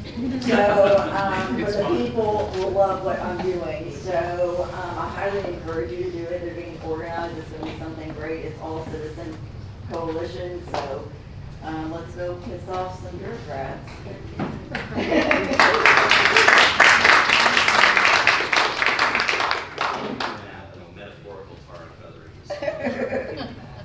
I had the misfortune of reading through the Georgia state budget, both the amended budget for this year and the budget for next year, and I can tell you there's lots of waste in there. Yeah.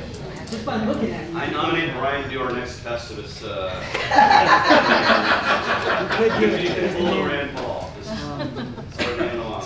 Airing the grievances? Yes, so Rand Paul during Festivus goes up on the Senate floor and he airs his grievances for Festivus, which is all of BS programs that are federal, like $32 million for salmon funding in Washington State, $5 million to study whether dogs can drive cars in Florida. Like he'll go through all the stupid programs. How cocaine affects shrimp's sex life. There you go. Yes. So like he goes through all those, just reading some out of the record, but yeah. so that they're there. And so yeah, you can do that. If you've already got all the knowledge. What we need to do for a piece of strength, though?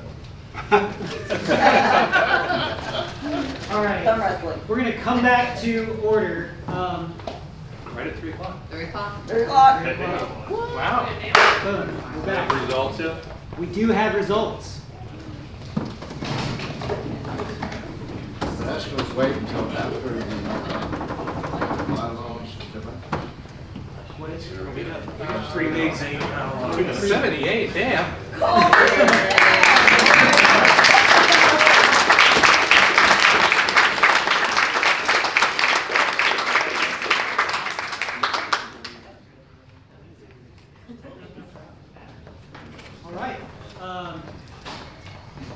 have these if anyone wants to take pictures. Do we have? Did you guys do the same? Sorry, another flash got you. No, I've been being blinded by the projector all day. I've noticed that. It's just hitting the top of your head. Right. Okay, so these are our new at-large people. Give them a round of applause.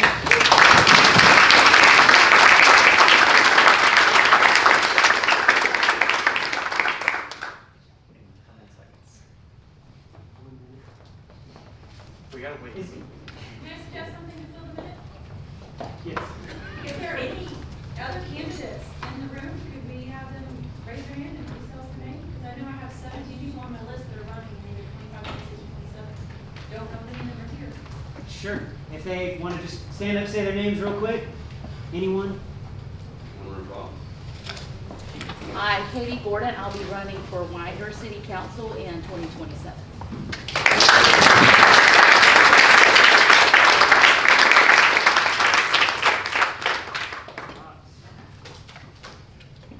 Anyone else?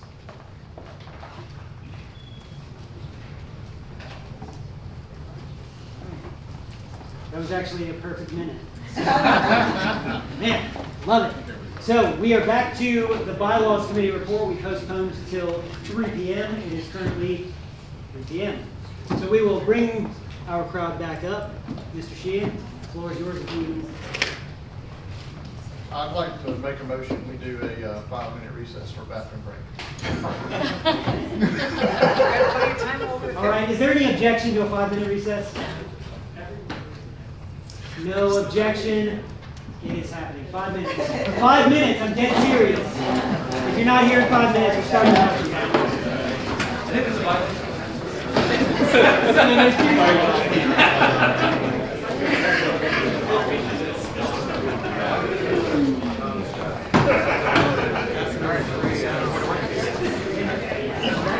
Thank you.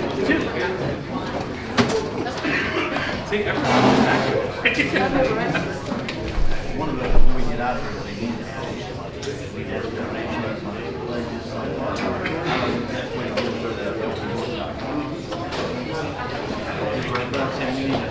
we got some folks.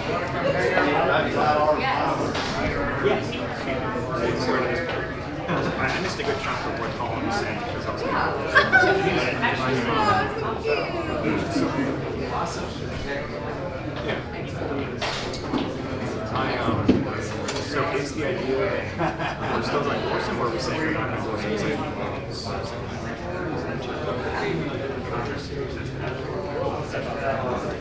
Well, I mean, there is provision for endorsement, but there's not provision for endorsing or for.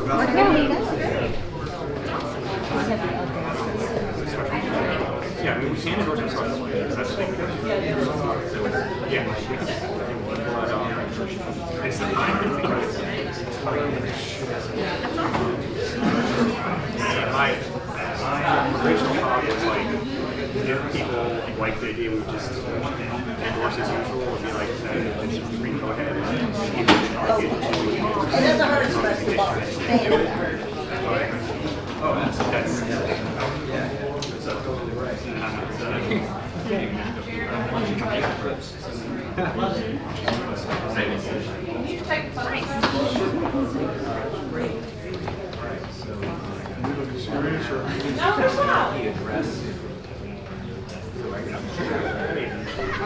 say liberty.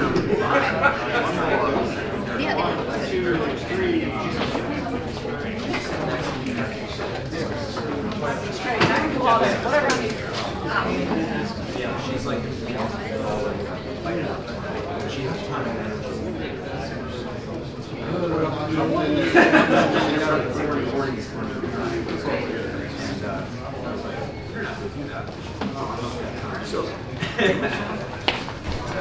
Oh, you okay? Do it. Do it. Yeah, there was some water there too. Be careful.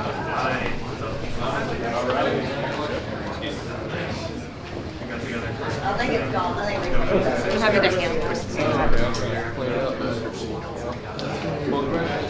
Oh, thank you, sir. Appreciate it. Sorry.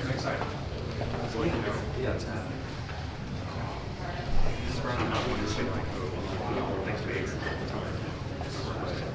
It is.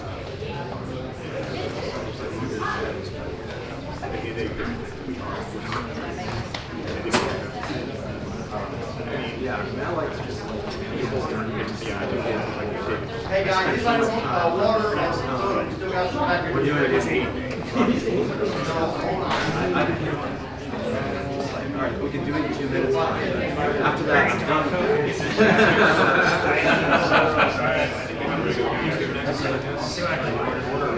There's a story there, would you put it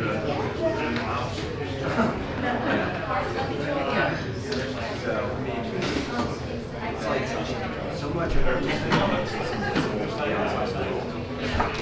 Or the timing. It's just like, yeah, we spend a lot of energy fighting against violence. If someone just Spinning wheels about running, I'll like bring up like silence. You understand how that works? I would be for.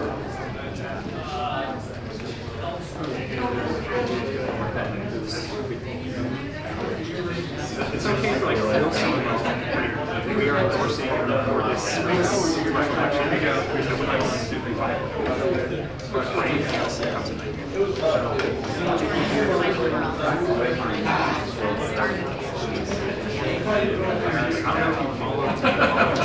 Apparently it's the best. I don't have much attention on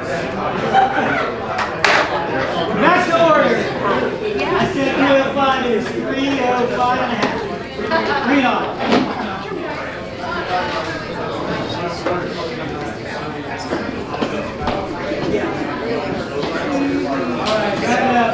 Wrap it up. End our conversations.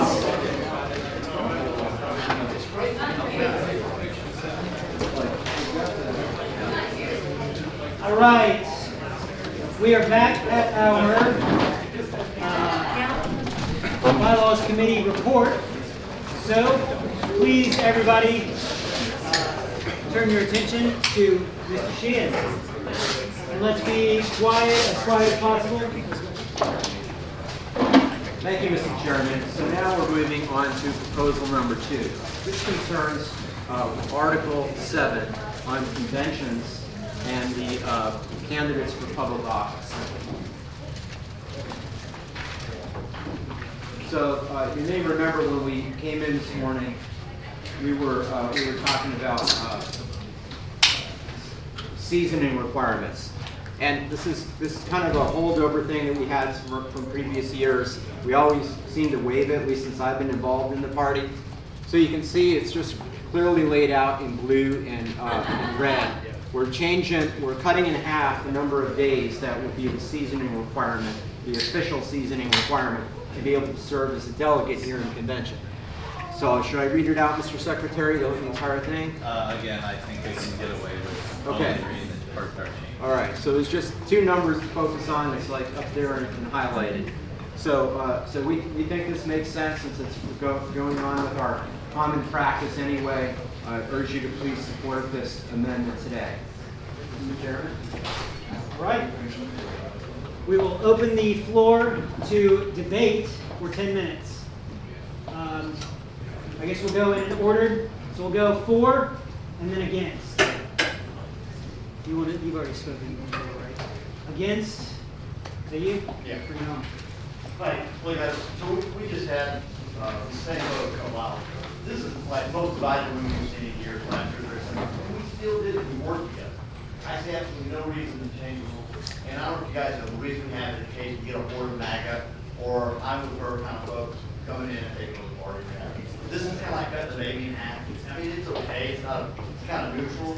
There's absolutely no reason to change it, because every year, when we realized we're not being taken over, we've always voted. Even today, when we all were not sure who was who and who was against who, as a group, we said, look, we're libertarians, let's move forward. So I think there's absolutely no reason to vote for this vote. I'm going to be voting no, and I hope you guys vote.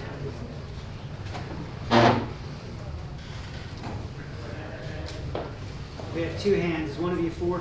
I would like to see. Sure.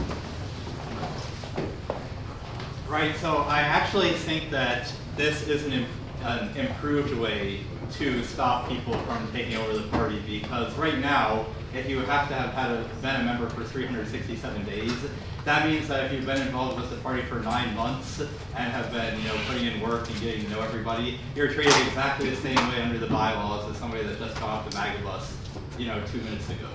So I think by reducing the requirement from 367 down to 180, we get a little bit finer of a distinction. I think it's pretty unlikely that somebody who wouldn't be willing to put in a year to take over the party would still would want to, still put in 6 months to try to take over the party. So I still think it's a long enough seasoning requirement to prevent that.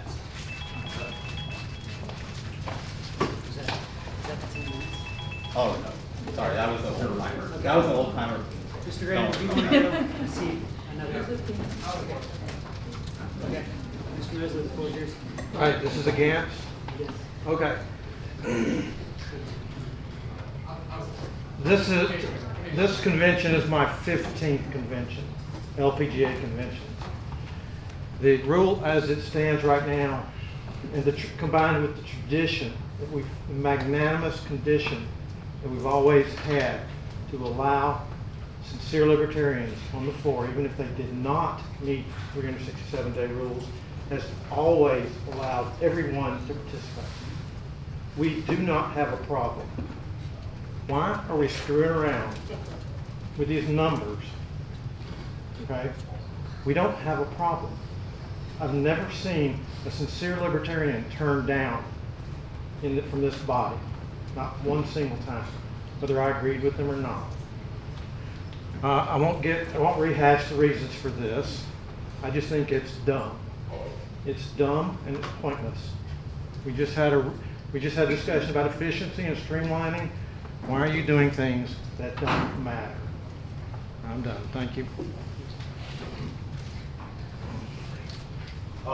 As you can see, the people that just argued for this, because everybody in here just said that we need to cut down the days. This is the most stringent seasoning requirement of all the states. If you want to get rid of it, let's just get rid of the whole thing completely. So if Mark Mosley wants to amend this to delete the whole thing, then so be it. But keeping it at 367 is the dumbest thing. No other state does it. If we had our convention 365 days from now, 1 year, the new people that just joined today would not meet the seasoning requirements next year. This is just an idiotic thing. So I agree with Mark and Doug, and we should adopt this thing. I have a question. So this doesn't just affect people being able to vote today, but also like in 180 days, they would be able to serve on the board, is that correct? Whereas if it stays currently, then in a year, should I come back, I wouldn't be eligible for any board member positions, correct? Yeah, Point of information. The requirement in the bylaws to be one of the executive committee members other than the officers, there is a specific seasoning requirement for that, and it's only 90 days. So it's actually less by less than 25% than the seasoning requirement to be able to vote in convention. So I could, so as it stands, I could be a chairman next year, but I could not vote. So the officer, so seasoning for officers, so chair, vice chair, secretary, and treasurer is the same 367, but for the rest of the members of the XCOM, it's 90. Okay. Thank you for One explaining. member made a question. Hand up back here. This doesn't say anything about the board. Yeah, so the board seasoning requirements are not being changed by this. This is just membership. Got it. Mr. Barker? This may also be a question for Mr. Clacy. Since we already had a vote today and we had a vote prior on not using the seasoning, would that still be applicable if we had an outstanding candidate that had only been with us for 200 days that we wanted to put up? Could we waive the seasoning? Yeah, so the seasoning requirements and the ability to waive seasoning is not being changed except for the seasoning to be able to vote in convention without that seasoning being waived. Thank you, Mr. Clacy. Is there any further debate? All right, hearing none, we will take this to a vote. A vote in favor of this, it's a 2/3 vote. A vote in favor will make this, as you see on the screen, 180 days for a seasoning requirement. Those in favor, please indicate so by saying aye. Aye. Those opposed? Nay. I'm tempted to say the ayes have it, and I'm going to say that. So the ayes have it, the motion carries, the amendment is adopted. Mr. Meehan? Okay. The next proposal number 3, concerns Article 4 in the Executive Committee.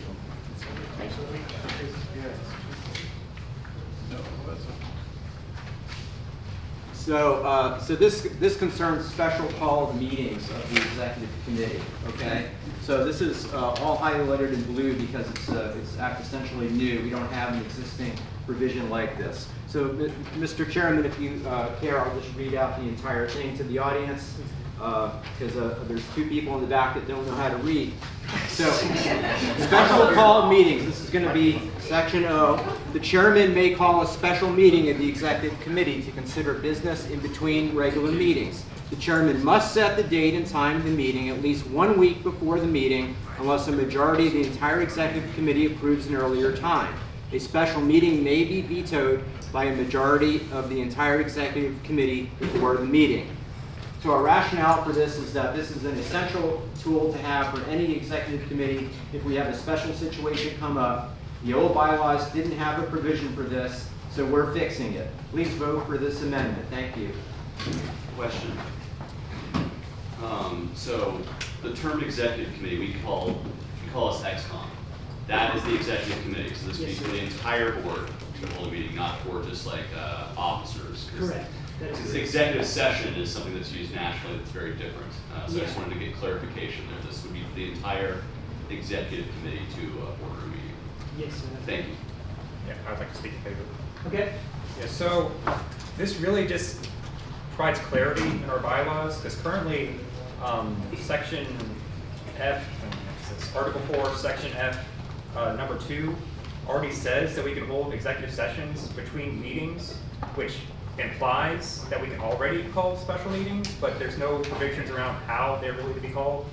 And I don't know if you've ever followed how like e-motions work, like with National's mailing list, but they are a mess. I'm definitely of the position that real meetings are superior to that, and this just clarifies how we do this. Is there anyone speaking against? So I have some significant concerns, I think, because it says you can call a special meeting, but it doesn't say how. I mean, does it mean you open your window and shout, and if I don't hear you? Is it smoke signals? I mean, I think we need a specific and official method of communication to ensure that all members of the XCOM get the message. There was a problem a few years ago with that, where someone gave a white-on-white document out as their notice.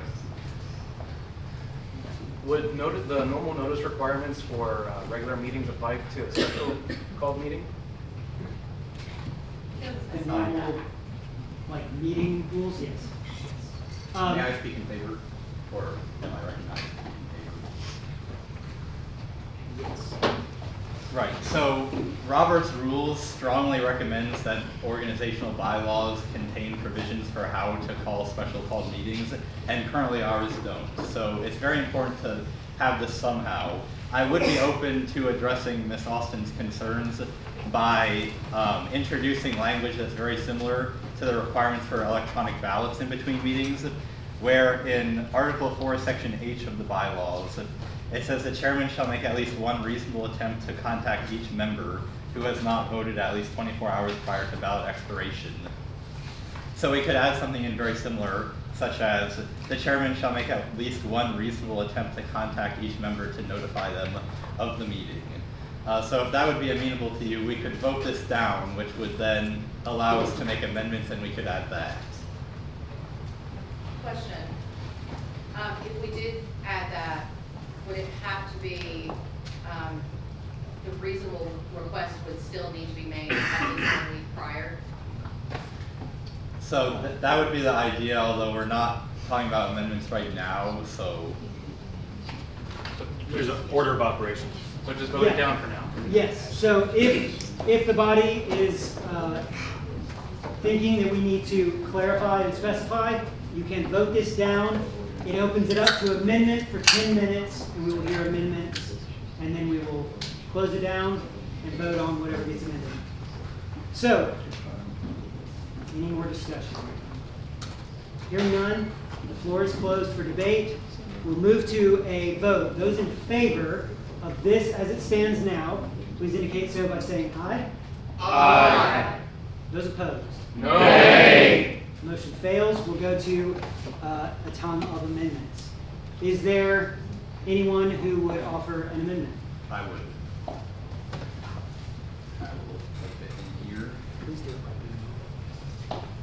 What?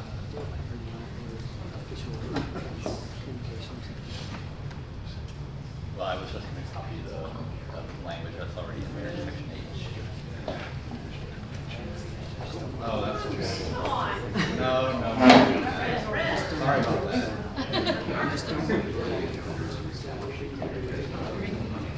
Oh, that's also terrible.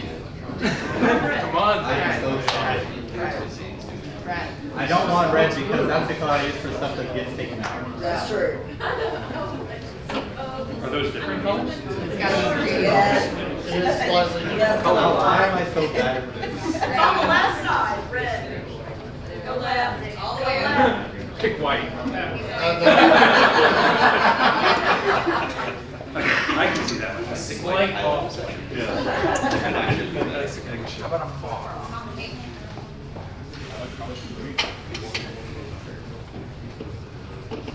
Friendly thing in the future, if it's ever just one line, you can type the line and then just highlight it. Yeah, that would be smart. But that's neither here nor there. We're already happy to reach. All I know is the same sentence. I'm sad. Can you put the amendment after date and time so that the notice needs to be sent out within the week? So it must set the date and time. How about this? The chairman must make at least one reasonable attempt to contact each member with the date and time. Does every XCOM member have an LP Georgia email address? They should. Point of information. And then just say, we will contact you through your LP Georgia email address. Please for everything good. Yes, I hope for something like that, because contacting each member might assume phone, and calling each member from the chair, you don't want your chair to be spending hours calling people to try and let them know. We're serving on the XCOM. We have an email address. Yes. Check it once a day. Or base camp. Base camp. Or an official meeting, right? Here we go. Could we clarify reasonable? Yes. Yeah, I think that's what we're doing Can now. we say it's via your XCOM email and or base camp? Yeah, That's reasonable. or the official platform, so in case we move off the base camp. Must notify each member of the executive committee This is totally how they do it everywhere else, guys. I'm telling you, this is just how they do it. on an official. Are you sure they don't do smoke? Who is setting up LP Georgia emails for the newbies? We'll get it We use any member doesn't exist. Any system doesn't.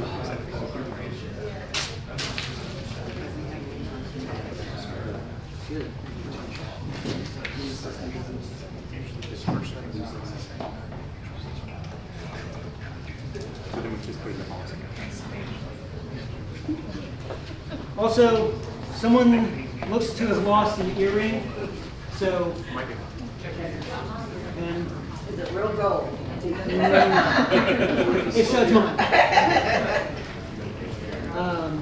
Yeah, it's got a star on it. Looks like it might be missing a piece. Sure it's not here.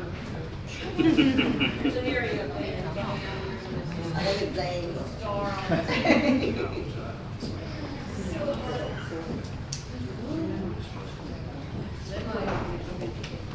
Okay, so the sentence as it reads now is the chairman must notify each member of the executive committee on a platform designated by the executive committee of the date and time of the meeting at least 1 week before the meeting. And so the reason we're using the slightly cumbersome phrase on a platform designated by the executive committee is that means we can say that it's Basecamp in the policy manual, and the bylaws don't force us to keep using Basecamp forever in case we don't want And then bring it to a 2/3 vote here, right?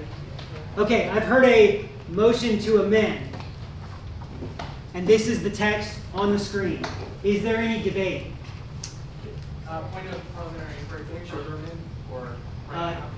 Yes. Okay, I'd like to make a motion to amend, just to change 1 week to 7 days.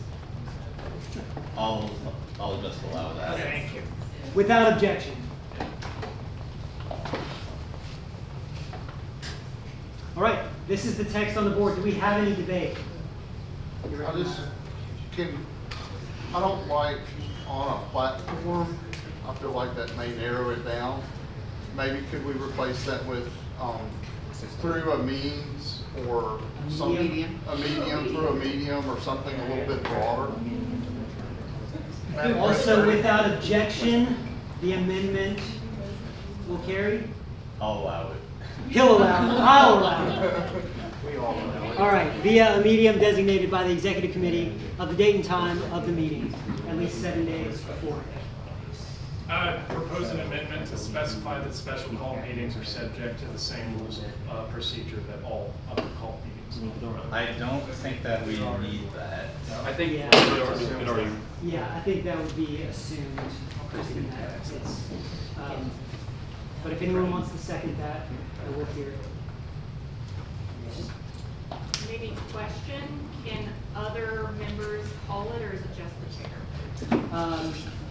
It is the chair currently. Could we amend to what?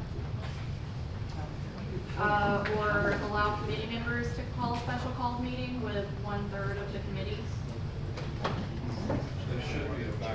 That seems like something we could put in the bylaws I would say committee. divide this into an A section and a B section. If you're gonna have one about the chairman calling a special meeting and another one about. Yeah, this, we're going too deep into it. Yeah, this is two amendments deep. Tell you what, let's bring this part to a vote. This is just the amendment.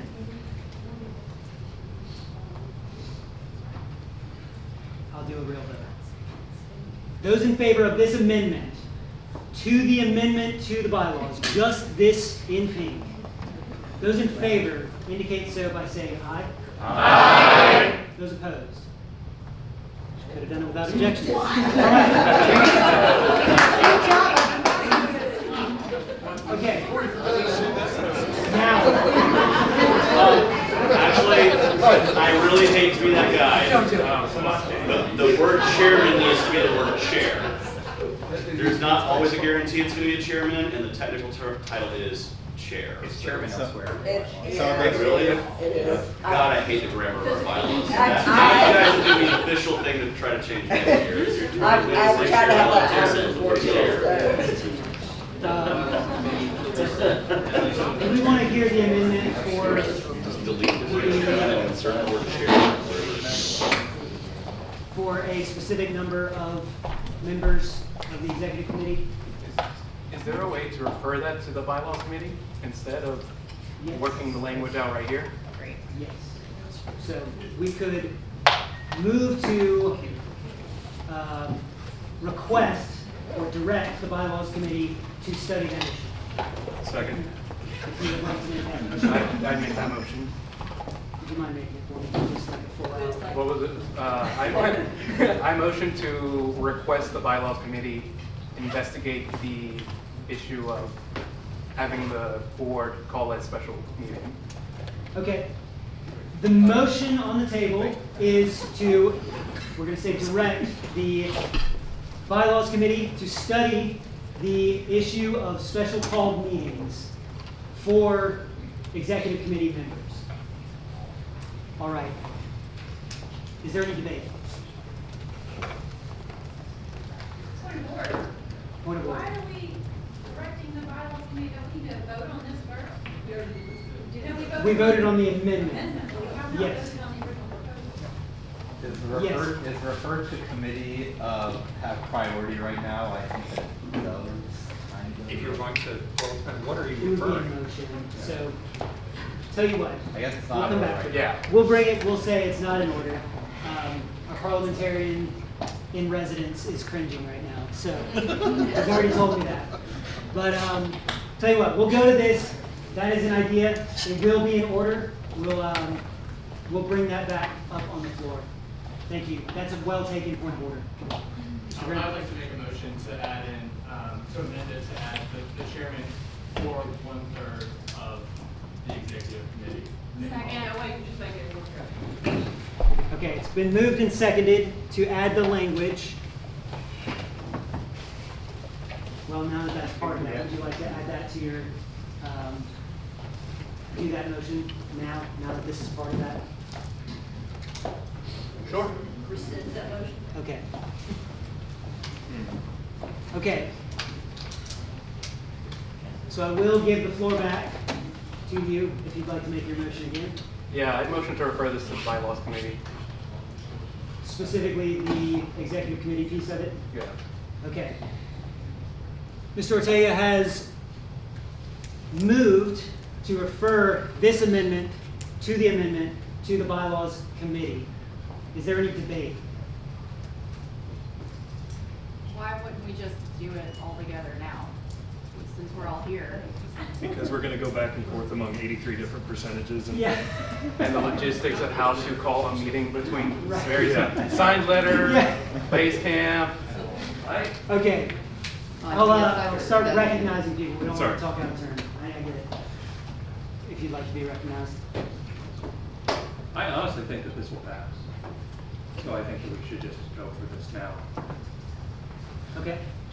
The motion on the table, the motion on the floor is the referral of this amendment to the committee.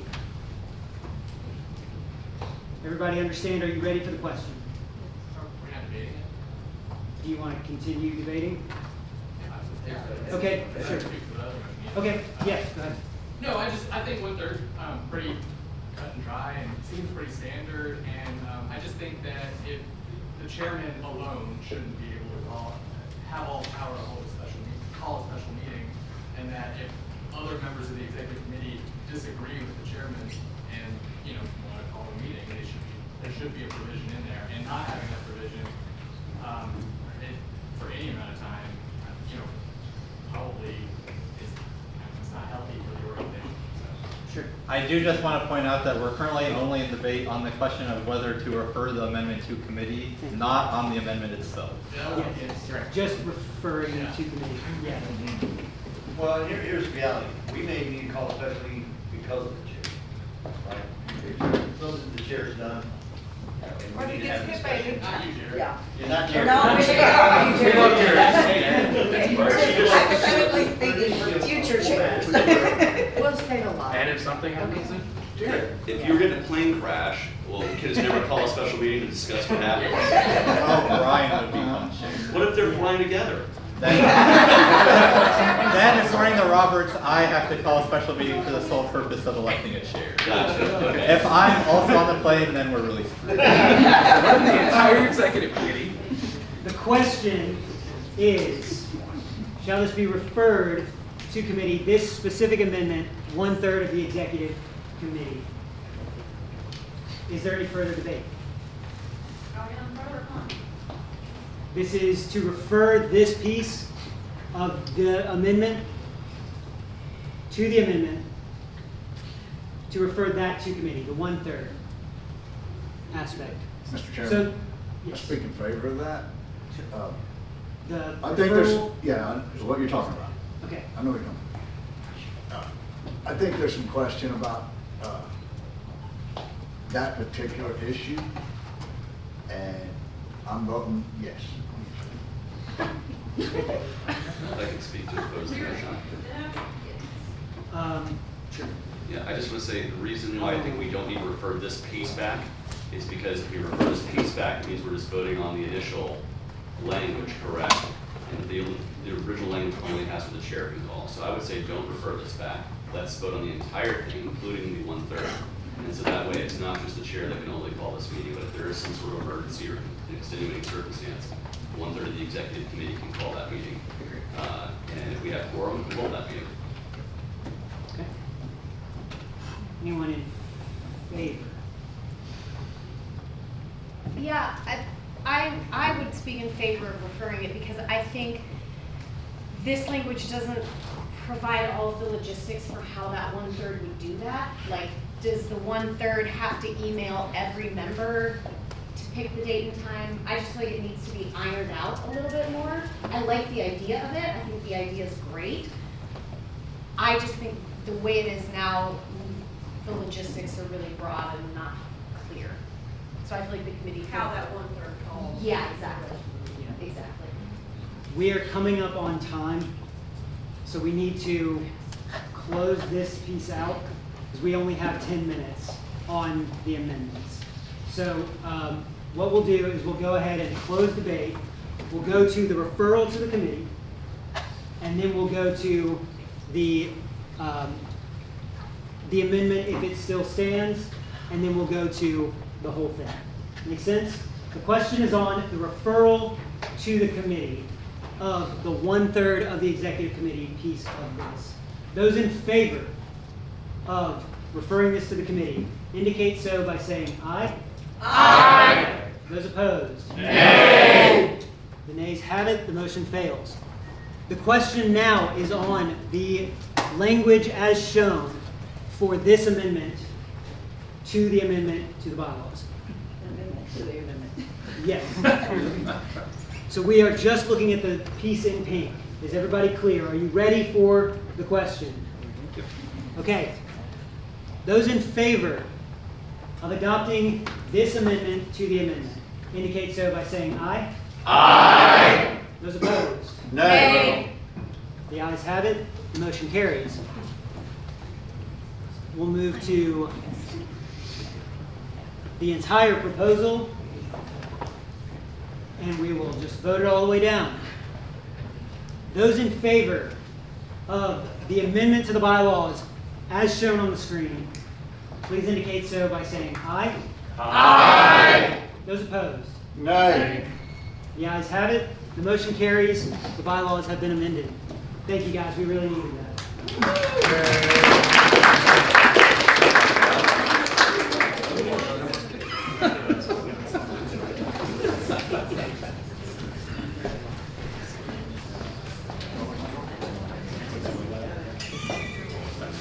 I don't think anyone disagreed with you.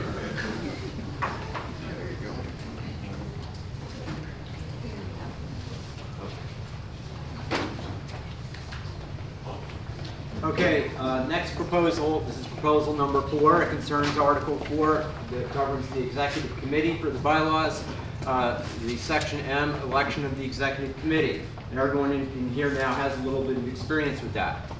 What we're doing here is we're changing this around because the way it was worded before, the newly elected members weren't really taking their office till the next meeting of the executive committee. It seems a little bit absurd to us, so the committee decided to change this. And the new wording, as you can see, newly elected officers shall take office immediately upon the close of the annual convention at which they were elected. I don't think this needs any explanation. It's just common sense. Vote for it, please. Thank you.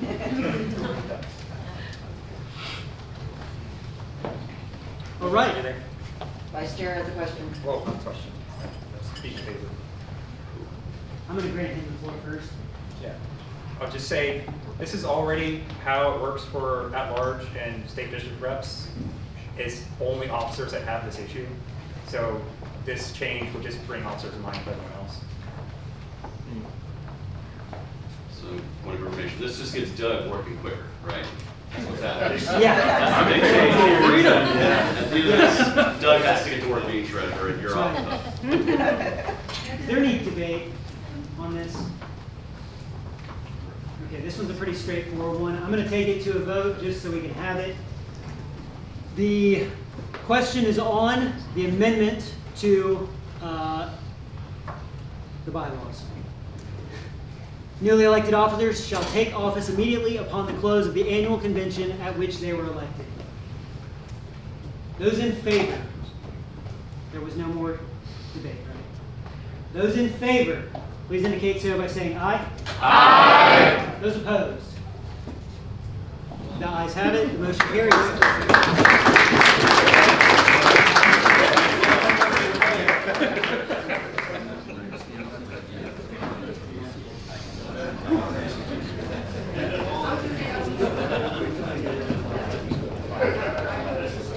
Okay, so our next proposal is essentially to change the way that we conduct elections for at-large executive committee members to exactly the way that we just suspended the rules to conduct them an hour ago.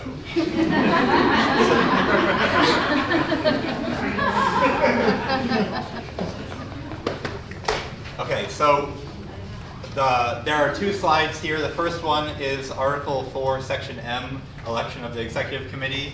We are going to strike out the phrase each post will be independently elected and replace it with the phrase all at-large executive committee members will be elected simultaneously.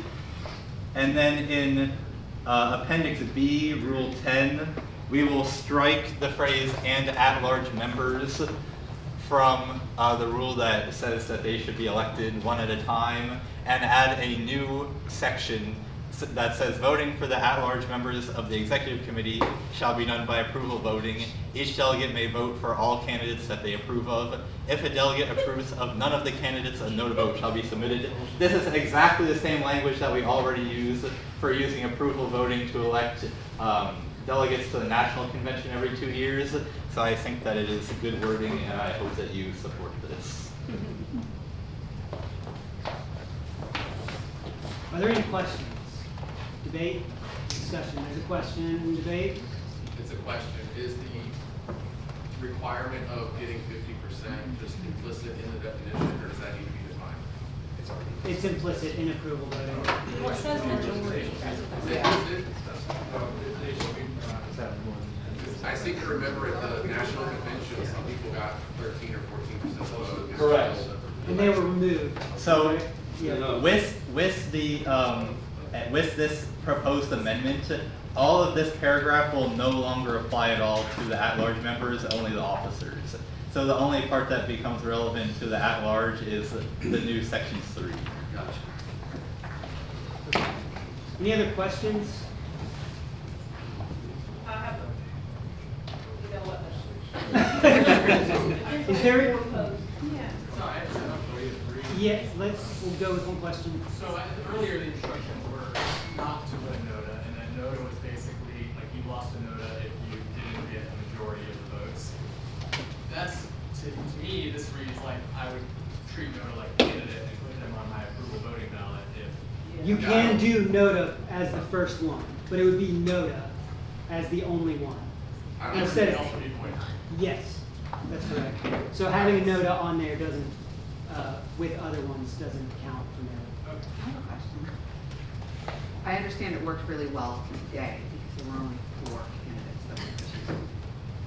Would this simplify the process if we grow substantially in future state, or would this need another bylaw change because this is not effective with a large population? I tend to think so, but I will defer.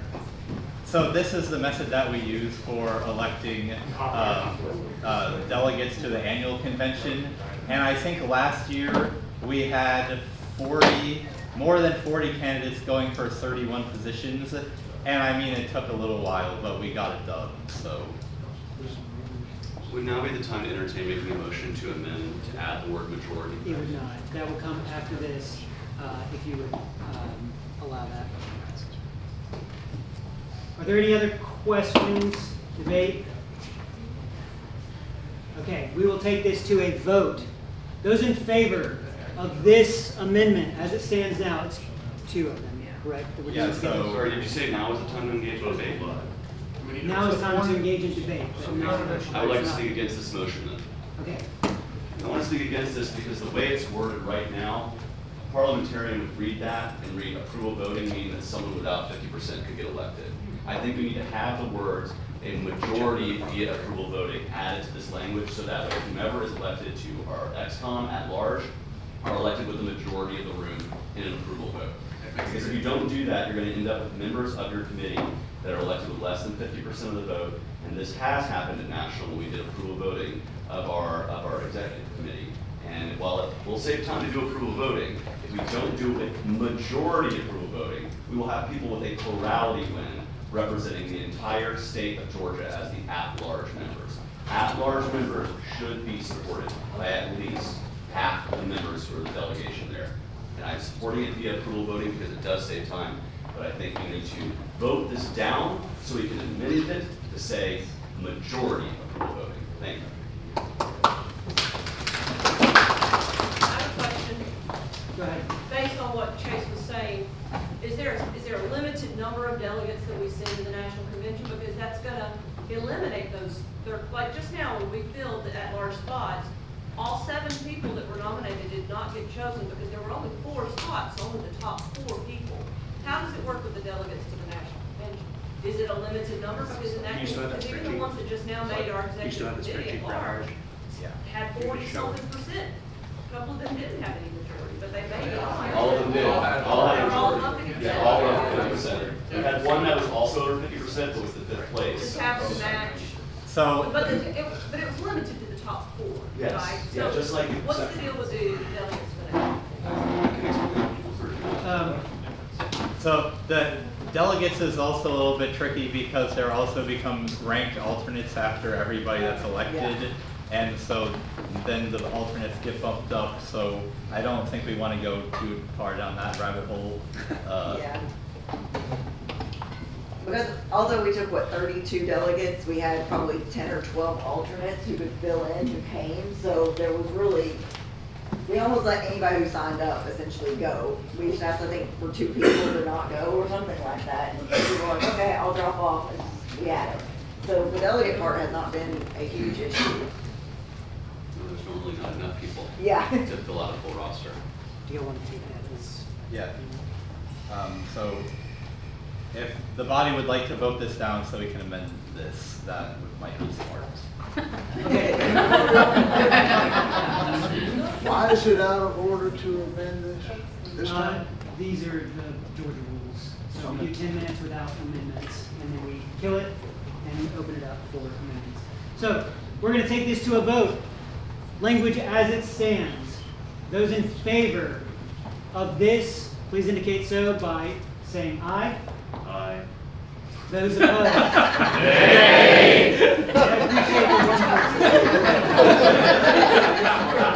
That's a true libertarian.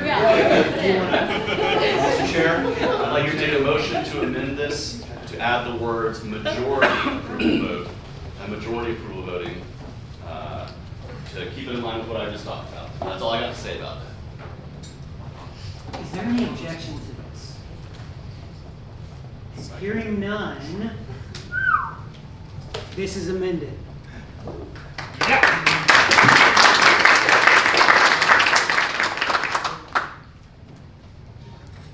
Does that need to change elsewhere? What? Does that need to change just that?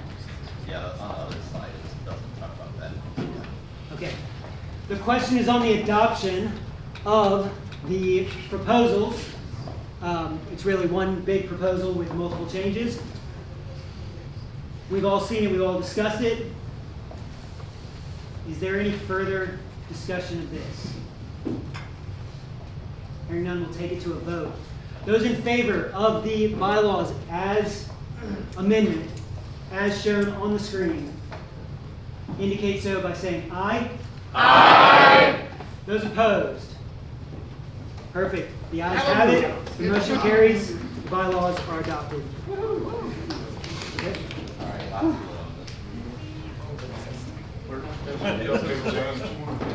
Last bylaw. Isn't there a judicial committee? So there were some edits to the draft bylaws report based on some feedback that we got. So in particular, this one was a lot longer in the original version than it is now.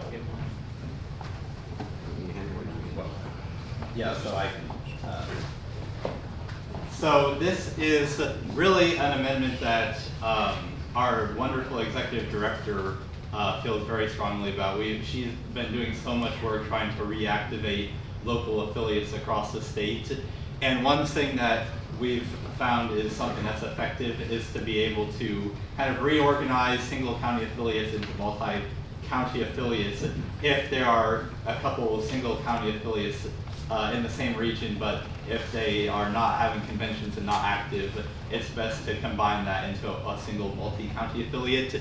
And what this bylaws proposal does is that it allows the executive committee to vote to dissolve a county affiliate if that county affiliate has not had a convention in the past 2 years. So I will read this entire thing out loud for everybody to hear.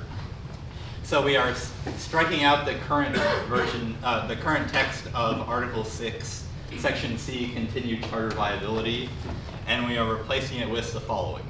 If an affiliate does not hold a business meeting or convention for 2 consecutive calendar years, the executive committee may, upon a majority vote, initiate a review of the affiliate status. The affiliate leadership will be notified at the last known email address and given 30 days to respond with a plan for reactivation.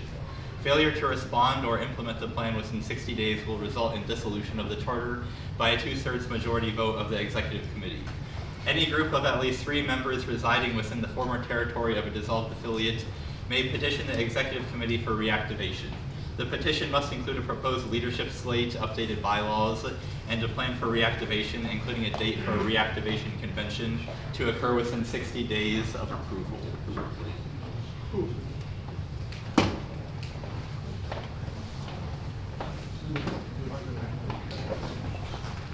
All right.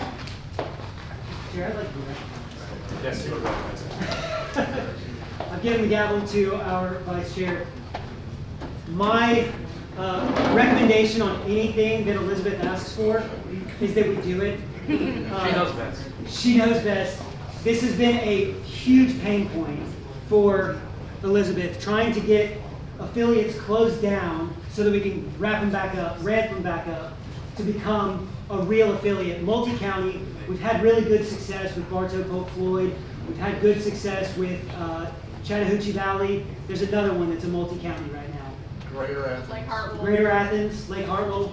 So this is a really good opportunity for us to just codify how we get our affiliates dissolved so that we can more quickly, I think it took like 1.5 years to get one of these dissolved.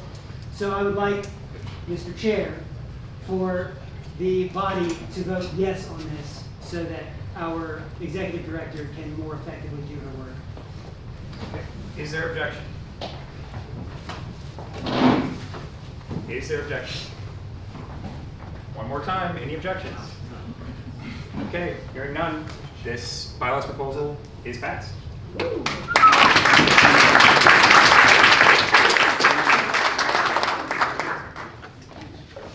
Y'all are so great. Thank you. Okay, so we are back on track. Our next piece of business is the platform. It might actually be candidates. I need to check.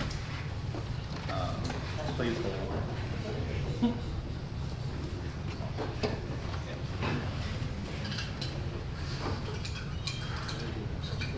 Yeah, it's actually candidate nomination and party.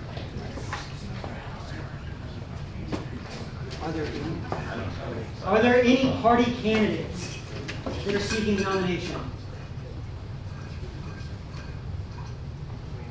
How do you want to handle me?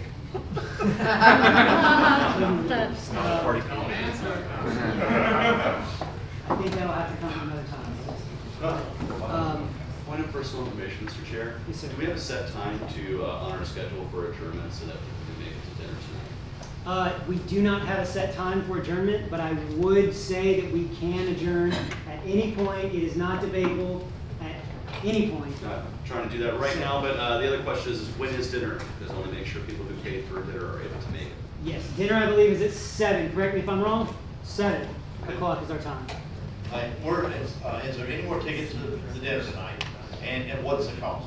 If It there is $100. Victoria, we have, how many do we have? How many do we have available for us?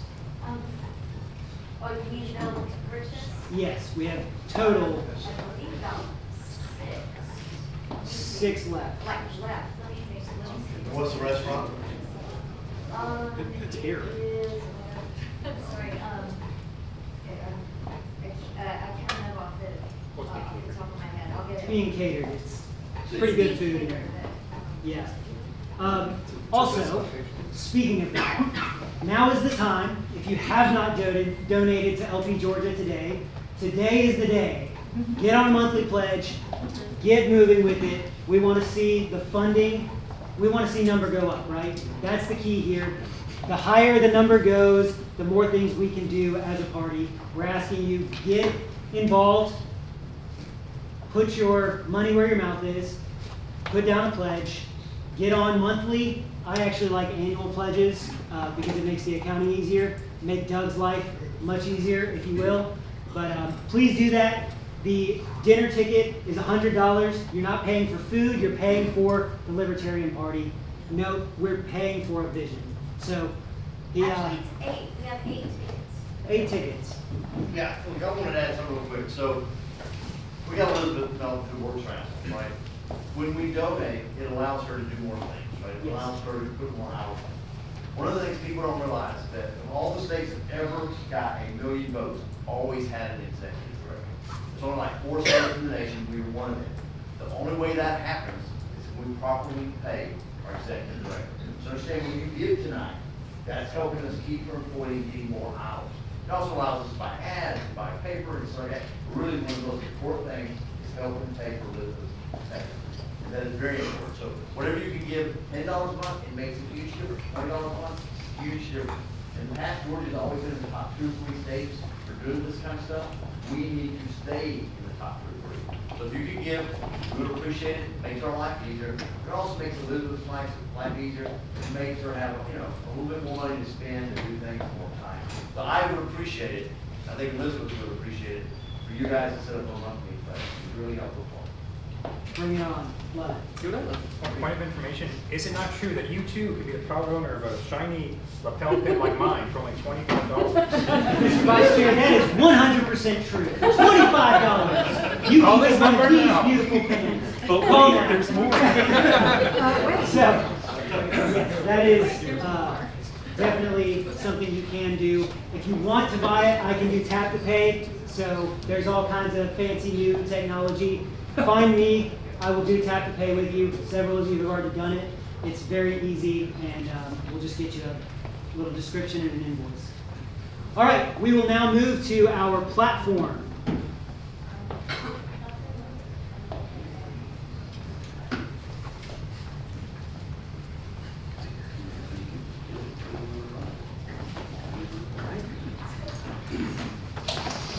All right. First of all, I want to start by thanking my platform committee. I have the best committee in this party. Everybody worked so hard on these proposals, and I just love working with this committee because they all are so thoughtful and they bring so much to our meetings every day. Not every day, every week. They are Tom Blooming, Martin Cowan, Caroline Leyburn, Colin McKinney, William Richards, and Laura Williams, and every one of them contributed. Thank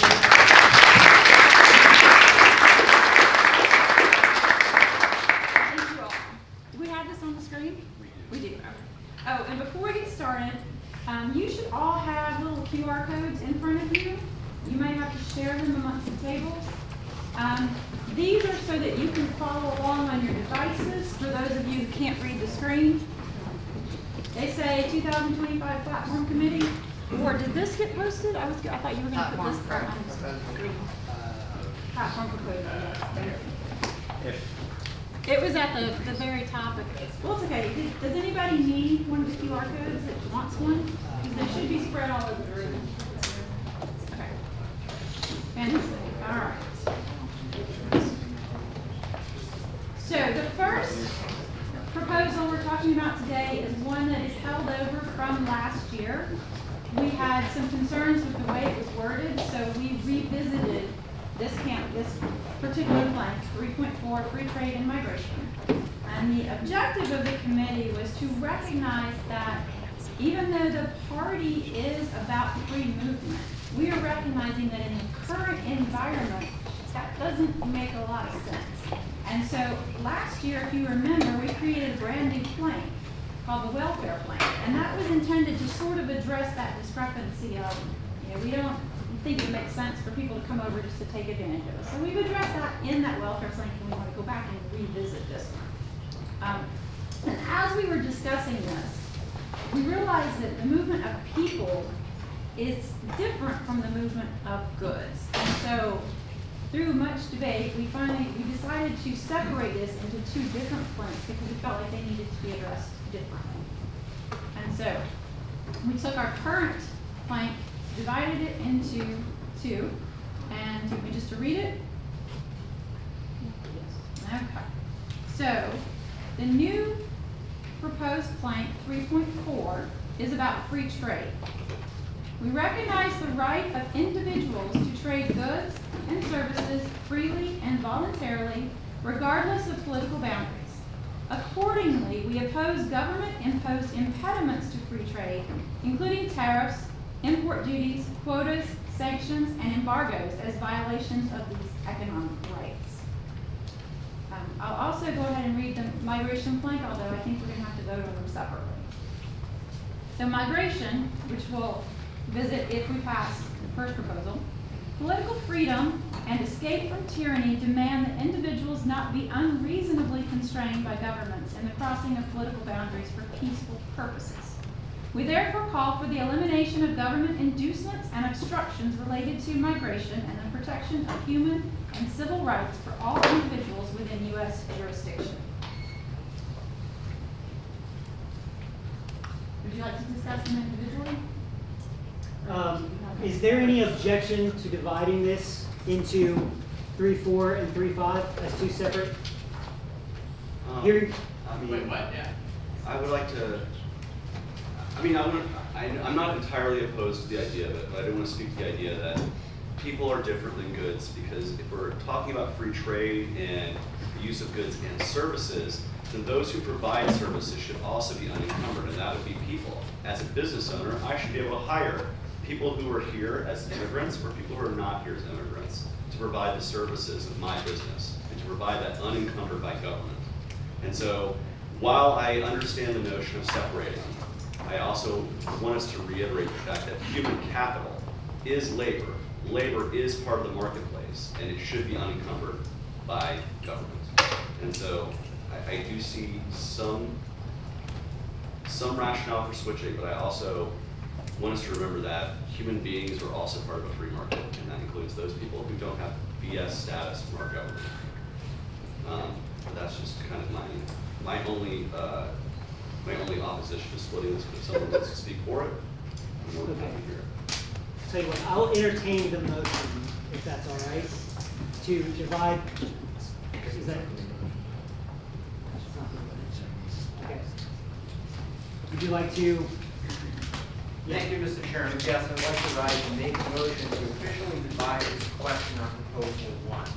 So I think in order to facilitate the procedures for this, I would ask this body to vote down the platform committee proposal number 1, and we divide it into 2 parts. I intend to support the part about trade, and then the part about migration. I would like to make a modest revision to it to facilitate that going forward. Do I have a second? Second. All right, it's been moved and seconded. This is not a debatable motion. Those in favor of dividing the question, please indicate so by saying aye. Aye. And those opposed, say nay. Okay, I went out of order and just went ahead and did it. I'm sorry. Can we all pretend like we just voted it down and we are now dividing the question? Are we okay? Okay. Okay. Thanks, y'all. Okay. That's a really big thing to vote it down, right? We definitely did not vote it down just there. No. Okay, then we will call it a division of this into 2 pieces. How about that? Does that feel better? We'll vote to separate them. We'll give 10 minutes to each. Okay? And I'm sorry, point of order. That's not what the special rules say, right? We vote on the proposal, and then if we want to amend it by separating it, if we need to, then we need to vote it down first and amend it, right? Yeah. Okay? If that's the point of order, I'll rule it well taken. And Yeah. I'll just make one point before we vote on this. If we pass this, we also are going to readjust the plank numbers for 3.5 through 67. So you all move one down. I think that just needs to be part of the motion. Okay, I'm self-explanatory. Okay. All right, then we will begin debate on 3.4 and 3.5. Mr. Sheehan, this would be your opportunity if you wanted to speak to just This is the time to propose any type of revision to. This would not be the time for a revision, but if you wanted to speak to your reasoning for dividing. Thank you, Mr. Chairman. So, yeah, my reasoning is that I think the trade plank is fine as is. As I said before, I intend to support that. I think some people might quibble a little bit with the migration part of the planks. And I'd like for my piece on migration to be dealt with separately so that we have ample time to debate that and get a plank that is more representative of the floor. Thank you. Mr. Graham? Yeah, I would argue in favor of it as written here. I think the platform committee did a very good job marrying the two ideas and making sure that lots of people in the room would be happy with it. And separating it, like, voting it down to separate it would essentially, for me at least, it would poison pill the first part. I would not be able to approve the first part without the second part because I wouldn't want to delete that without assurances that something's going to be there. And there's nobody could give those assurances because we have another vote. So, Would it be in order to consider the second part first and then vote on the free trade part? That would alleviate his concerns of eliminating the government impeding the free trade.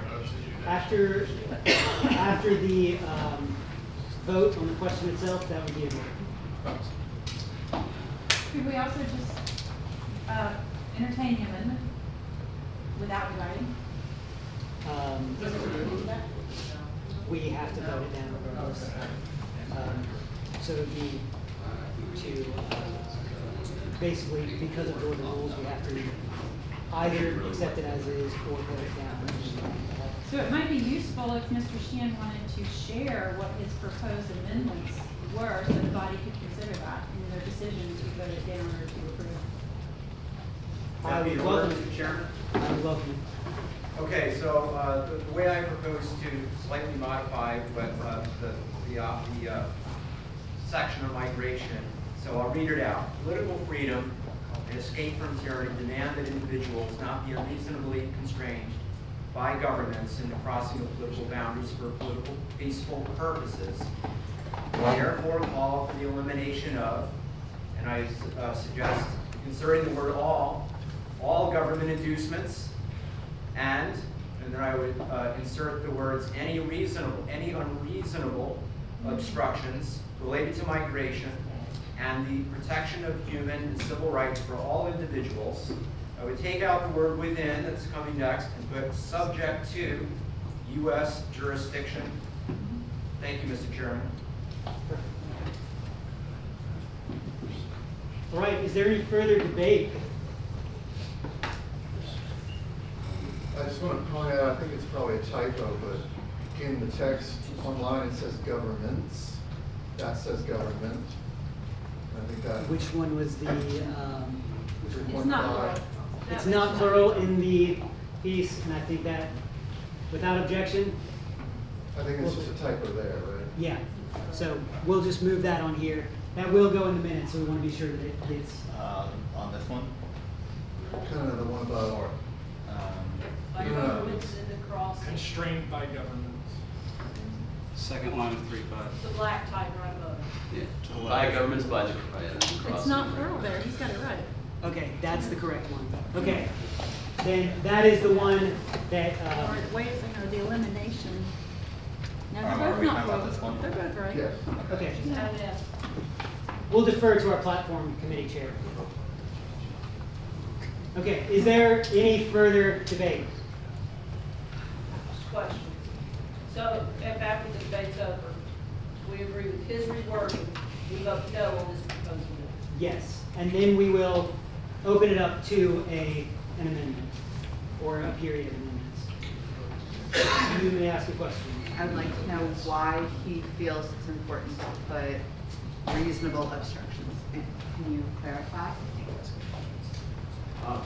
Mr. Chairman, is that in order for them to ask me questions? Just informed it's not in order. I'm sorry. I have to trust the people that are smarter than me. Okay. Is there any other debate? Okay, we'll take this to a vote.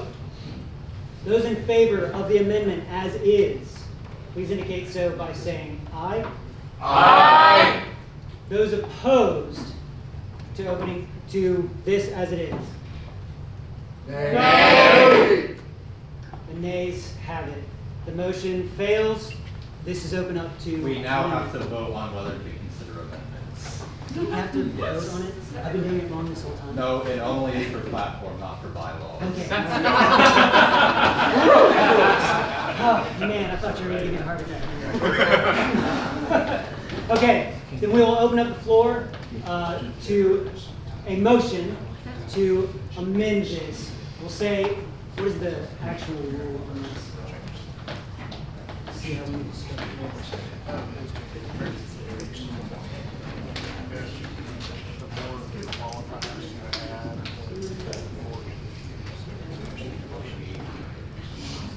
It's Rule 7, Part 3. I'll just request a vote.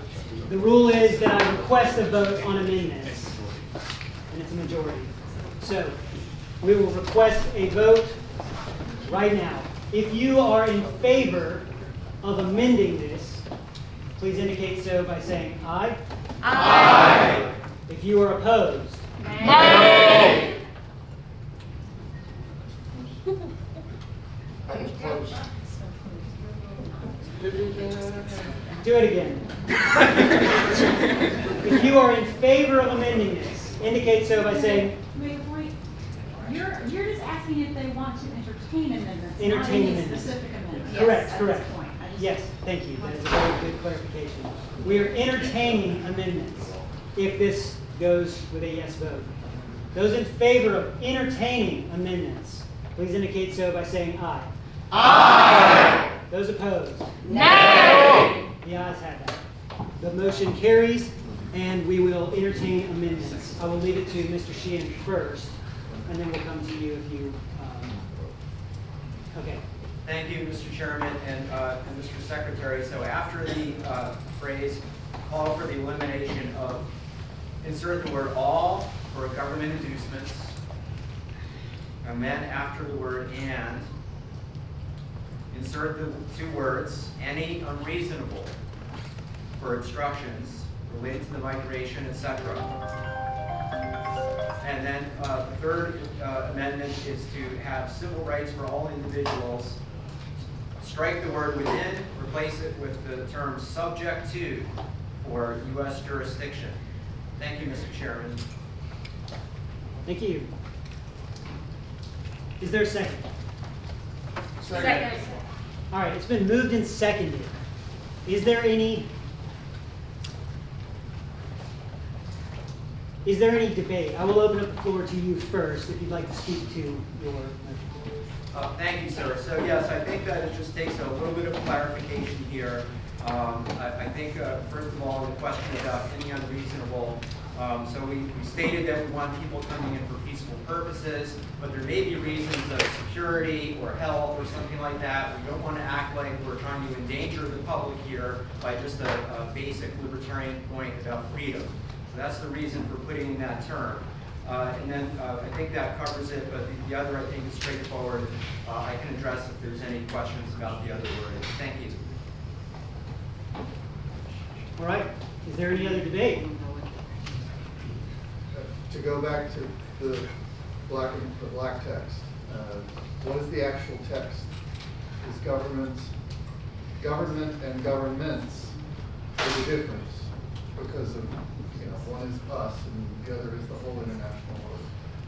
Okay, I'm going to rule that out of order because of germaneness, because of the question that's actually being presented, and that is not germane to that. I'm not proposing an amendment, I want the actual, what. He just knows what currently. As it's in the official platform, it is singular. Okay, but here it's plural. It was a typo. So the typo is on the hard copy. Okay, that's what I'm trying to figure out. That's a Which is typo, the yeah. typo? We will give our apologies for that. I'm very sorry that it happened. Not trying to be Otherwise it'd be like a No, little I get it, I mess. get it, it's important. Okay, is there any debate? I think it's reasonable to debate what the term reasonable means. I think that's going to be different from each and every person as to what a reasonable constraint is. You could see some Republicans arguing it's reasonable to obstruct people via quotas and via very complicated immigration law. And so the argument of reasonable makes it a very subjective thing, when we should be saying we're opposing obstruction, because obstruction in any obstruction to freedom is wrong. And so there is no such thing as a reasonable obstruction. There is reasonable law that you can apply that has a process for people to immigrate here, but you can't reasonably say it's okay for us to obstruct because it's reasonable to do that. I do think that word can be used in a lot of different ways, interpreted a lot of different ways, to allow people who, want to be very restrictionist for immigration to say it's not unreasonable to restrict immigration down to 5 people a year. Because I can address kind of where the platform was on, or Tom, did you want to speak to it? Either one of us can, I think. There are many places in our platform that we opted to be a little vague because defining minutia would be just that. It would be minutia. There were times when we were talking about how would you administrate this policy, and we would remind ourselves that's not our job. The platform is our beliefs. We have to leave it to government to administer their own policy, and we leave it to our individual candidates to interpret sometimes. Things like reasonable, even different candidates might interpret that differently. And that's kind of where we were coming from. We feel like if we tried to define every single position in our platform, it would be like an encyclopedia set. And we wouldn't agree. And we could never agree on it, right? And so of course, we were trying to cover things more broadly and give candidates room. And the word unreasonable, one of the reasons that we came to that was because there are legitimate reasons. There are legitimate reasons to restrict people crossing our border. I mean, what if it's an army and they're coming here to shoot us? Is that a reasonable reason to restrict them? So we felt like there needed to be. That's covered by the word Yeah. Sorry. That's already covered by 4 peaceful purposes. So if someone's coming here to do harm to us, there is a reason, there is a I'm just justification. sharing how the platform came to that decision. Well, that's his amendment. But the question, No, we actually had the word unreasonably in it already. He just added a second unreasonable. Oh. where's the first? Where's Oh, the it's first? first line. The very first one. Oh, well, there you go. Yeah. So then why do we need a second? Don't, because they're part of We don't need That's up it. to you guys. You wanted to speak in favor, you wanted to speak against. I'll do the in favor. Okay, so I am in favor of this amendment because it actually brings the second sentence of this platform item back in line with the first sentence, where we already have the word unreasonably in the first sentence in respect to being constrained by government in the crossing of political boundaries for peaceful purposes. If we leave out the word unreasonable in the second sentence, the way that the grammar works out, it actually no longer applies to the second sentence. So we would say we're calling for the elimination of obstructions related to migration without any reference to the word unreasonable that we had in the first sentence. So I actually think that Mr. Sheehan's amendment puts it back into congruence. Can I provide a point of information? Yes. The word unreasonable is in the United States Constitution and in the, so the objection to that use of that word makes no sense. That was supposed to be a question. It's okay. Technically, it was a point of personal privilege, but we can waive that. Okay, we have one to speak against if you wanted to speak against. So there's the issue with the unreasonable. There's also the issue with the subject to U.S. jurisdiction. is that saying that if we're not under the protection of the US government, as in we have to ask them for protection, we're basically leaving them out in the dark? I mean, obstructions related to migration and the protection of human and civil rights for all individuals, except for those not in US jurisdiction. We're creating a political caste outside of protection with this subject to US jurisdiction, which is, I mean, I would not like to ask government for my rights. Rights are inherent. So, is there a way to break the amendment to be unreasonable and then the subject to? Can I address the committee's thoughts on that? And share with you where we're going? So the idea here is we have people crossing our border. And by assuming that they have all the same rights that US citizens have, we felt like we were kind of undermining that immigration policy. Y'all correct me if I'm not stating this correctly. And so we wanted to recognize that these people crossing our border for reasons unknown may not be subject to the same civil rights. And again, I like to go to the extreme example. If they're coming here for non-peaceful purposes, do we treat them the same way we would treat US citizens, or does some other law fall into place there? Okay. We will go to Mr. Graham. You'll come back maybe at the end if you can. Mr. Graham? Yeah, I just think this is such a hot button issue within the party, and I do think our platform committee did a lot of good work and had pretty good representation on the platform committee to come up with the wording for very specific reasons. And without more consideration of the edits, I don't feel comfortable voting for this, so for those reasons I would be Okay. So is that in favor, opposed? I think you're the only one, so it probably doesn't matter. This is opposed to the subject to. Okay. I would point out that people crossing our border have the same civil rights that citizens do by constitutional definition. And also that undocumented immigrants are subject to U.S. jurisdiction. So I don't think that the subject to modification makes a ton of sense. If they are within U.S. jurisdiction, they are subject to U.S. jurisdiction. Okay. But does it apply, I'm sorry. So you can ask a point of parliamentary inquiry. Does it apply the same if, let's say, I am a US citizen, but I'm not within the US jurisdiction, therefore I should still have those same things, right? That I am to be able to migrate, and the US government is now saying that they appreciate and will protect my right to migrate wherever I want to. So it's reversing, then I'm subject to but not within. Right? Am I wrong? Forgive me for saying a little out of it here, but it seems to me the only people who constitutionally are not subject to U.S. jurisdiction, who reside within U.S. jurisdiction, would be ambassadors and diplomats who maintain diplomatic immunity. That's what the term, typically applies to. And so, the way it's written, I guess we're excluding anybody who has diplomatic immunity because they're not subject to U.S. jurisdiction. But if they are within the area of U.S. jurisdiction, it would still apply. But that's the only thing that, I don't see, right now, the way the Supreme Court is interpreted subject to U.S. jurisdiction would be, anybody who's here, whether they're here with or without documentation. The only people that aren't subject to that would be people who have diplomatic immunity. There's very few people who like to park wherever they want in New York when they're here for the UN. But other than that, We don't like government officials anyway, right? yeah. But we're talking about migration, people coming across the border, and you're defining US jurisdiction as once they cross the border. And we're talking about those people who are asking to cross the border. They haven't crossed in yet, so they're not subject to our jurisdiction yet. Then they're not within it either. They're not. Right, no, to me, they basically the same thing. Yeah, I've broken a rule, so Mr. Sheehan will go ahead and break another rule and let you go ahead. Oh, thank you, Mr. Chairman.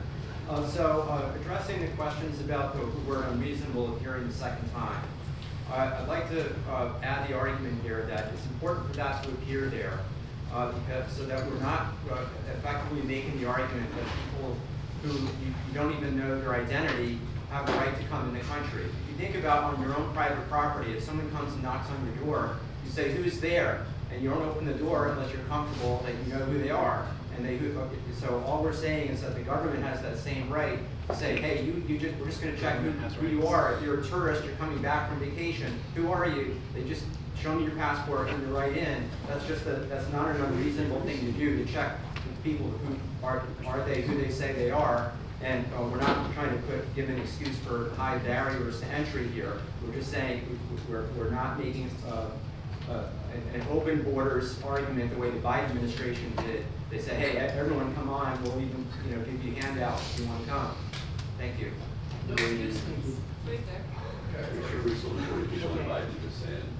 I'm going to shut off debate for the multiple people who have gone before, because I shouldn't be doing that. So anyone who wants to go for, against, we just had 4. Is there a reason that we have to have jurisdiction in there and just not say individuals like we do in the first sentence? Why are we artificially restricting people's freedom based on the jurisdiction?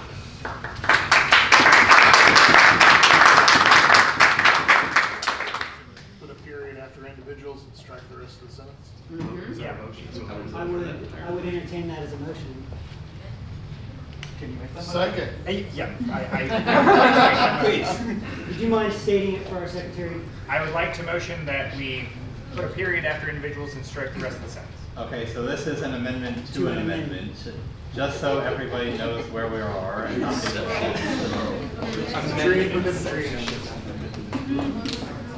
So the order of operations for getting out of here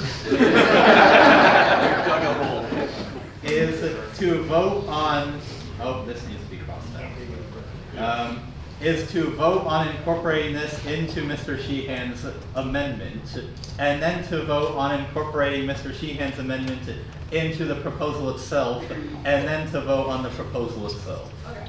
There we go. This is the Okay. reason I want your job. Is there any debate on that amendment to the amendment? To the amendment.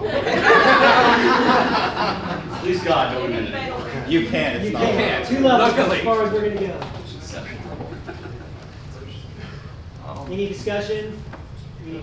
I think it's a good idea because human rights are universal. They're not subject to one government or the other. Each and every person, no matter where you are born in this world, is born a free person. Everything else put upon it is government. It is immoral, it is wrong, it's violence. And I think our platform should speak to every single person around the world, not just those subject to U.S. jurisdiction.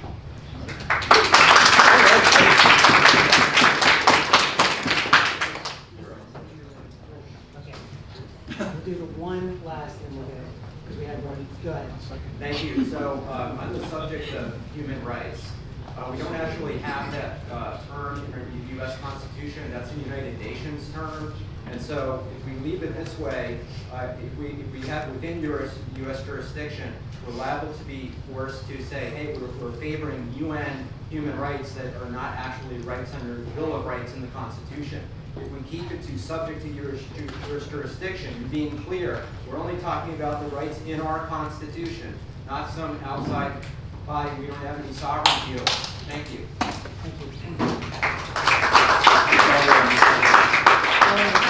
We're shutting it down. We have gone way over time. I'm the worst at timekeeping. So we're going to go all the way up. The first is on the amendment to the amendment, just striking the line, subject to U.S. jurisdiction. Are you ready for the question? Those in favor of striking subject to U.S. jurisdiction indicate so by saying aye. Aye. Those opposed? Nay. Nay. The nays have it. It is not stricken. Division. All right. What percentage of vote on this is the majority? Or Majority. Yeah, I would call for division, and that was really close. Okay. Yeah, we'll do hands. We'll do a counted vote. Those in favor of striking subject to U.S. jurisdiction, raise your hands. 1, 2, 3, 4, 5, 6, 7, 8, 9, 10, 11, 12, 14, 15. 16, 18, 19, 20, 21, 22, 23, 24, 25. 26, 27, 28, 30, 31, 32, 33, 34, 38, 39, 42, 43, 46, 47, 48. That's exactly. Yes, sir. What is the, right now, the total vote that we have? So the total people that have credentials, What do we see right now? Let's just go ahead and count the Right names. now, let's vote the noes, let's count the noes, because we need to have We're at those. 48, Let's so do it's it. over half. All right, those opposed to striking subject to jurisdiction. Raise your hand. 3, 4, 5, 6, 7, 8, 9, 10, 11, 12, 13, 14, 20, 22, 25? 26. Yeah, Okay, wow. That passes. That changed. Or passes. Okay, it passes. Let's move to the next amendment. This is on the amendment, less subject to U.S. jurisdiction. Yep. Remove that last bit. Better after it. Cut it out.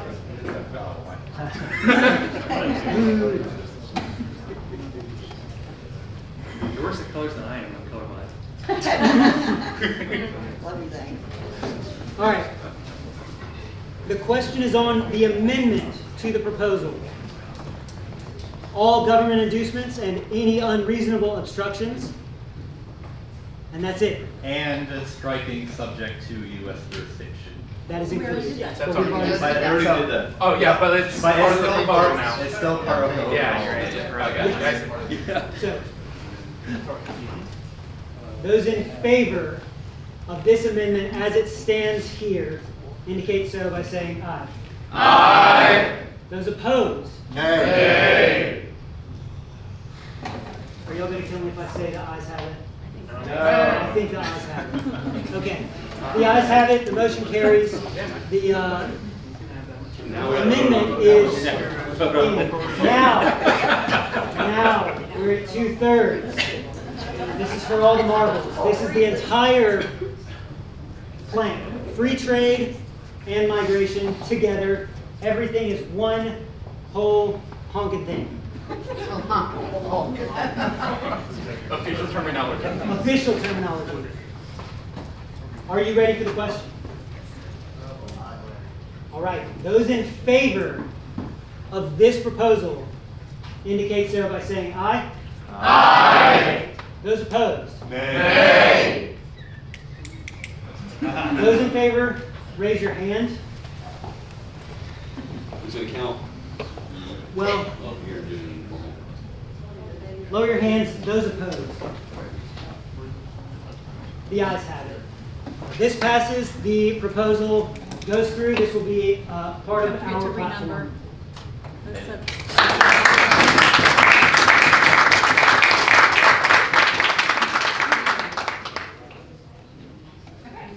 Our second proposal is a simple change, but we think it's significant. We're talking about plank 1.5, which is parental rights. I think we all agree that parents have the right to make decisions on behalf of their children. But we felt like there was something missing. Not only should the government not restrict those rights, but the government should also not coerce parents or in some way positively influence particular decisions. So what we're trying to do is just say, stay out of it. Not only can you not restrict parents from making decisions, but we also don't want you promoting particular decisions or providing incentives for parents who make particular decisions. And that's why we simply added the phrase, free from government coercion. So it would read, parents or other guardians have the right to raise their children according to their own standards and beliefs, free from government coercion, provided that the rights of children to be free from abuse and neglect are also protected. And we fully recognize that the rights of children to be free from abuse and neglect is kind of a gray area, because everybody doesn't agree on what constitutes abuse. I mean, not vaccinating your children, some people could say that's abuse. So we debated that, and once again decided to defer to somewhat vague language, allowing our candidates to interpret it for themselves.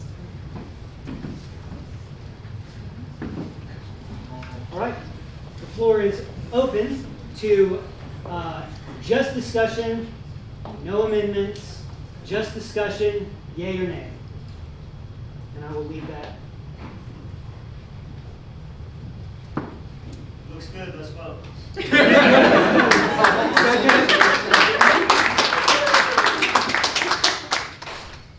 Do we want to call that a motion? He wants to call the question. The previous question has been moved. This only ends debate. So, those in favor of ending debate indicate so by saying aye. Aye. Those opposed? Debate has ended. We will move to the question itself. All right, those in favor of the question itself, to amend it to say free from government coercion, indicate so by saying aye. Aye. Those opposed? Yeah, you better. The motion passes. Okay,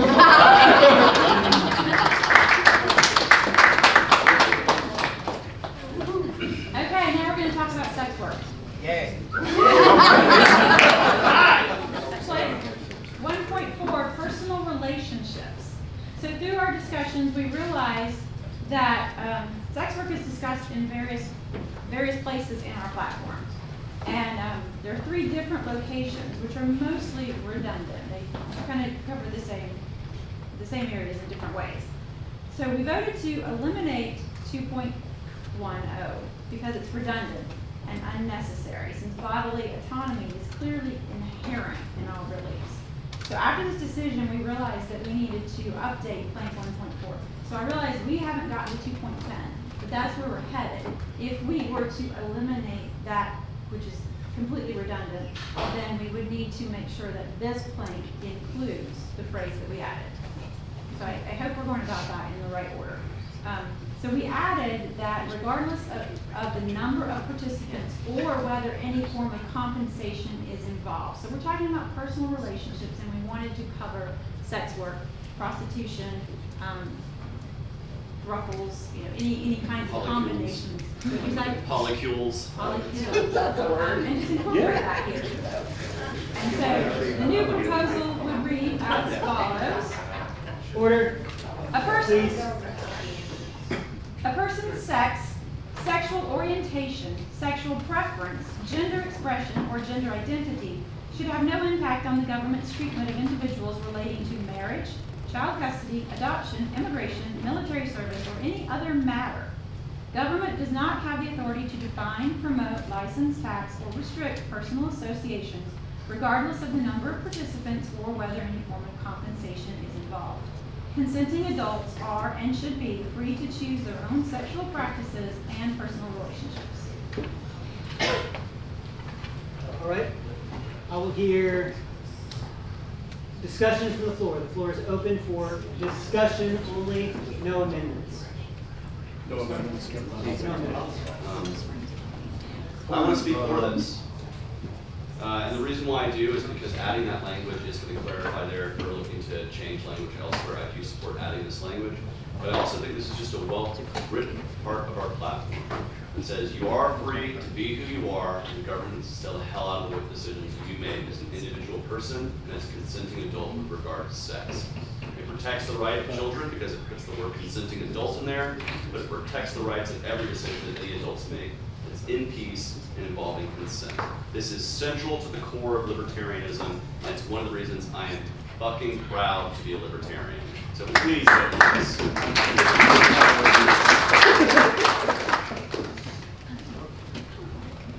But we're not considering the 2.10 right now.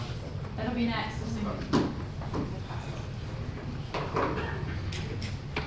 Is there any other discussion? Debate, yes or no? I'll speak. What?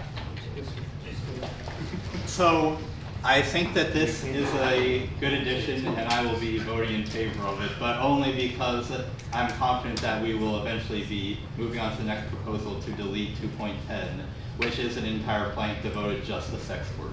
As you may have been noticed as I've been passing the ballots around, I'm a Christian, and don't worry, I think that, prostitution and all that there should be no government infringement on it. However, when I talk to other Christians about libertarianism, and they're like, oh, you're the ones that love prostitutes, and then they go look at the platform, and we have an entire plank just devoted to that one issue, whereas the platform committee said, there are lots of things that we support that we don't have an entire plank devoted to.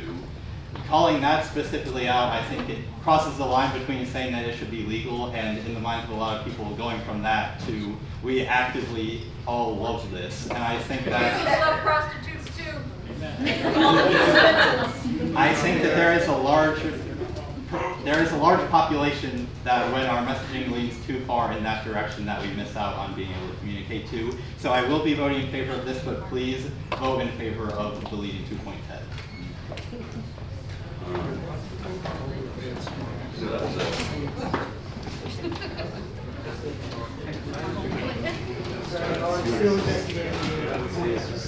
Questions allowed at this point in time? Yes, I'll allow questions to the members. Where is willing in front of the number of participants? The number of participants, the number of willing participants? What would Well, be it wrong? says consulting. Well, we addressed consenting adults. Willing, I'm not opposed to that friendly amendment.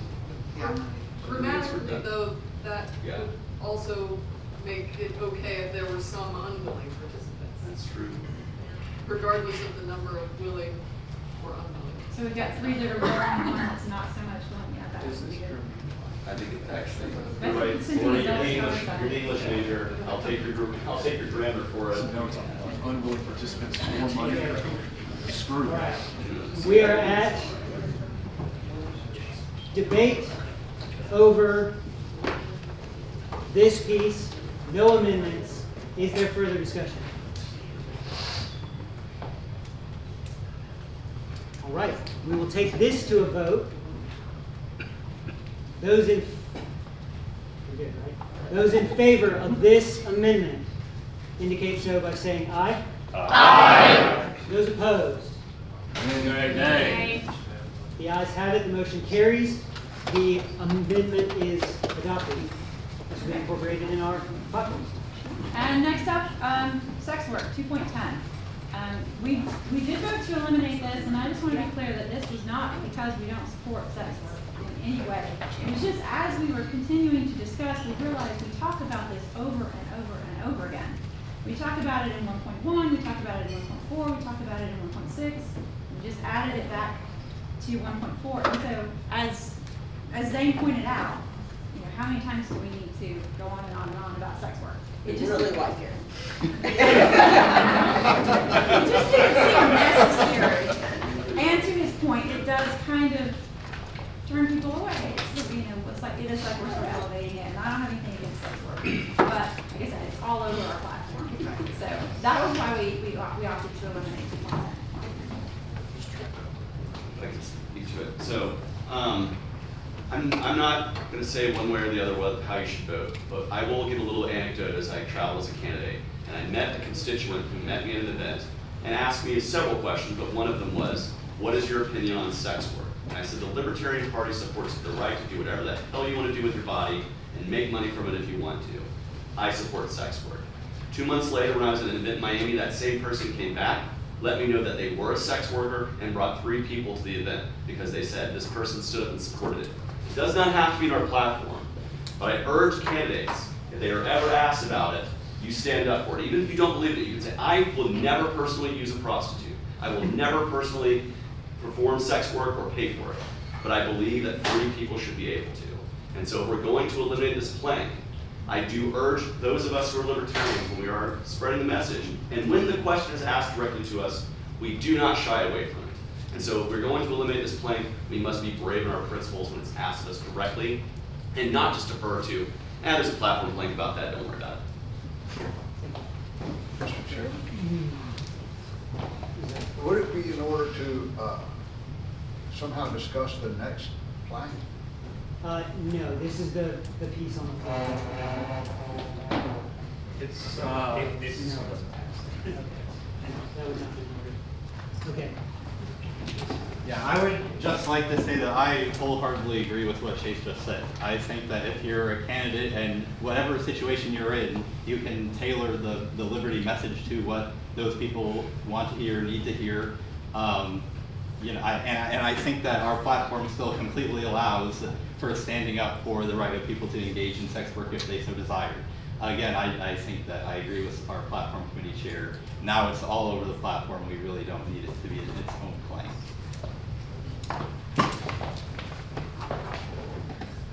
Yeah, I'd like to speak actually for keeping it. Sometimes I like the bold message, right? I like it when we don't shy away from stuff. One of the things that makes us a little different than the other party, right? And I think some people who are in that shadow and darkness sometimes need to hear exactly how it stands. So for me, this means we're not backing down from these folks who are in the shadow. For me, I would like to keep it because it's bold messaging. It's the kind of messaging we should be putting out. But I do understand sometimes when you're trying to sell to a Christian group or a group that's not particularly friendly to this idea, it does make it a little harder. But I signed up for this. I understand it's a little harder. I would prefer to keep it and be a little bit more bold on that.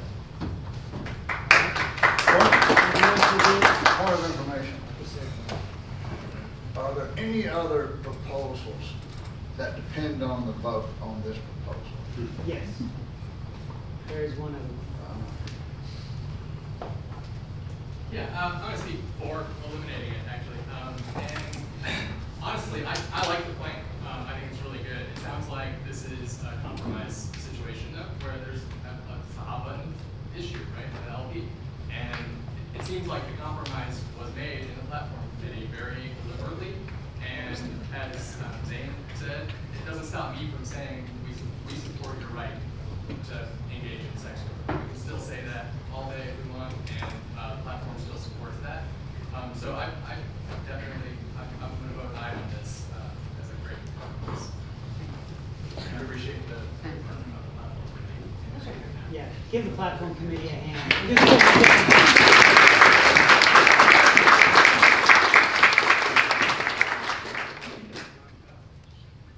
All right, is there any further discussion? I would like to speak for also removing this, but for different reasons. Prostitution is an abomination. It is wickedness. It is a blight on our land. It is connected to slavery, forced drug addiction, murdering of babies, bullying of women, objectification, and destroying the family. That's all. Thank you. I'm also a Christian, and thereby would also not end up using prostitute myself. I would be happy if I didn't have my family or else. However, I have a close friend who's a libertarian and a major candidate in Wisconsin right now, who her life was abused and she was forced into all kinds of horrible situations by bosses and everything else until she became a prostitute. That's how she became free, by choosing how to use her body to get out of the situation with the drug dealers who are forcing her into the horrible thing. So I understand where you're coming from, and slice of love, and I get that, I appreciate it. However, I think on this particular point, you don't know people who are doing things like this of their own free will. And I understand it, and I'd love to talk to you about it, but I think on this particular point, you're mistaken.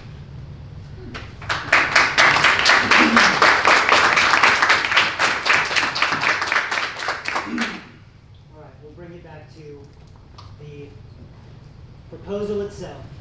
Is there any further discussion, debate? Hearing none. What's the vote over to?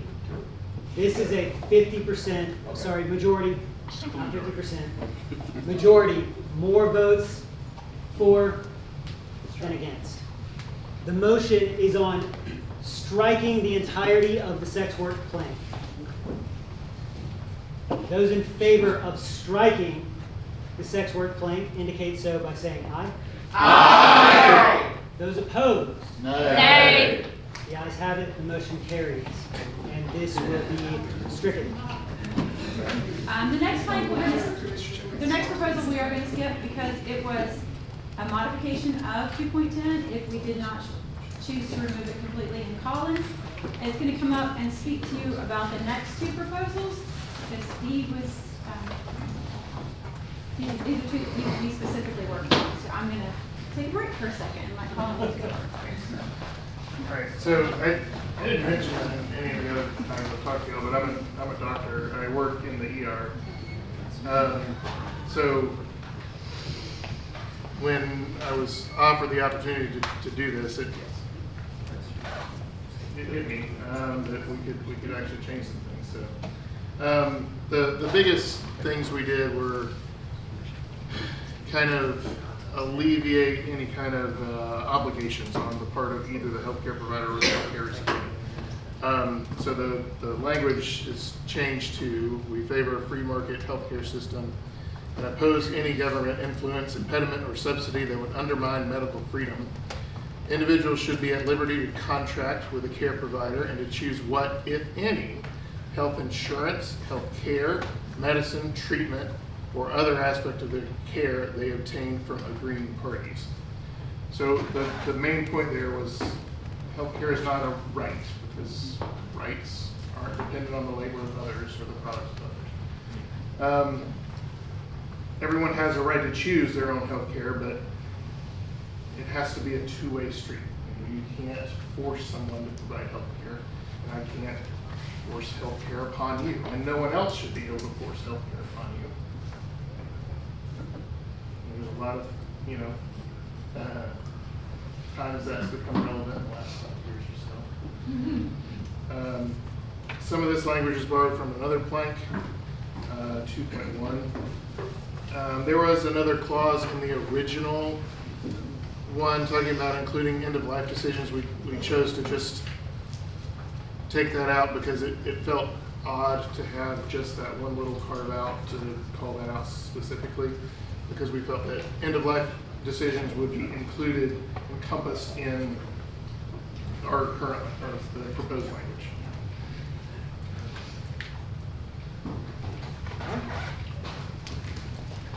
The question is on the amendment by substitution of this platform plank 2.13. Is there any discussion?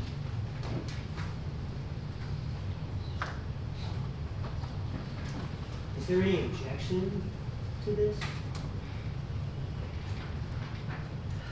I've got one question. What about people who are unsatisfied? That's the worst part of my job. I'm in the emergency room, and the state both mandates and allows me to, if necessary, restrain someone who is a potential danger to themselves or to others. So when someone comes in and they're completely drugged out and they're dangerous and they're biting and they're kicking and they're screaming, I've got no problem doing what I need to do to restrain someone who's behaving like that.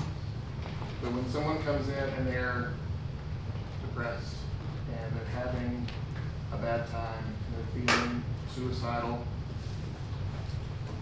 by law, if they're a danger to themselves, I have to treat them the same as the other guy. And I hate it. I hate every second of it, because those people end up in the same room as the person that's being tied down, getting a helmet. But that's the law. And because I'm an emergency provider, I have an obligation and duty to make that decision. Basically, it's called a Section 1013. And it basically allows me to arrest someone for being suicidal. And the Libertarian part of me recoils at that every single time I have to do it. I don't know how we address that in a platform point. But I'm not certain that it's fixable at our level. Yes, sir? Oh, sorry. We're back at the discussion, no amendments. We'll open it to Mr. Graham, your last name? Martin. Martin? Mr. Martin, you'll come next. Yeah, I mean, I think the question about whether or not something would apply to somebody not in a state of mind probably applies to any of our platform planks at this time. And maybe that is something that a future platform committee could take a look at. I actually don't know if the platform addresses that at all, but there's always some wiggle room in there and some weirdness. But I think if that's how we judge every single platform plank, we just wouldn't have a platform. So I just don't think favor of this. And to address your concern, I think you say any government influence there, so we're covered there. And then if somebody's violent, that's violence. They're breaking an act. Whereas, I think many of us would agree that suicidality is not a violation of that. Is there any further discussion? No amendments, just discussions and debate. Hearing none. I won't try again. I will just say, those in favor, say aye. Aye. Those opposed? All right, the motion carries, and we are going to the next one. Thank you, everyone.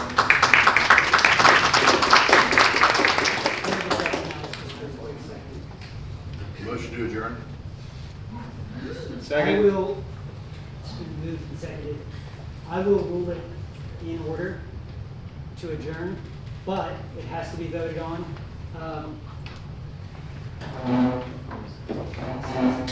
Point of information.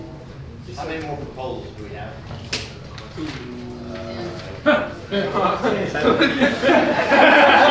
Choose now or 7 o'clock, but people are going to get hungry. Okay. Yeah, this is going to be Candidate. We have 17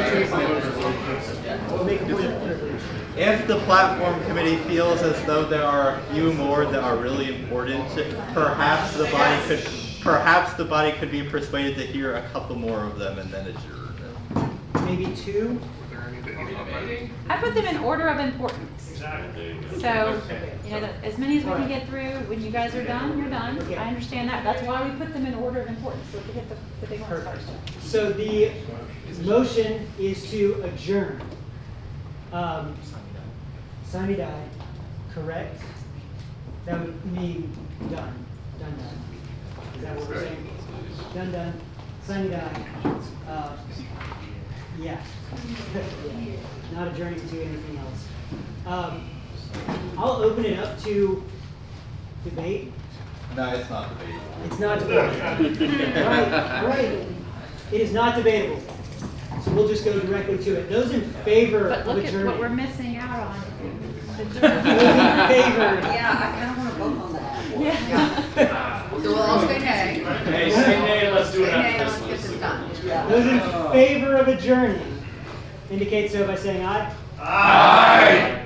Those opposed? Nay. The nays have it. We'll go.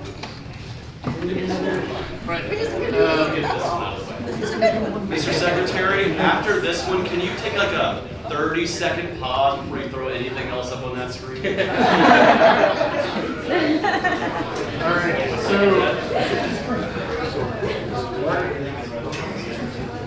Order!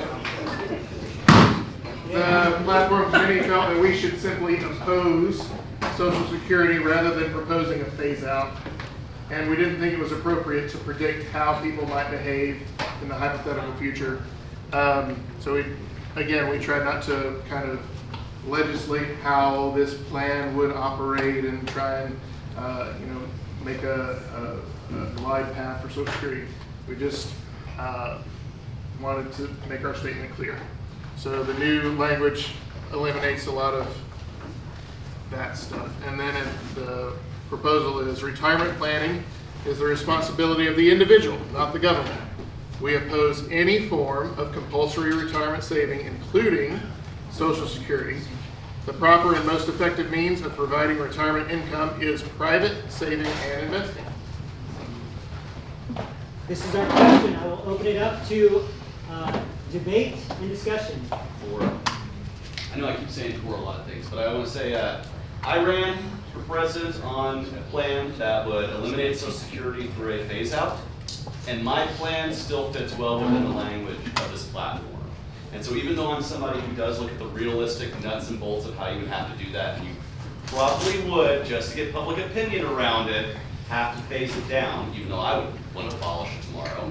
I think this leaves it open for candidates like myself and other candidates who have run for office to be able to make that interpretation for themselves, to make that part of their platform, and ultimately it would always be in line with our platform, regardless of where they fall. I think that there's broad support for this. Call me crazy. I think there's broad support for this. Is there any objection to ending discussion? Discussion is ended. We will go to a vote. Those in favor of this platform plank amendment indicate so by saying aye. Aye. Those opposed? Nay. The ayes have it. Gotta have your one. All right. Chair, motion to adjourn. I hear a motion to adjourn. Second. Ronnie Guy. It's been seconded. Those in favor of adjourning? Sine die, say aye. Aye. Those opposed? Nay. The ayes have it. The motion carries. Thank you, everybody.